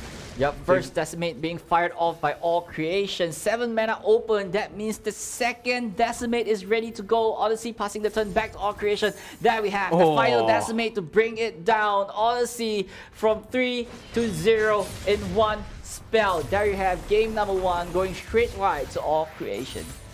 Ooh, well done there to our Japanese player. That's already a first blow struck down onto our Thai Titan. So, man, I mean, what's your thoughts about that? Well, I mean, those are really good plays, right? Even though there was a stare down, there was a lot of back and forth, but All Creations know that, you know, as long as I keep doing damage to my opponent, and you know, as long as his damage, his Nexus is below what I expected, that Captain Farron would be able to just burn him out. And he played to every single outs that he could have. And you know, if I can't win by units, I just burn you down.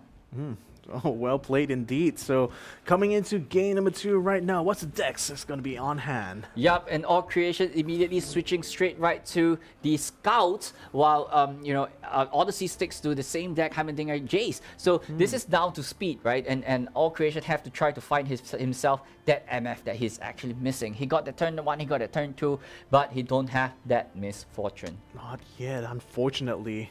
So, that's the thing, when it comes to speed, who's going to be the faster one in this kind of quick draw? Well, the Scouts definitely got the upper hand in terms of speed, but however, when it comes down to Odyssey, you know, he got the Valve Feast, he got the Financier, he got the Assembly Line as well. So this way, he could still hold off a little bit more against Creation. So this way, all he needs to do is just sustain and hopefully reach, like, you know, 6 mana, and if he have a Shock Blast, that will have so much value against his opponent. Well, All Creation wasting no time to try to fill up that board, so he's already got 2 units down for now. But again, it's going to be race against time, I think, for the 2 of them here. So speed is going to be of the essence. Yep, definitely right. And right here, All Creations already got 2 units on the board. And while Odyssey still have nothing, he's still contemplating, you know, if he should play the Financier or just, you know, go for the Assembly Line the next turn, leaving the whole board right open for All Creation. This is looking good for a good open attack against his opponent. An open attack he will commit to, so that potentially might bring Odyssey down to 14, unless he's got something to try to deal with this. But yep, he's going to use at least one Vile Feast there. So at least that takes down 1, but he's still going to take 2 damage though, so still net 2 in the end. Yep, All Creation is totally fine with that Valve Beast, right? Because without the, you know, without 6 mana on Odyssey side, he can't cast Assembly Line, he can't cast anything. So he's totally okay with the Valve Feast, but this Shock Blast from the top deck of Odyssey might make a lot of changes. So it's down to All Creation, right? He got the defensive card, he got Ranger's Resolve, he got Shield of Duran. So right here, he's ready to be defensive. It's just how he's going to put them to action. Yeah, so at least Odyssey takes a little bit off the top there. So they're tied 17-17 in health points right now. Ferris Financier brought out again. Oh, it's going to be interesting to see what card he's going to be able to pick up from this. But what's certain, though, is that All Creation still has... Oh, I think actually they both have pretty thick boards right now, though All Creation definitely will be able to dole out more damage, for sure, and even more now. He's brought that out. Yep, and there you have, you know, the Quinn getting Quinn and the Valor getting +2/+2 each from the Duran Sculptor. It's looking a little bit awkward. Odyssey has 2 Shock Blasts, like that are good cards that he might be firing off this turn, and he is actually looking for targets. So the good targets are probably the Sculptor and the Valor. But however, All Creation got that Ranger's Resolve, would be able to counter that Shock Blast. So these units wouldn't be going down from the Shock Blast.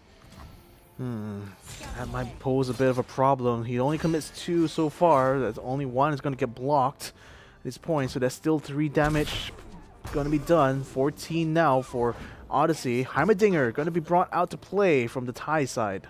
Yep, Heimerdinger is safe to be coming down this turn because, especially in this matchup, because the Valor can't take out the Heimerdinger in the process, and he could still use the Valve Feast to just remove that Valor of combat. So these are all really good and calculated move coming in from Odyssey, that this Heimerdinger is just safe to be landing, and he will be spawning more of this turrets later on in the game. Well, a lot of units already committed and definitely a lot of damage potential, so how far is he going to be able to bring it down? 11 points of health, 11 the Nexus right now for Odyssey.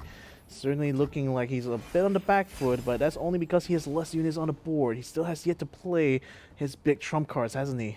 Yep, Odyssey is just not doing much at this point, right? And immediately Shock Blast firing off, and this might be a good chance to go for a Ranger's Resolve to just try to save one of the Sculptor and make it really awkward for Odyssey. But however, Odyssey is just gaining more and more advantage with the turrets that Heimerdinger is actually producing, and that's where the real value is at whenever Heimerdinger is on the field. Does clear that 1 unit off the board there, but does buff a bit of more defense, it looks like. And he's just going to be able to bring a 3/3 up to a 3/4 now. So still keeping his side of the board very nice and packed for now to deal against whatever Odyssey has on hand. But what do you think could be the play now? Yep, All Creation, he's likely to be dropping down the MF, and it's at 4 health. So it's looking really awkward, right? Because that Shock Blast can't exactly take out that MF. But, we know that Odyssey got a Valve Feast, and, but however, All Creation is saying, okay, my MF is going to be safe to save this turn because with 6 damage, you can't take out my MF.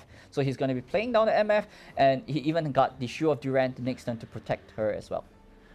Ooh, again, like, what kind of options does Odyssey have for now? It seems like unless it could do something quick to either block it out. Yeah, it's not looking great for Odyssey at this point in time.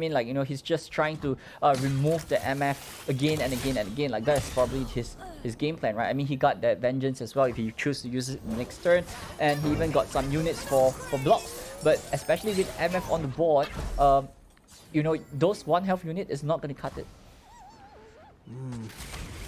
Well, it does do a lot of damage, but again, still have an advantage on All Creation's side, even though his health is down to 5.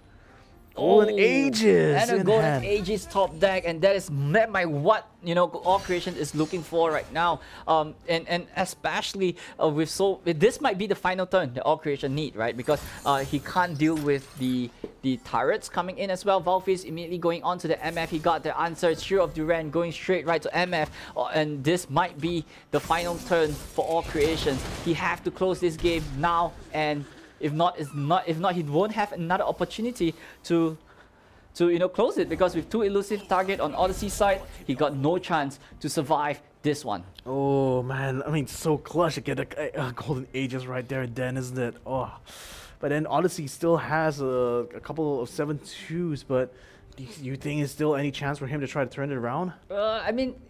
He has to force Odyssey. He have to force Odyssey to, use the elusive targets to block, right? So, and he's going for the Marcia. I think he's going for the Hail Mary play, and instead of that rally play. So he's just buffing everything up. He's just going in for 1 big swing, and hopefully he will be able to leak a little bit of damage or even clear Odyssey's board. Ooh, okay, here we go. A 6/9 brought down, a 6/6. Oh, everything but the kitchen sink out on play here for All Creation.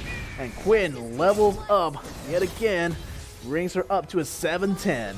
Yep, and this is a big swing coming in, pulling one of the elusive turrets straight right to that Valor. It kind of forces Odyssey to use the elusive unit to block the MF, so to remove her out of the board. And this is actually not exactly looking that great for All Creation because the MF is going down, but at least the damage control is done. Remove that 2 elusive off the board. Just deal 5 damage, and hopefully next turn you can close it off with that Golden Aegis. Oh man, it's not looking good at all for Odyssey. I mean, he still has yet to commit to this choice. He's still potentially going to be taking 5 damage unless he commits his Heimerdinger as well, but if he does, that's it. He has nothing left on the board, so oh boy. Okay, he keeps a Heimerdinger. He's going to take that 5 damage, and oh, that's just going to clear out so quickly right now. Down to 3. Oh, 6-7 can quite attack, so he's still able to survive for now, but only just. Wow, I mean, All Creation has only one out right now, is to top deck that sharp side. Look at his hand right now from Odyssey. He got 2 6 units, 6 cost cut. That Vengeance could potentially go onto the Quinn, and at the same time, no sharp side. So, it could immediately go on the Quinn and just play the elusive turret and just close off the game. So, here's a big question, or even like Odyssey could go for the assembly line and go for the Mach 6 and just fly into All Creation Nexus. Like, that is probably what he's thinking of, and that will be the line of play moving forward. Oh man, I would hate to be in his shoes right now because this is a very, very tense and critical moment in this game right now. The choice here from Odyssey could determine whether he lives or dies. There's a floor joint assembly line sent out as well, so hopefully there's some extra units to buff his line there, but again, still doesn't solve the big problem though. Yep, I mean, Odyssey already got 5 units on board, even though, All Creations is kind of forced to play something this turn, right? Because, or else, he will be flowing 5 damage into the Nexus, and that is lethal. So he's kind of forced to play something this turn, and the Mach 6 would be coming down, and Odyssey will just be swinging with it. So the only way that Odyssey have to be wary of is to play around sharp side, but we know All Creation doesn't have it in his hand, but he could potentially bluff Odyssey for this one. He might, but how long can he keep the bluff going? No, he can't bluff at all. He just straight up gives up. There's no way out. So he concedes around the Odyssey. We're going to a 3rd game decider here, ladies and gentlemen. Oh man, still gonna have to wait a while until we see who's gonna be that last grand finals, isn't it? Yeah, it's still gonna be tight, and All Creation is not allowing any chance to grab by. He's going in so aggressively with the scouts deck. It's just unfortunate that he couldn't get into the MF early, but hopefully he could turn this around against that Fist of Philios. Yeah, so here we go, back again. Did they change up the decks? Yep, and Odyssey actually switched it up to Fist of Philios, while the Scouts deck is still running on All Creation side. It seems like he already top decked a MF from the first draw, but I don't think he has a turn 1 play based on the mulligan, but however, he still have a turn 2 play. Alright, yep, they skip straight away to turn 2 right now, so going rapid fire this time around, but Odyssey again brings down the 2 units, he brings out the wing. There's only 0-3, so that's only going to be able to block quite effectively actually for this round. So let's see if he's going to try to if there's anything else to commit from Odyssey's side. Yep, I mean, Odyssey only have one game plan right now, is to have as much blocker as possible, and also play around a great sharp side coming in from All Creation. So he could, start to widen up his board as much as possible and have, maybe beef up his units a little bit more. Like, these are all possible move coming forward. So as there's no burns or not much ways to remove the MF from Odyssey side, so All Creation have to capitalize on this one. Play the MF on 3 and start the ball rolling. Yep, he's gonna have to make it snowball as much as possible. As Odyssey is gonna try to block him at every single turn. Tiny Shield's gonna be able to bring it up to a 3-4 there. It's gonna have a little bit of a trade-off over here. A couple spells committed. A Pale Cascade that's gonna be able to buff it up to a 3-2.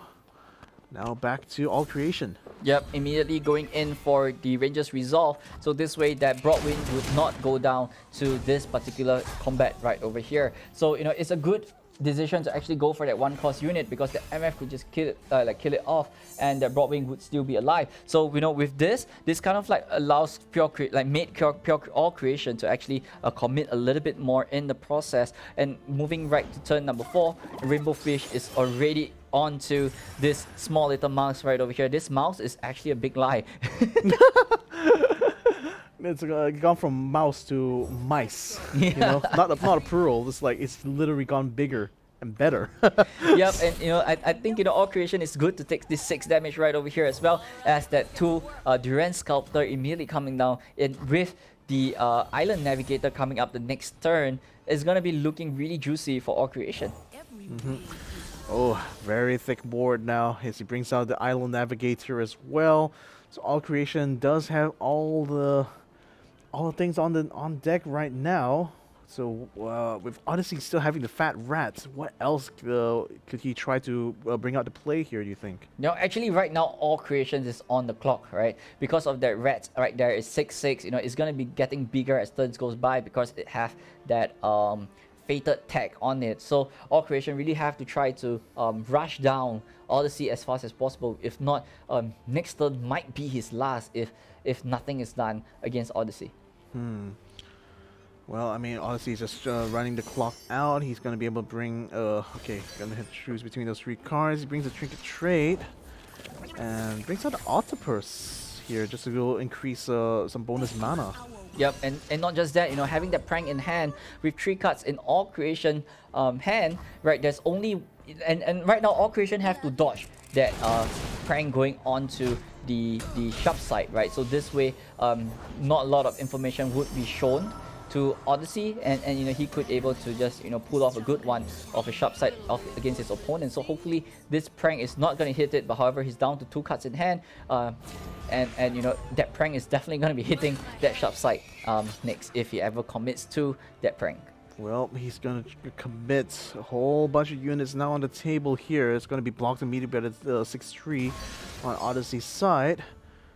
Spell sent down as well, so most likely it's going to be a lot of damage. 7 damage total going to be brought down to bear onto Odyssey unless he has something else in mind. Nope, he's going to take all of it straight to the face. 10 points to 12 right now. Odyssey on the back foot-ish. But again, Creation is still running against the clock. Yep, Golden Ages off the top as well. That might be the card that he is looking for to close off the game. But Prank immediately catches that Golden Ages, but that sharp side is still unknown. And he could still go for a sharp side to block this mice right over here. Instead, he got that Overwhelm Infernum, attach himself onto the mice, getting him, bring it up to 9-3. And I think he might be putting that 2 mana burst speed spell onto the red as well to give it impact +2/+0 and impact. So yep, there you have the Flame Splitter immediately going straight right to it. 11-3 with impact overwhelm. I have no choice. All creation have to go for all in, and he have to defend this one with his might. This is just aiming for the fat rat attack. I mean, right now, that's 12 damage there in total. If All Creation has no response to this, he's going to send out a blocker right now, and that's pretty much he has to at this point. He's still going to be taking 7 damage total, though, so it's still not a good look for All Creation's end. Yep, All Creation. This is probably the final, he have to survive this turn, and next turn he could do a reverse swing, right? And there you have Guiding Touch, trying to get a little bit of draw, unable to get a buff in the process. But it's still big damage done, bringing All Creation down to 5. And this is the final chance for All Creation to go for the push. MF is leveling up this turn, and he still have a Scout attack, and that is it. He's going in for the commit, and this is it. It's bullet time, baby. Oh boy, Misfortune is up and online, but is it going to be enough to make the difference right now for All Creation? He's going to need every last unit here to bring to bear, but still may not even be enough. Yep, and not forgetting that Golden Ages in his hand as well. Just with 3 combat step, there will be 9 damage going straight right to All Creation's Nexus without any unit touching it. So, right here, Odyssey really have to defend all his might. Ladies and gentlemen, this might be the final turn of the game, or even for All Creation. Oh boy. tense again. And remember, this is the last game. Again, whoever wins this proceeds on to the grand finals right now, and it all hinges on what the choice is going to come from Odyssey's side. Is he going to go all ham? Nope. Sends out the... So once again, chooses a card. Aphelios. Right, and get a Severum. He's like, right here Odyssey is on the defense, and he have to try to heal up a little bit more, giving that unit life touch. That's just not looking good for Odyssey. And I mean, there's a possibility of him playing a Maria Warden and then using the Fleet Feather Tracker to pull the life gain unit all the way to the right side of the board. So this way he could still push a little bit more damage, and this is a possible way that he could close off the game. Well, sends out the last of his birds out of his hand and onto the table. But, like I said, Odyssey still not having a good look on his endo, despite having the 11-5 rat. He still is hanging on by a thread here. He's still not having, still has not enough units to block. Doesn't look like he has any spells to try to mitigate the damage. I don't know. Does he have any options left? I don't think that he got much option, because MF have overwhelmed, right? And right here, all you need to do is just pull the rats all the way to the right side with the Fleet Feather Tracker. This Grandfather Fate is not going to do anything, because that MF is going to be punching in 4 damage after the bullet time, and that is going to be 7 damage just by the MF alone. And there we have, bullet time already committed as well, and I don't think Odyssey got out of this one. Grandfather Fate in front of the MF is not going to be enough, as this is it. 1 mana is not going to be enough for Odyssey to pick back his win, and All Creation will be taking this home 2-1 against Odyssey. And there we have blocks and be declared. Resolve this block, and there we have that attack going straight right down. MF will be the one to close off the game for All Creation. Oh, this is the end indeed. All Creation proceeds to the grand finals, and it literally came down to the wire here. So well done there for All Creation, the hottest man right now in Legends of Runeterra, hands down. Yep, I mean, it's not only that he looks good, he plays well, and he's even moving straight to the grand finals. This man is on the roll. He's got a full package, man. You better jump on it quickly. Stong's going up, but wow, well done there for All Creation. It was a very, very closely fought, but ultimately very fruitful round there.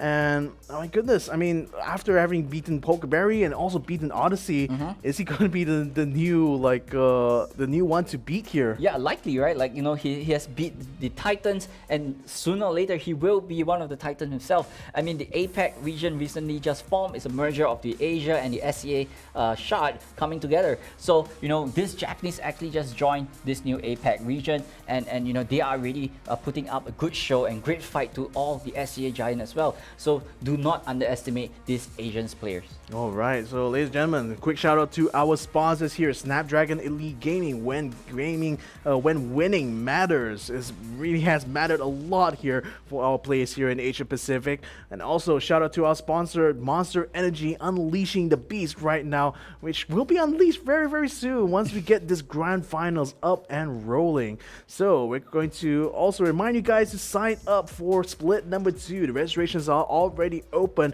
on SnapdragonProSeries.com. So go ahead, hit it up, and hopefully bring your best plays here, because if you are good enough, you might stand a chance to win a cut of that prize pool here for Split number 2. So we're going to be taking a short break, and we'll be right back here with the grand finals. So make sure you guys stick around. We'll be right back after these messages.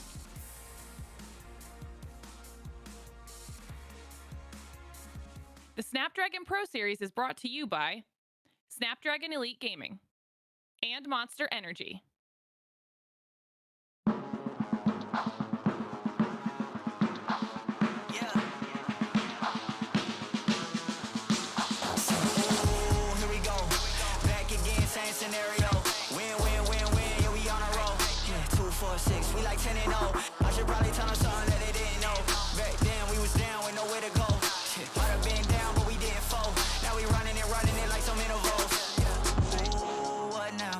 Tell me who you see when you look straight up like, wait, who us now?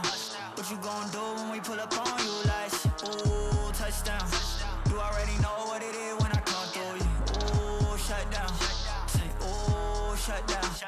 Say, ooh, what now? Tell me who you see when you look straight up. Like, wait, who? Us now. What you gon' do when we pull up on you? Like, ooh, touchdown. You already know what it is when we come through. Ooh, shut down. Ooh, shut down. Ooh, give me that crown. I need that now, right now. Ooh, don't make a sound. This is my time. You hear the crowd. Hey, we need that rain. Me and my team. Deja vu. This here a dream. We done all seen 100 times over back when we was just teens. Now we going dumb. Told them we the one. They would count us out. Now we counting up the funds. Now without a doubt, they be throwing other ones. Like they was always rapping. I believe them if you want. Now they show love. Came with a dub. It is what it is. It isn't what it was. They all love to hate when it don't work out. Tell you that they always been down when it does. Look. Say, ooh, what now? Tell me who you see when you look straight up. Like, wait, who? Us now. What you gon' do when we pull up on you? Like, ooh, touchdown. You already know what it is when we come through. Ooh, shut down. Ooh, shut down. Say, ooh, what now? Tell me who you see when you look straight up. Like, wait, who? Us now. What you gon' do when we pull up on you? Like, ooh, touchdown. You already know what it is when we come through. Ooh, shut down. Ooh, shut down. Ooh.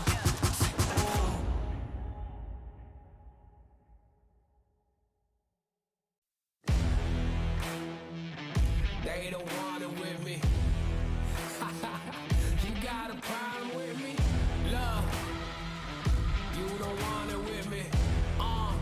Man, you won't ever stop me. Who y'all really got a problem with? Who y'all really trying to solve it with?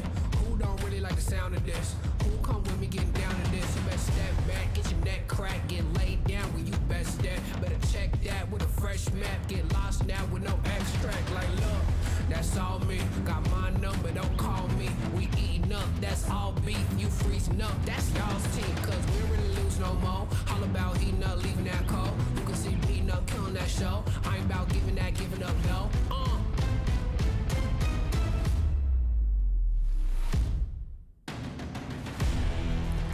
Nah, cause they don't want it with me. Love, you got a problem with me. Love, cause y'all don't want it with me. If you start a fire with me, then you never gonna stop me. Ay, sound the alarm. We about to go on. You getting it wrong. Time to go off. Can't hold us back. Heyo everybody, welcome back to the Snapdragon Pro Series. My name is Victor Cax, joining me here is Moonboy, and this is it. The Grand Finals, what I've been waiting for the entire day, and it comes down to this, Korea versus Japan. And boy, is it going to be a massive, massive battle here. The winner of this, remember, is going home with $2,000, whereas the loser only going home with $1,000. About half the price, but still a lot of money in it. Yeah, I mean, you could do a lot of things with the prize money, right? Be it first place or second place.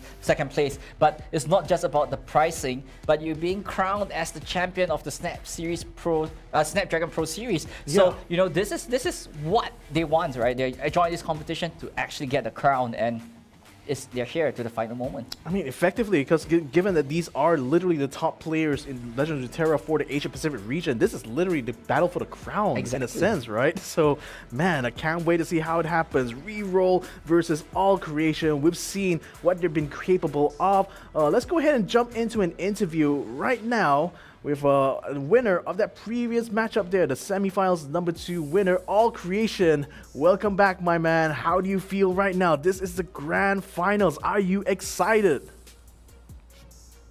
はい、今どんな気持ちでしょうか？まあ、嬉しいです。はい、yes, I'm really happy about being here. Yeah, in the grand finals. very obvious from your expression there. Moonboy, any questions you'd like to ask him? Well, I mean, what was your game plan coming into the semi-finals game? And, you know, moving straight to the finals, what do you expect? このセミファイナルに入る前のゲームプランは何でしょうか？そして次の、ファイナルの対策とかはございますでしょうか？まあ、セミファイナルは、アフェリアスフィーズがいたということで、まあ、それに有利なデッキしか持ってきてないので、どこから投げてもどうやってもいつかアフェリオスフィーズドを2個立てれるなっていう、ゲームプラン、持ち込みの時点で勝ってたなっていう感じですね。はい。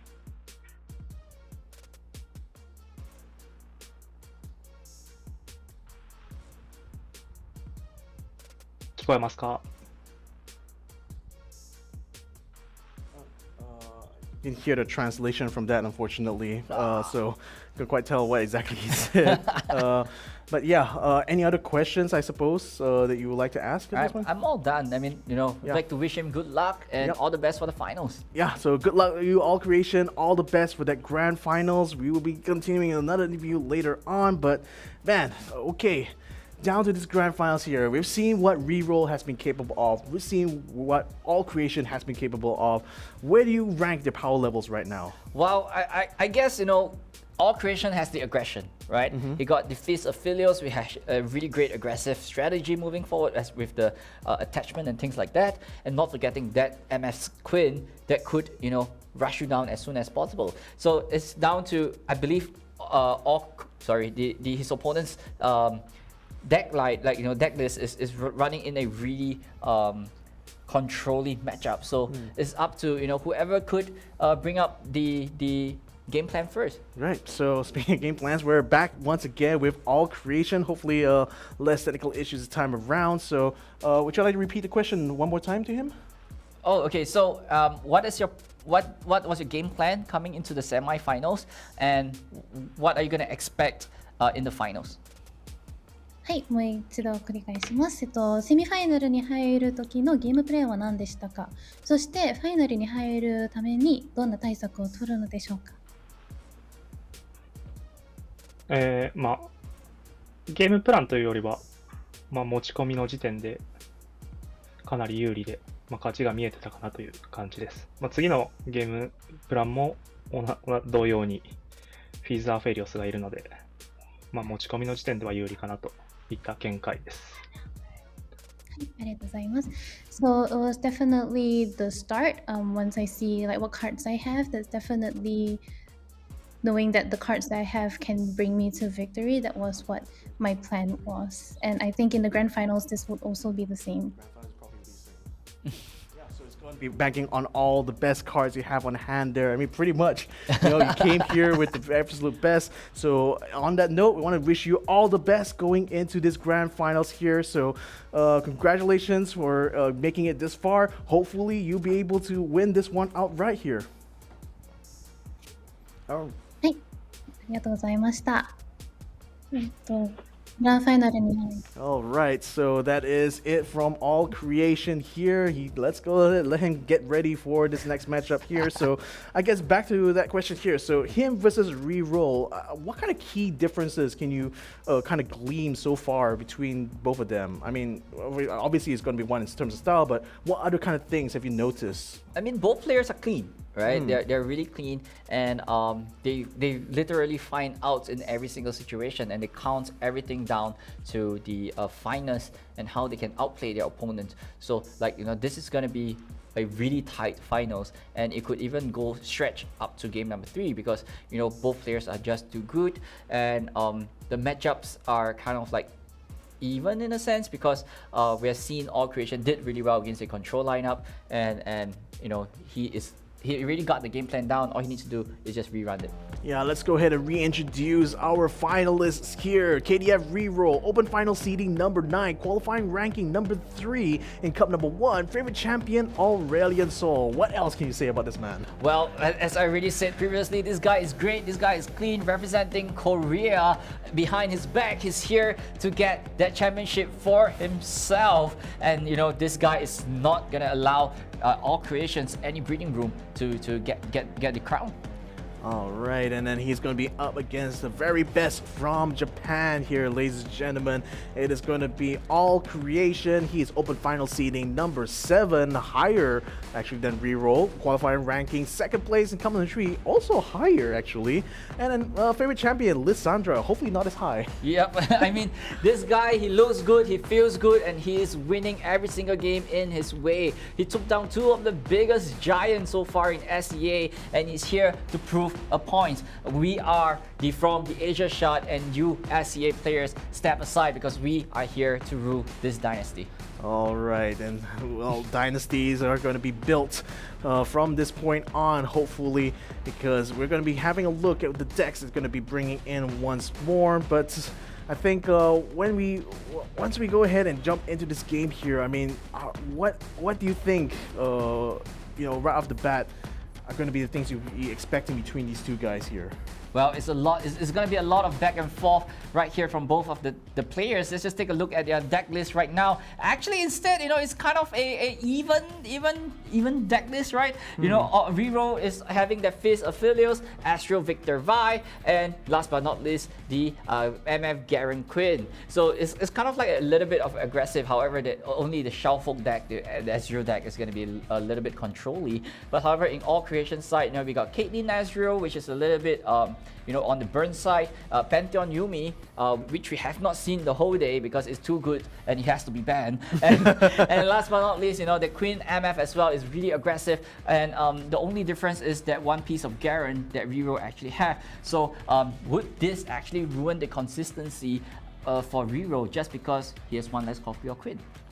I don't know. I mean, again, any kind of thing you can find in difference, or in any sense, any kind of advantage you can find will certainly go a long way. But hopefully, Reroll's little variation on the deck is going to be able to give him that upper edge, maybe. Who knows? But it's still going to be down to which one's going to ban. I mean, a bit of a shame that we're not going to be seeing Yuumi Pantheon pretty much. I mean, definitely going to be a no-brainer ban on that one for sure.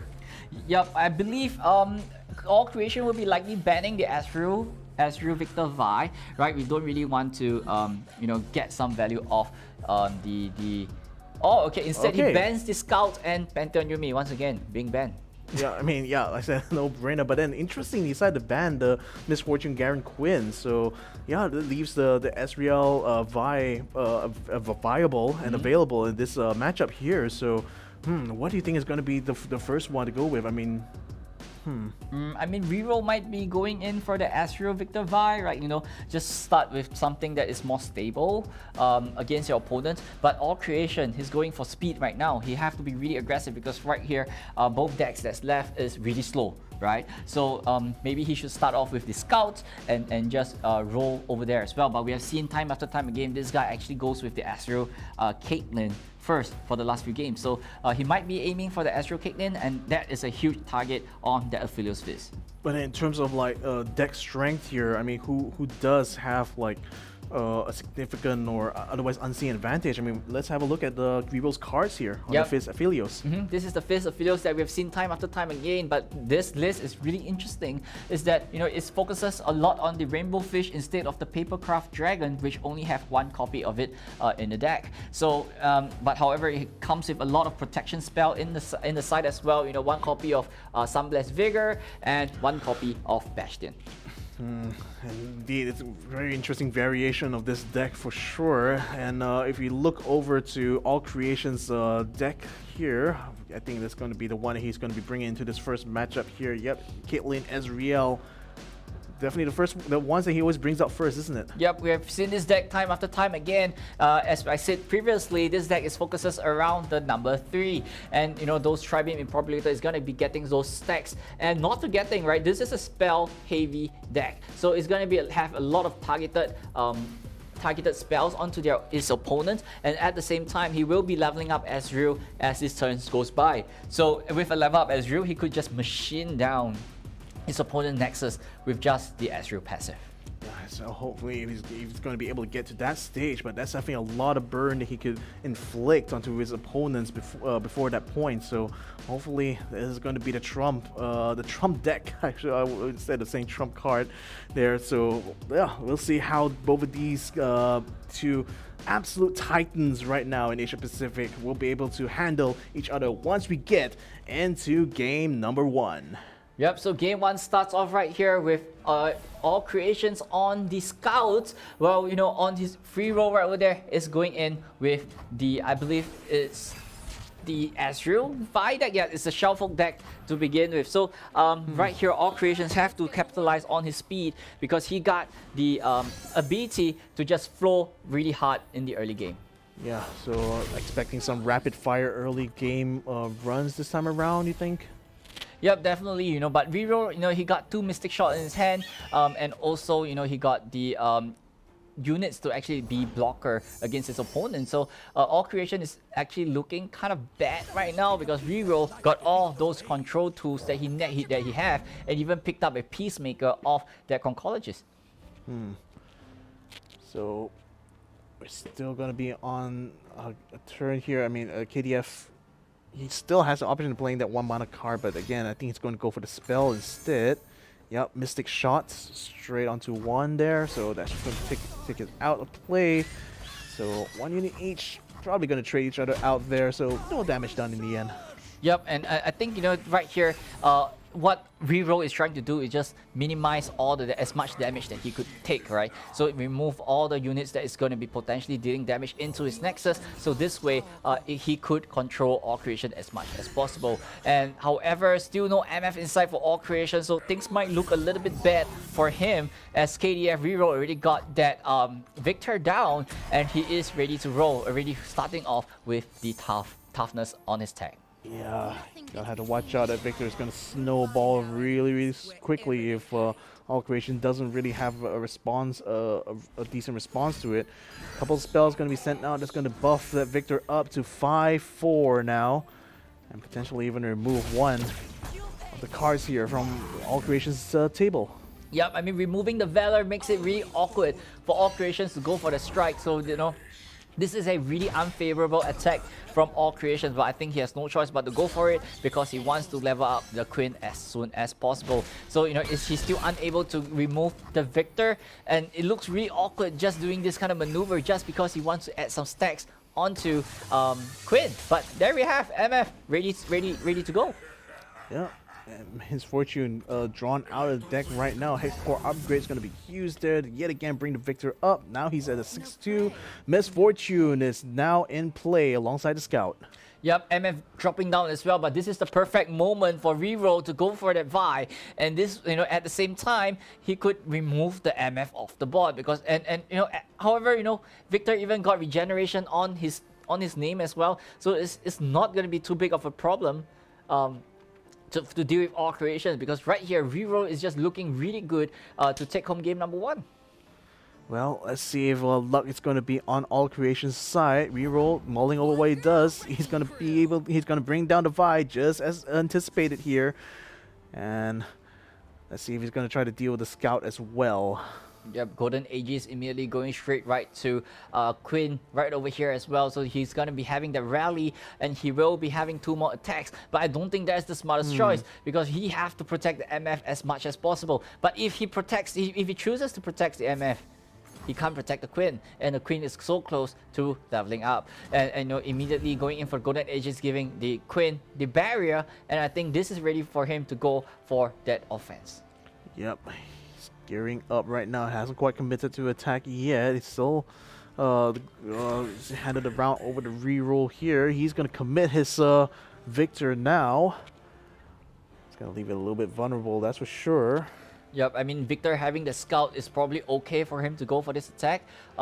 He could even block with the Queen, right? But if he blocks with the Queen, it just defeats the purpose of that Golden Aegis. So, right. He will be sacrificing his MF in the process, and Oh, and just nope. remove the Victor. But you know, taking 6 damage is not exactly smart, as the Victor has regeneration. This is the only time for him to remove this champion off his opponent's board. Yeah, at the end of the day, it's about getting rid of the biggest threat on your opponent's table. So that's job done. Even though he lost the MF, he's still going to be able to bring the Quinn down though. So, but then still, he's a little bit weaker compared to the Vi there. So. Is still able to do a little bit of damage, brings it back to play again, and that time it's mutually assured destruction. Yep, I mean that was a great trinket trade coming from Reroll, just putting Vi up to 4 and at the same time removing the Queen. So all creation just looks really awkward right now, right? His board just look empty and he have to commit to the Cithra. But here comes the Curious Shellfolk, and I think he is ready to roll off this one. Cithra is an easy blocker for a 1-1, just chump it up and let the prank begin. Let the pranks begin, and now this is where he gets all the value. You know, free golden ages for me. Thank you very much. You get the text and I get the discount, and this is what Shellfolk does. Text and the discount. I mean, my goodness, I don't get a rebate from that. That's for sure. So Reroll right now continuing to be the trickster here, picking up an extra draw here.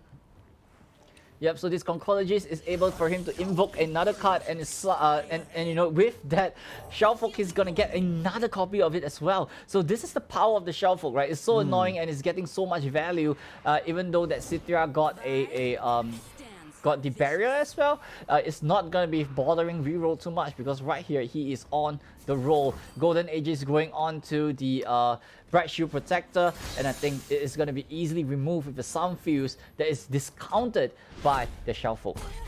Yep. So somebody's gonna take one out, and surrender on All Creation's side. What exactly went on there? Well, basically All Creation ran out of gas, right? Reroll was controlling it so well, and just, you know, put a brakes onto whatever All Creations is doing. So I got the control, I got the tempo of the game, and All Creation could not keep up the aggression and the pressure. He have to drop off. What a shame. So getting surrender early on in this first game. Now we're just going to jump straight in to game number 2. No holds barred. I mean, again, not quite a situation you want to be in here. I mean, you know, conceding that first game quite in quick fashion, I have to say. Now the game 2 is going to be even more critical. Yep, this is not just game number 2, but this is game point as well for Reroll. He takes this one, he takes home the championship, and you know, everything is on the line right here. All Creations on the Scouts. I think, you know, this might not be the best matchup for All Creations, but you know, he have to go for the offense. He got the MF on board, he is ready to roll, and down to Reroll. How is he gonna answer to this hand that All Creation actually have? Yeah, you know what's better than one misfortune? Two misfortune. Yeah, quick maths right there. All right, Warden going to be brought out here. So just mostly to try to maintain parity on the table for now. But looks like Reroll is going to be going aggressive, sending it down the board now, forcing the block to come out. All Creation and Reroll ready for the stare down. Oh, no. All Creation just deciding not to commit the Warden. So instead tanks the 2 damage. Yep, he actually needs that Warden, right? Because Reroll knows that it's going to turn number 3, as the MF is going to be coming down right on time. So, you know, Reroll have to be, All Creation has to be a little bit respectful for the MF so that it could trigger its ability. So, you know, with that Mario Warden in hand, he could keep that MF safe. So taking that 2 damage for this trade is totally fair. All right, and indeed that makes it a net 3 actually. So definitely a much better outcome there for All Creation.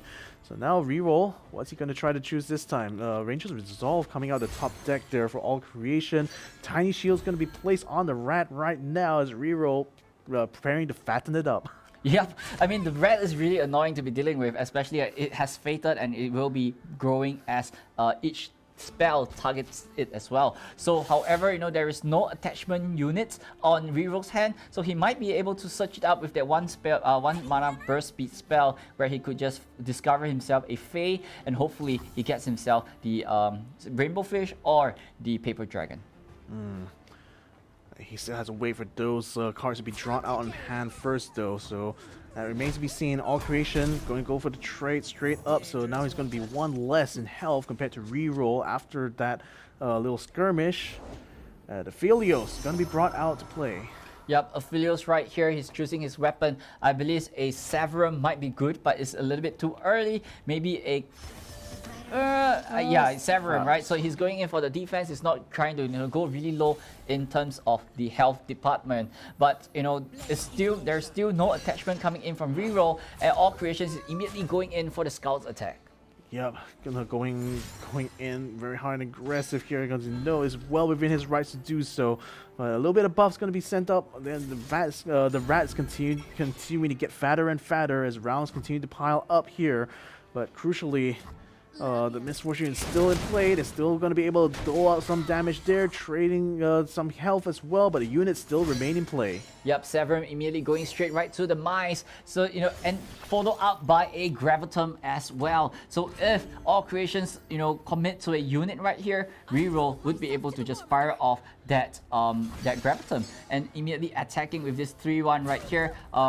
He has, right here, Reroll is forced to go for the block. He don't really want to take this amount of damage. So, but however, if he blocks with the mice, he is able to heal back up, but he will be sacrificing the mice in the process. Indeed, and again, given that is literally the most important unit in his deck, he doesn't want to lose it this early into the game quite yet. So he blocks instead with a different unit. It's going to be a mutual trade right there. Still, Reroll looking a little bit worse for wear, being 1 health down. Yep, and then right here, is Reroll's All Creation played down the Duran Sculptor, and Reroll has the option to actually play a second Aphelios to actually get that Nightfall trigger right now. But is this the right actual moment for him to play? I believe you could just take the pass, go to the next turn, and save this mana for the next turn. Yep, and indeed, he passes it over to All Creation now, who in turn passes it back to Reroll. So pretty much a skip and a hop right there. Okay, a choice between 3. Which one is Reroll going to go with? Well, hopefully he find himself a attached unit, and there you have, that origami dragon, I would call it, is going to be coming down onto that mice, and he will be having that double strike. However, on All Creations MF is ready to be leveled. So a level MF is really scary to be dealing with, and not forgetting a Golden Aegis in All Creation hand will be able to enable that level up this turn. Yeah, the level up just coming in just in time, isn't it? So Island Navigator going to be brought out. That's going to further thicken the board right now for All Creation. Just in time for that Vi level up. The rat is going to be, is he going to commit? Is he or is he not? Just put it out there for a little while before canceling that idea. But then what else can Reroll potentially try to play here? Well, I mean, with 3 mana open, there's nothing much. I mean, if you could reconsider a combat, but Calibrum immediately going into the Squire right over there as well, just removing it off the board so that, All Creations board is a little bit controlled at this point in time. Yeah, you don't necessarily want the aggro guy to be out of control, especially once we're already right here in this mid stage of the game. Golden Age is going to be committed onto the Island Navigator here. And Reroll still having initiative. Yep, I mean, Reroll looks like is in danger, right? Because the MF is actually leveling up the next this combat and immediately surrendering off, and he's saying let's not waste time over here. Let's just go right to game number 3. I don't want to deal with your scouts anymore, and let's just move on.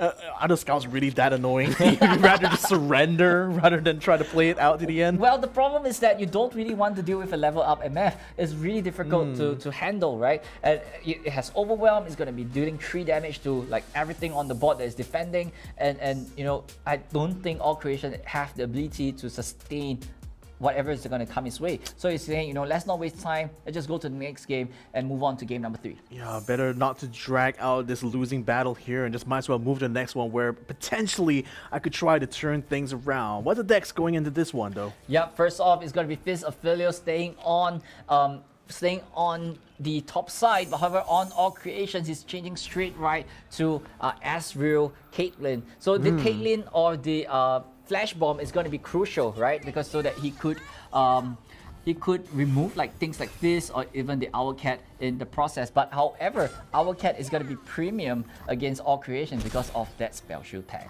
Ooh, okay, so definitely a little bit stronger positioning, I guess, from Reroll, but does his hand really reflect that at this point, though? Well, I mean, he got the Grandfather Fay in turn number 2, if he could drop it down, or he could go for the Lantern into a free Grandfather Fay as well. So, you know, those are possible play coming in for All Creation, but All Creation immediately going and got the Caitlyn, and he's ready for the roll. Lantern coming in from Reroll, and I believe he might be dropping the mice. I think, like, you know, that is also a possible play, but I think Grandfather Fay has more value in this kind of situation. All right, so indeed, Grandfather Fay is going to be committed here, swapping rounds around. Static Shock going to be brought out to bring the Grandfather Fay down to 1-1. And he's going to be able to pick a card, any card. Yep, and I think, you know, he's gonna be picking another Fay right here, and that Fay is gonna have +1/+1. So with the Lantern, it will be -2 cost of the whatever Fay, right? The first Fay that you play. So hopefully, you know, he gets the right one, or even a Swole Skewer might be pretty scary as well. But however, he got a the Life Seal Fey Folk, right? And go for the Assistant Librarian, and you know, he could even go for the Rainbow Fish on the Librarian as well. Yeah, forcing his hand a lot there, thanks to that Caitlyn being brought out quite early on. So, I mean, Reroll trying to do whatever he can to maintain board advantage, but his Lantern is going to get stunned out for now. Still his turn, though. Yeah, but however, you know, it gets stunned at this point in time, but it's going to get flocked the next turn, because the Ravenous Flock will be able to target a stun target. So, you know, all creations don't really want the Lantern to get any more value after this turn, and you know, instead of buffing the even attaching the Rainbow Fish onto the Librarian, he went with the Aphelios with the Calibrum, and he's on to remove the this Arcanoid Sentry. Yeah, and that's anticipated that the Flock is going to remove the Lantern from play right now. Reroll down to 4 units left on his table. Still 1 health down, only 1 mana left, and he's going to use that, bring out yet another unit, 3-1. Yep, and you know, and at the same time, not losing any value of the fated keyword, is going on the offense. He's like, you know, I'm gonna attack with my Aphelios. So, you know, if you want to stop me, you know, you have to trade your Caitlyn in this process. If not, you're gonna take tons of damage. So, with so much spells in hand but no mana to cast, there's nothing much that all creations could do. And at the same time, he's pushing in so much damage. Like right now, all creations put down to 11. Yep, it seems like Reroll might just have him on the run a little bit. He's going to recommit his Caitlyn to the battle yet again. Pokey Stick going to be brought out. That's going to allow him to draw an extra 1. Yeah, but however, drawing 1, that means, you know, you're drawing closer into a Flash Trap, but removing that Caitlyn out of the equation as soon as possible is what you are looking for. And, you know, immediately going in for the Peacemaker, trying to remove the Librarian from growing any bigger. I think he is okay, right? Like, you know, at this point in time, Reroll is okay with the Librarian going down. He could still attach something else to another unit. And here you have Yoda Squire with the Tiny Shield. And if you want to, and you know, if that Tiny Shield would land on the Librarian, you know, this Mystic Shot is not gonna do anything. But instead, you know, All Creation knows the timing well and immediately removing it off. Yep, get it out of the way, done and dusted for now. Round is going to go back to All Creation there, but still units advantage still on Reroll's side. He still has plenty in his hand to try to play out. Not much in terms of units, but definitely a lot of spells he could try to use. Yep, I mean, like, as of right now, you kind of need to find units, right, to actually have some blockers, and at the same time, these spells will be able to remove most of the opponent's unit. But I think a Shock Blast is the answer from this Financier, and will be immediately removed by a Calibrum coming in from Reroll. And you know, if Reroll plays another card, he will instead he get a Graviton immediately off. So you know, if All Creation plays something, it's gonna be stunned immediately, and you know, it's down to All Creation. He has to try to stun one of the Feyfolk, and Reroll would stun back the Arcanoid Sentry, and you know, Reroll will still have a good swing for about 5, 7, 8 damage. Yeah, 8 damage. That's still a lot of damage to deal with. So he's going to commit whatever he has as not stunned at the moment. So it's going to be 3 units on the board. That's going to be forcing him to bring out, forcing All Creation to bring out his 3-2 to try to block. He does have a Mystic Shot there that leads to take another out, but he's still going to take 2 damage in the end here. Where do we go from here? Well, I think Reroll is actually playing it slow, right? Playing it slow, playing it safe, but Flames Peter putting it onto the fist, just pushing 5 damage straight right to All Creation. All Creation is not in a great position right now because, he got a good Tri-Beam, he got a Shock Blast, but the big question is, how are you going to deal with the aggression coming in from Reroll? Yeah, I mean, that's the biggest problem. He's still got a 6-3 there, the tasty, what you call it? Fey Folk, yeah. Very tasty, I hope. Certainly for Reroll, that's for sure, because he's having an advantage not just in health, but also in units, and also in terms of damage potential, and All Creation down to his last 3 on his hand. Yodo Squad are going to be brought down once more, and then he's going to still mull over what he has in stand. Oh, he's gonna level up his Fizz. Yeah, but level up Fizz is not what you want to deal with, because look at the amount of damage coming in. 5 damage will be flying straight right down with impact, and that would be lethal if that Fizz actually touch your Nexus. Passing the turn straight right to Reroll. I think Reroll knows, and no flash darts hitting, no flash trap hitting the Fizz. Tiny Shoe going straight right to the Fizz and go for an open strike, and I don't think there's any answer that All Creations could do to stop this Fizz. And ladies and gentlemen, this is the final strike coming in from Reroll, taking 6 damage, and that is exact lethal, with Reroll taking this home. 2-1 Shen emote exchange from Reroll, and All Creation has no choice but to take this L. Oh, wow. What an incredible way to end this round here and to end this Split 1 Championship. Congratulations, KDF Reroll, the champion for this Mobile Open final here for Split number 1 in the Snapdragon Pro Series. Wow, he played it so well, and he played it to that finest, and this man just literally bring this victory all to himself. He really deserved this win, and all the best, and congratulations to Reroll. Hell, literally calculated, wasn't it? That last move. I mean, wow. I mean, just literally had enough damage there to just really deal the hurt, and pretty much left All Creation with nowhere to run. Yep, I mean, All Creation kind of bricked in a sense, right? Because you have so much spells, but you can't exactly use it out to the finest potential, especially when the Fizz is down.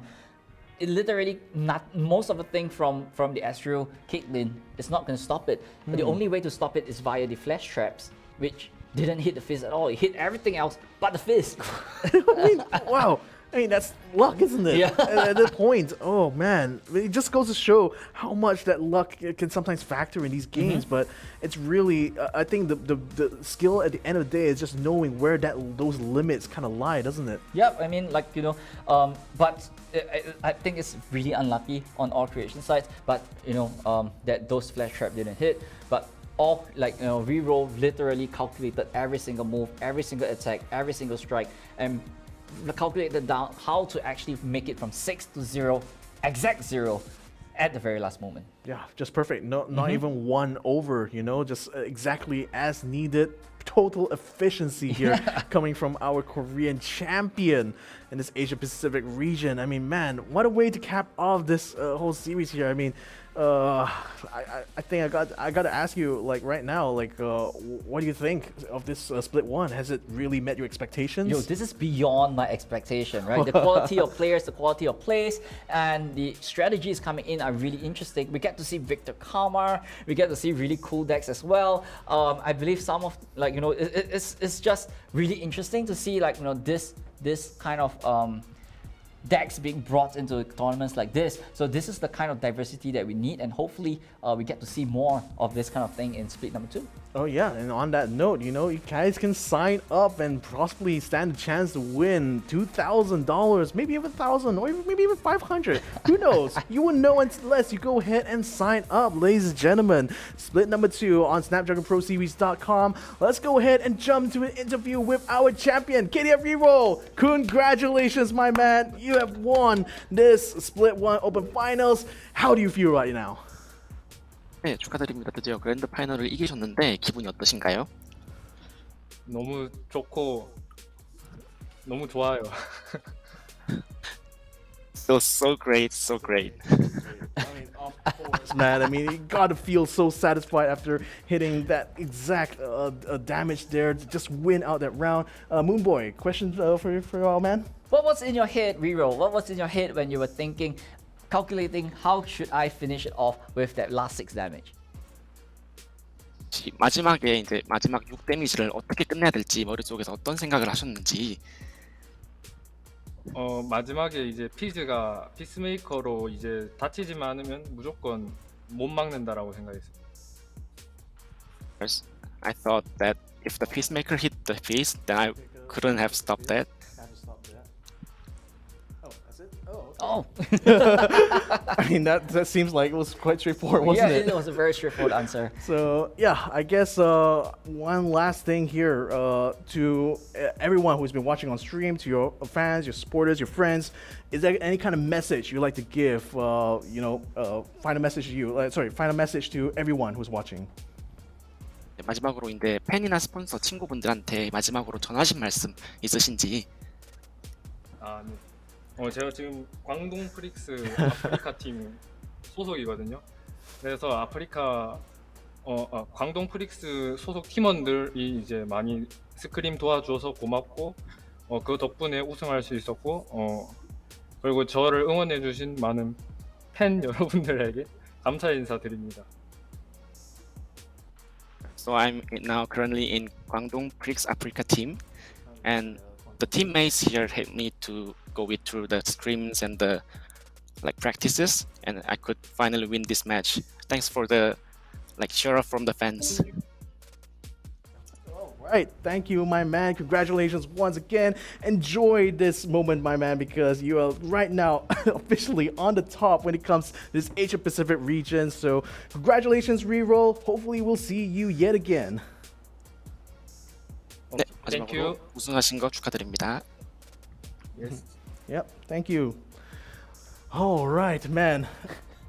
Again, it's always so weird, you see how aggressive and how calculated the plays are. You're expecting you're going to see the eyes of a cold hard killer, but he's just so bubbly, isn't he? Yeah, I mean, he's cute, he's shy, but don't doubt this guy, because this guy got a really good mind. Yeah, the sharpest of Yeah. possible minds there. I mean, to clutch things out that close in the end there. So, let's go ahead and have a look here at the brackets one last time here. So let's try to recap the journey through every single one of our top 8s here. Starting with Mickey, who had to face off against KDF Reroll, lost that matchup 2-1. In the meantime, Mana, he faced off against Overdose, he won that matchup 2-1. Odyssey beat Kaizen 2001, the strong 2-0 finish, while All Creation had to defeat Pokeberry 2-1. Coming into the semifinals, KDF Reroll beat Mana, and Odyssey lost to All Creation, setting up that grand finals here. KDF Reroll versus All Creation. It still went to a third game decider, ending in 2-1. I mean, again, at this point right now, I mean, what else can you say here for these two players? I mean, absolutely incredible plays we're seeing, right? Yeah, definitely, right? It's not easy to actually make it to the playoff round or even in top 8 rounds for these 8 players, because they have actually gone through a gauntlet of the qualifiers as well from 4 different weeks, and then finally making up to the top 32 and playing it off all the way to top 8 for you guys to have a great show this evening. Yeah, and I guess for my money, which of these matches that we've watched here today have been your favorite? Well, it's definitely got to be the finals, right? The finals was so tight, was so calculated, everything was on the dot. And Reroll really deserved this win, and he's the champion. Yeah, perfection defined right here, ladies and gentlemen, in this grand finals. So KDF Reroll takes the champion here for Korea. This has been an incredible day here at the Snapdragon Pro Series. I'd like to give a shout out to our sponsors, Snapdragon Elite Gaming, the platform that gave the chance here for Reroll to show what he does when winning matters here, ladies and gentlemen. And of course, not to forget our other sponsor, Monster Energy, unleashing the beast here and keeping our players energized all throughout this tournament. So this has been a fantastic game here for split number 1. But split number 2 is coming just around the corner, guys. So make sure you sign up at snapdragonproseries.com, get through those qualifiers, and hopefully we'll be able to meet you guys in the playoffs here. So any final words, Moonboy, that you'd like to sign off with? Well, I mean, congratulations to Reroll to winning this competition as well, and thanks so much to all the fans and all the viewers who is supporting the stream, and not forgetting the producers and my co-caster as well for being such a great experience to be here at Snapdragon Pro Series. Yeah, I mean, frankly, you've been carrying me the whole day, I have to say. So yeah, shout out to you, man. So that has been it for us here today. This has been Moonboy. My name is Victor Cax. This was the Snapdragon Pro Series. Thank you all for watching here, and we'll see you in the next one.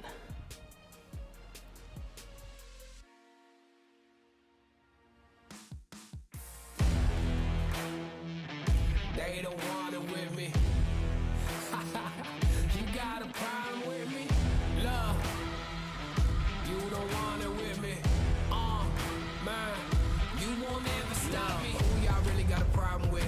Who y'all really trying to solve it with?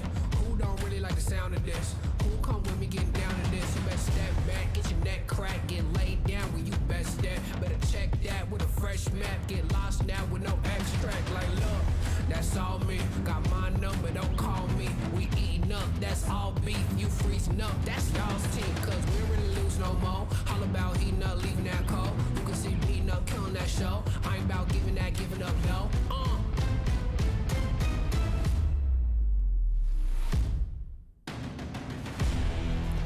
Nah, cause they don't want it with me. Look, you got a problem with me. Look, cause y'all don't want it with me. If you start a fire with me, then you never gonna stop me. Sound the alarm. We about to go on. You getting it wrong. Time to go off. Can't hold us back. Truth hurts, you owe us that. My truth lurks, hey, y'all collapse. Now scoop first, where your homies at? Come my team with me right now. My team's so mean right now. But what you mean, y'all out? It's time to weed y'all out. Okay, we coming back with a vengeance. Time to go start your engines. What is this thing y'all mention? Time for y'all stop pretending,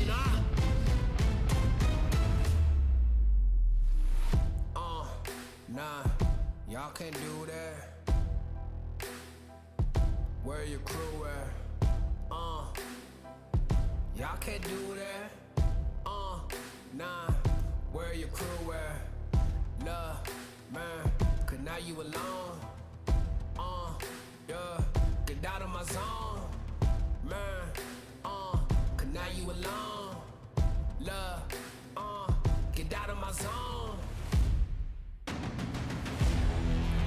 Nah, cause they don't want it with me. Look, you got a problem with me. Look, cause y'all don't want it with me. If you start a fire with me, then you're never gonna stop me. Nah, cause they don't want it with me. Look, you got The Snapdragon Pro Series is brought to you by Snapdragon Elite Gaming and Monster Energy.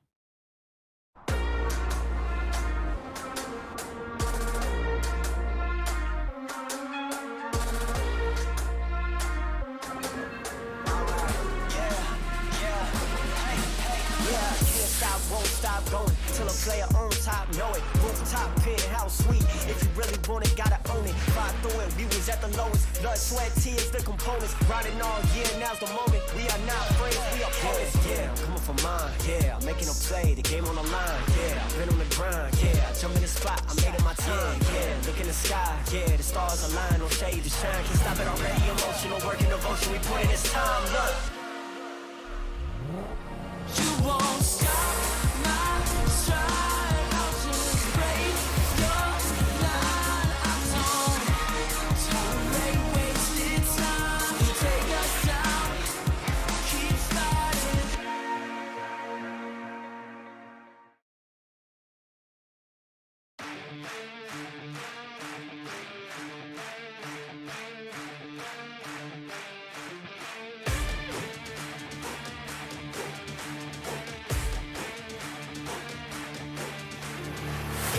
Look at my shine with the glow. This is my time with it though. This is my time to be way at the top. Me and my guys gon' pay out the block. I don't look like boss. Time's right, and I know the sea is walking in the limelight. Promise you gon' wanna watch like a sci-fi. My guys are high rises, high tide. Might drown if you come to my side. I pledge allegiance for lifetime. My squad connected like Wi-Fi. We grind and you see the highlights. This my life. It ain't a game now. Me and you, we ain't the same now. Lions coming out to play now. Opposition out the way now. Out of the way. You wasn't invited. Say you come to play. I dare you to try it. You don't wanna try me. Then step up to my team. Yeah, out of the way. Yeah, yeah. Out of the way. Yeah, yeah. Out of the way.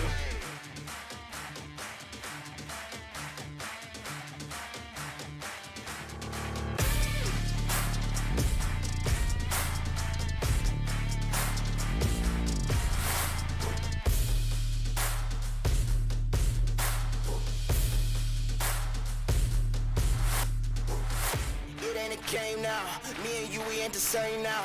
Lions coming out to play now. Opposition out the way now. Out of the way, you wasn't invited. Say you come to play. I dare you to try it. You don't wanna try me. Then step up to my team. Yeah, out of the way. Yeah, yeah. Out of the way. Yeah, yeah. Out of the way.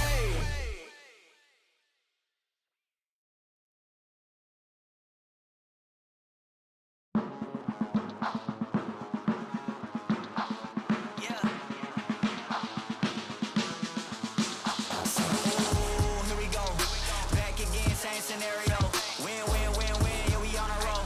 Yeah, 2, 4, 6, we like 10 and 0. I should probably tell them something that they didn't know. Back then we was down with nowhere to go. Shit, might have been down, but we didn't fall. Now we running it like some intervals. Ooh, what now? Tell me who you see when you look straight up. Like, wait, who? Us now. What you gon' do when we pull up on you? Like, ooh, touchdown. You already know what it is when I come through you. Ooh, shut down. Shut down. Say, ooh, what now? Tell me who you see when you look straight up. Like, wait, who? Us now. What you gon' do when we pull up on you? Like, ooh, touchdown. You already know what it is when we come through you. Ooh, shut down. Say, ooh, shut down. Say, ooh, give me that crown. I need that now, right now. Ooh, don't make a sound. This is my time. You hear the crowd. We need that rain. Me and my team. Deja vu, this here a dream. We done all seen 100 times over back when we was just teens.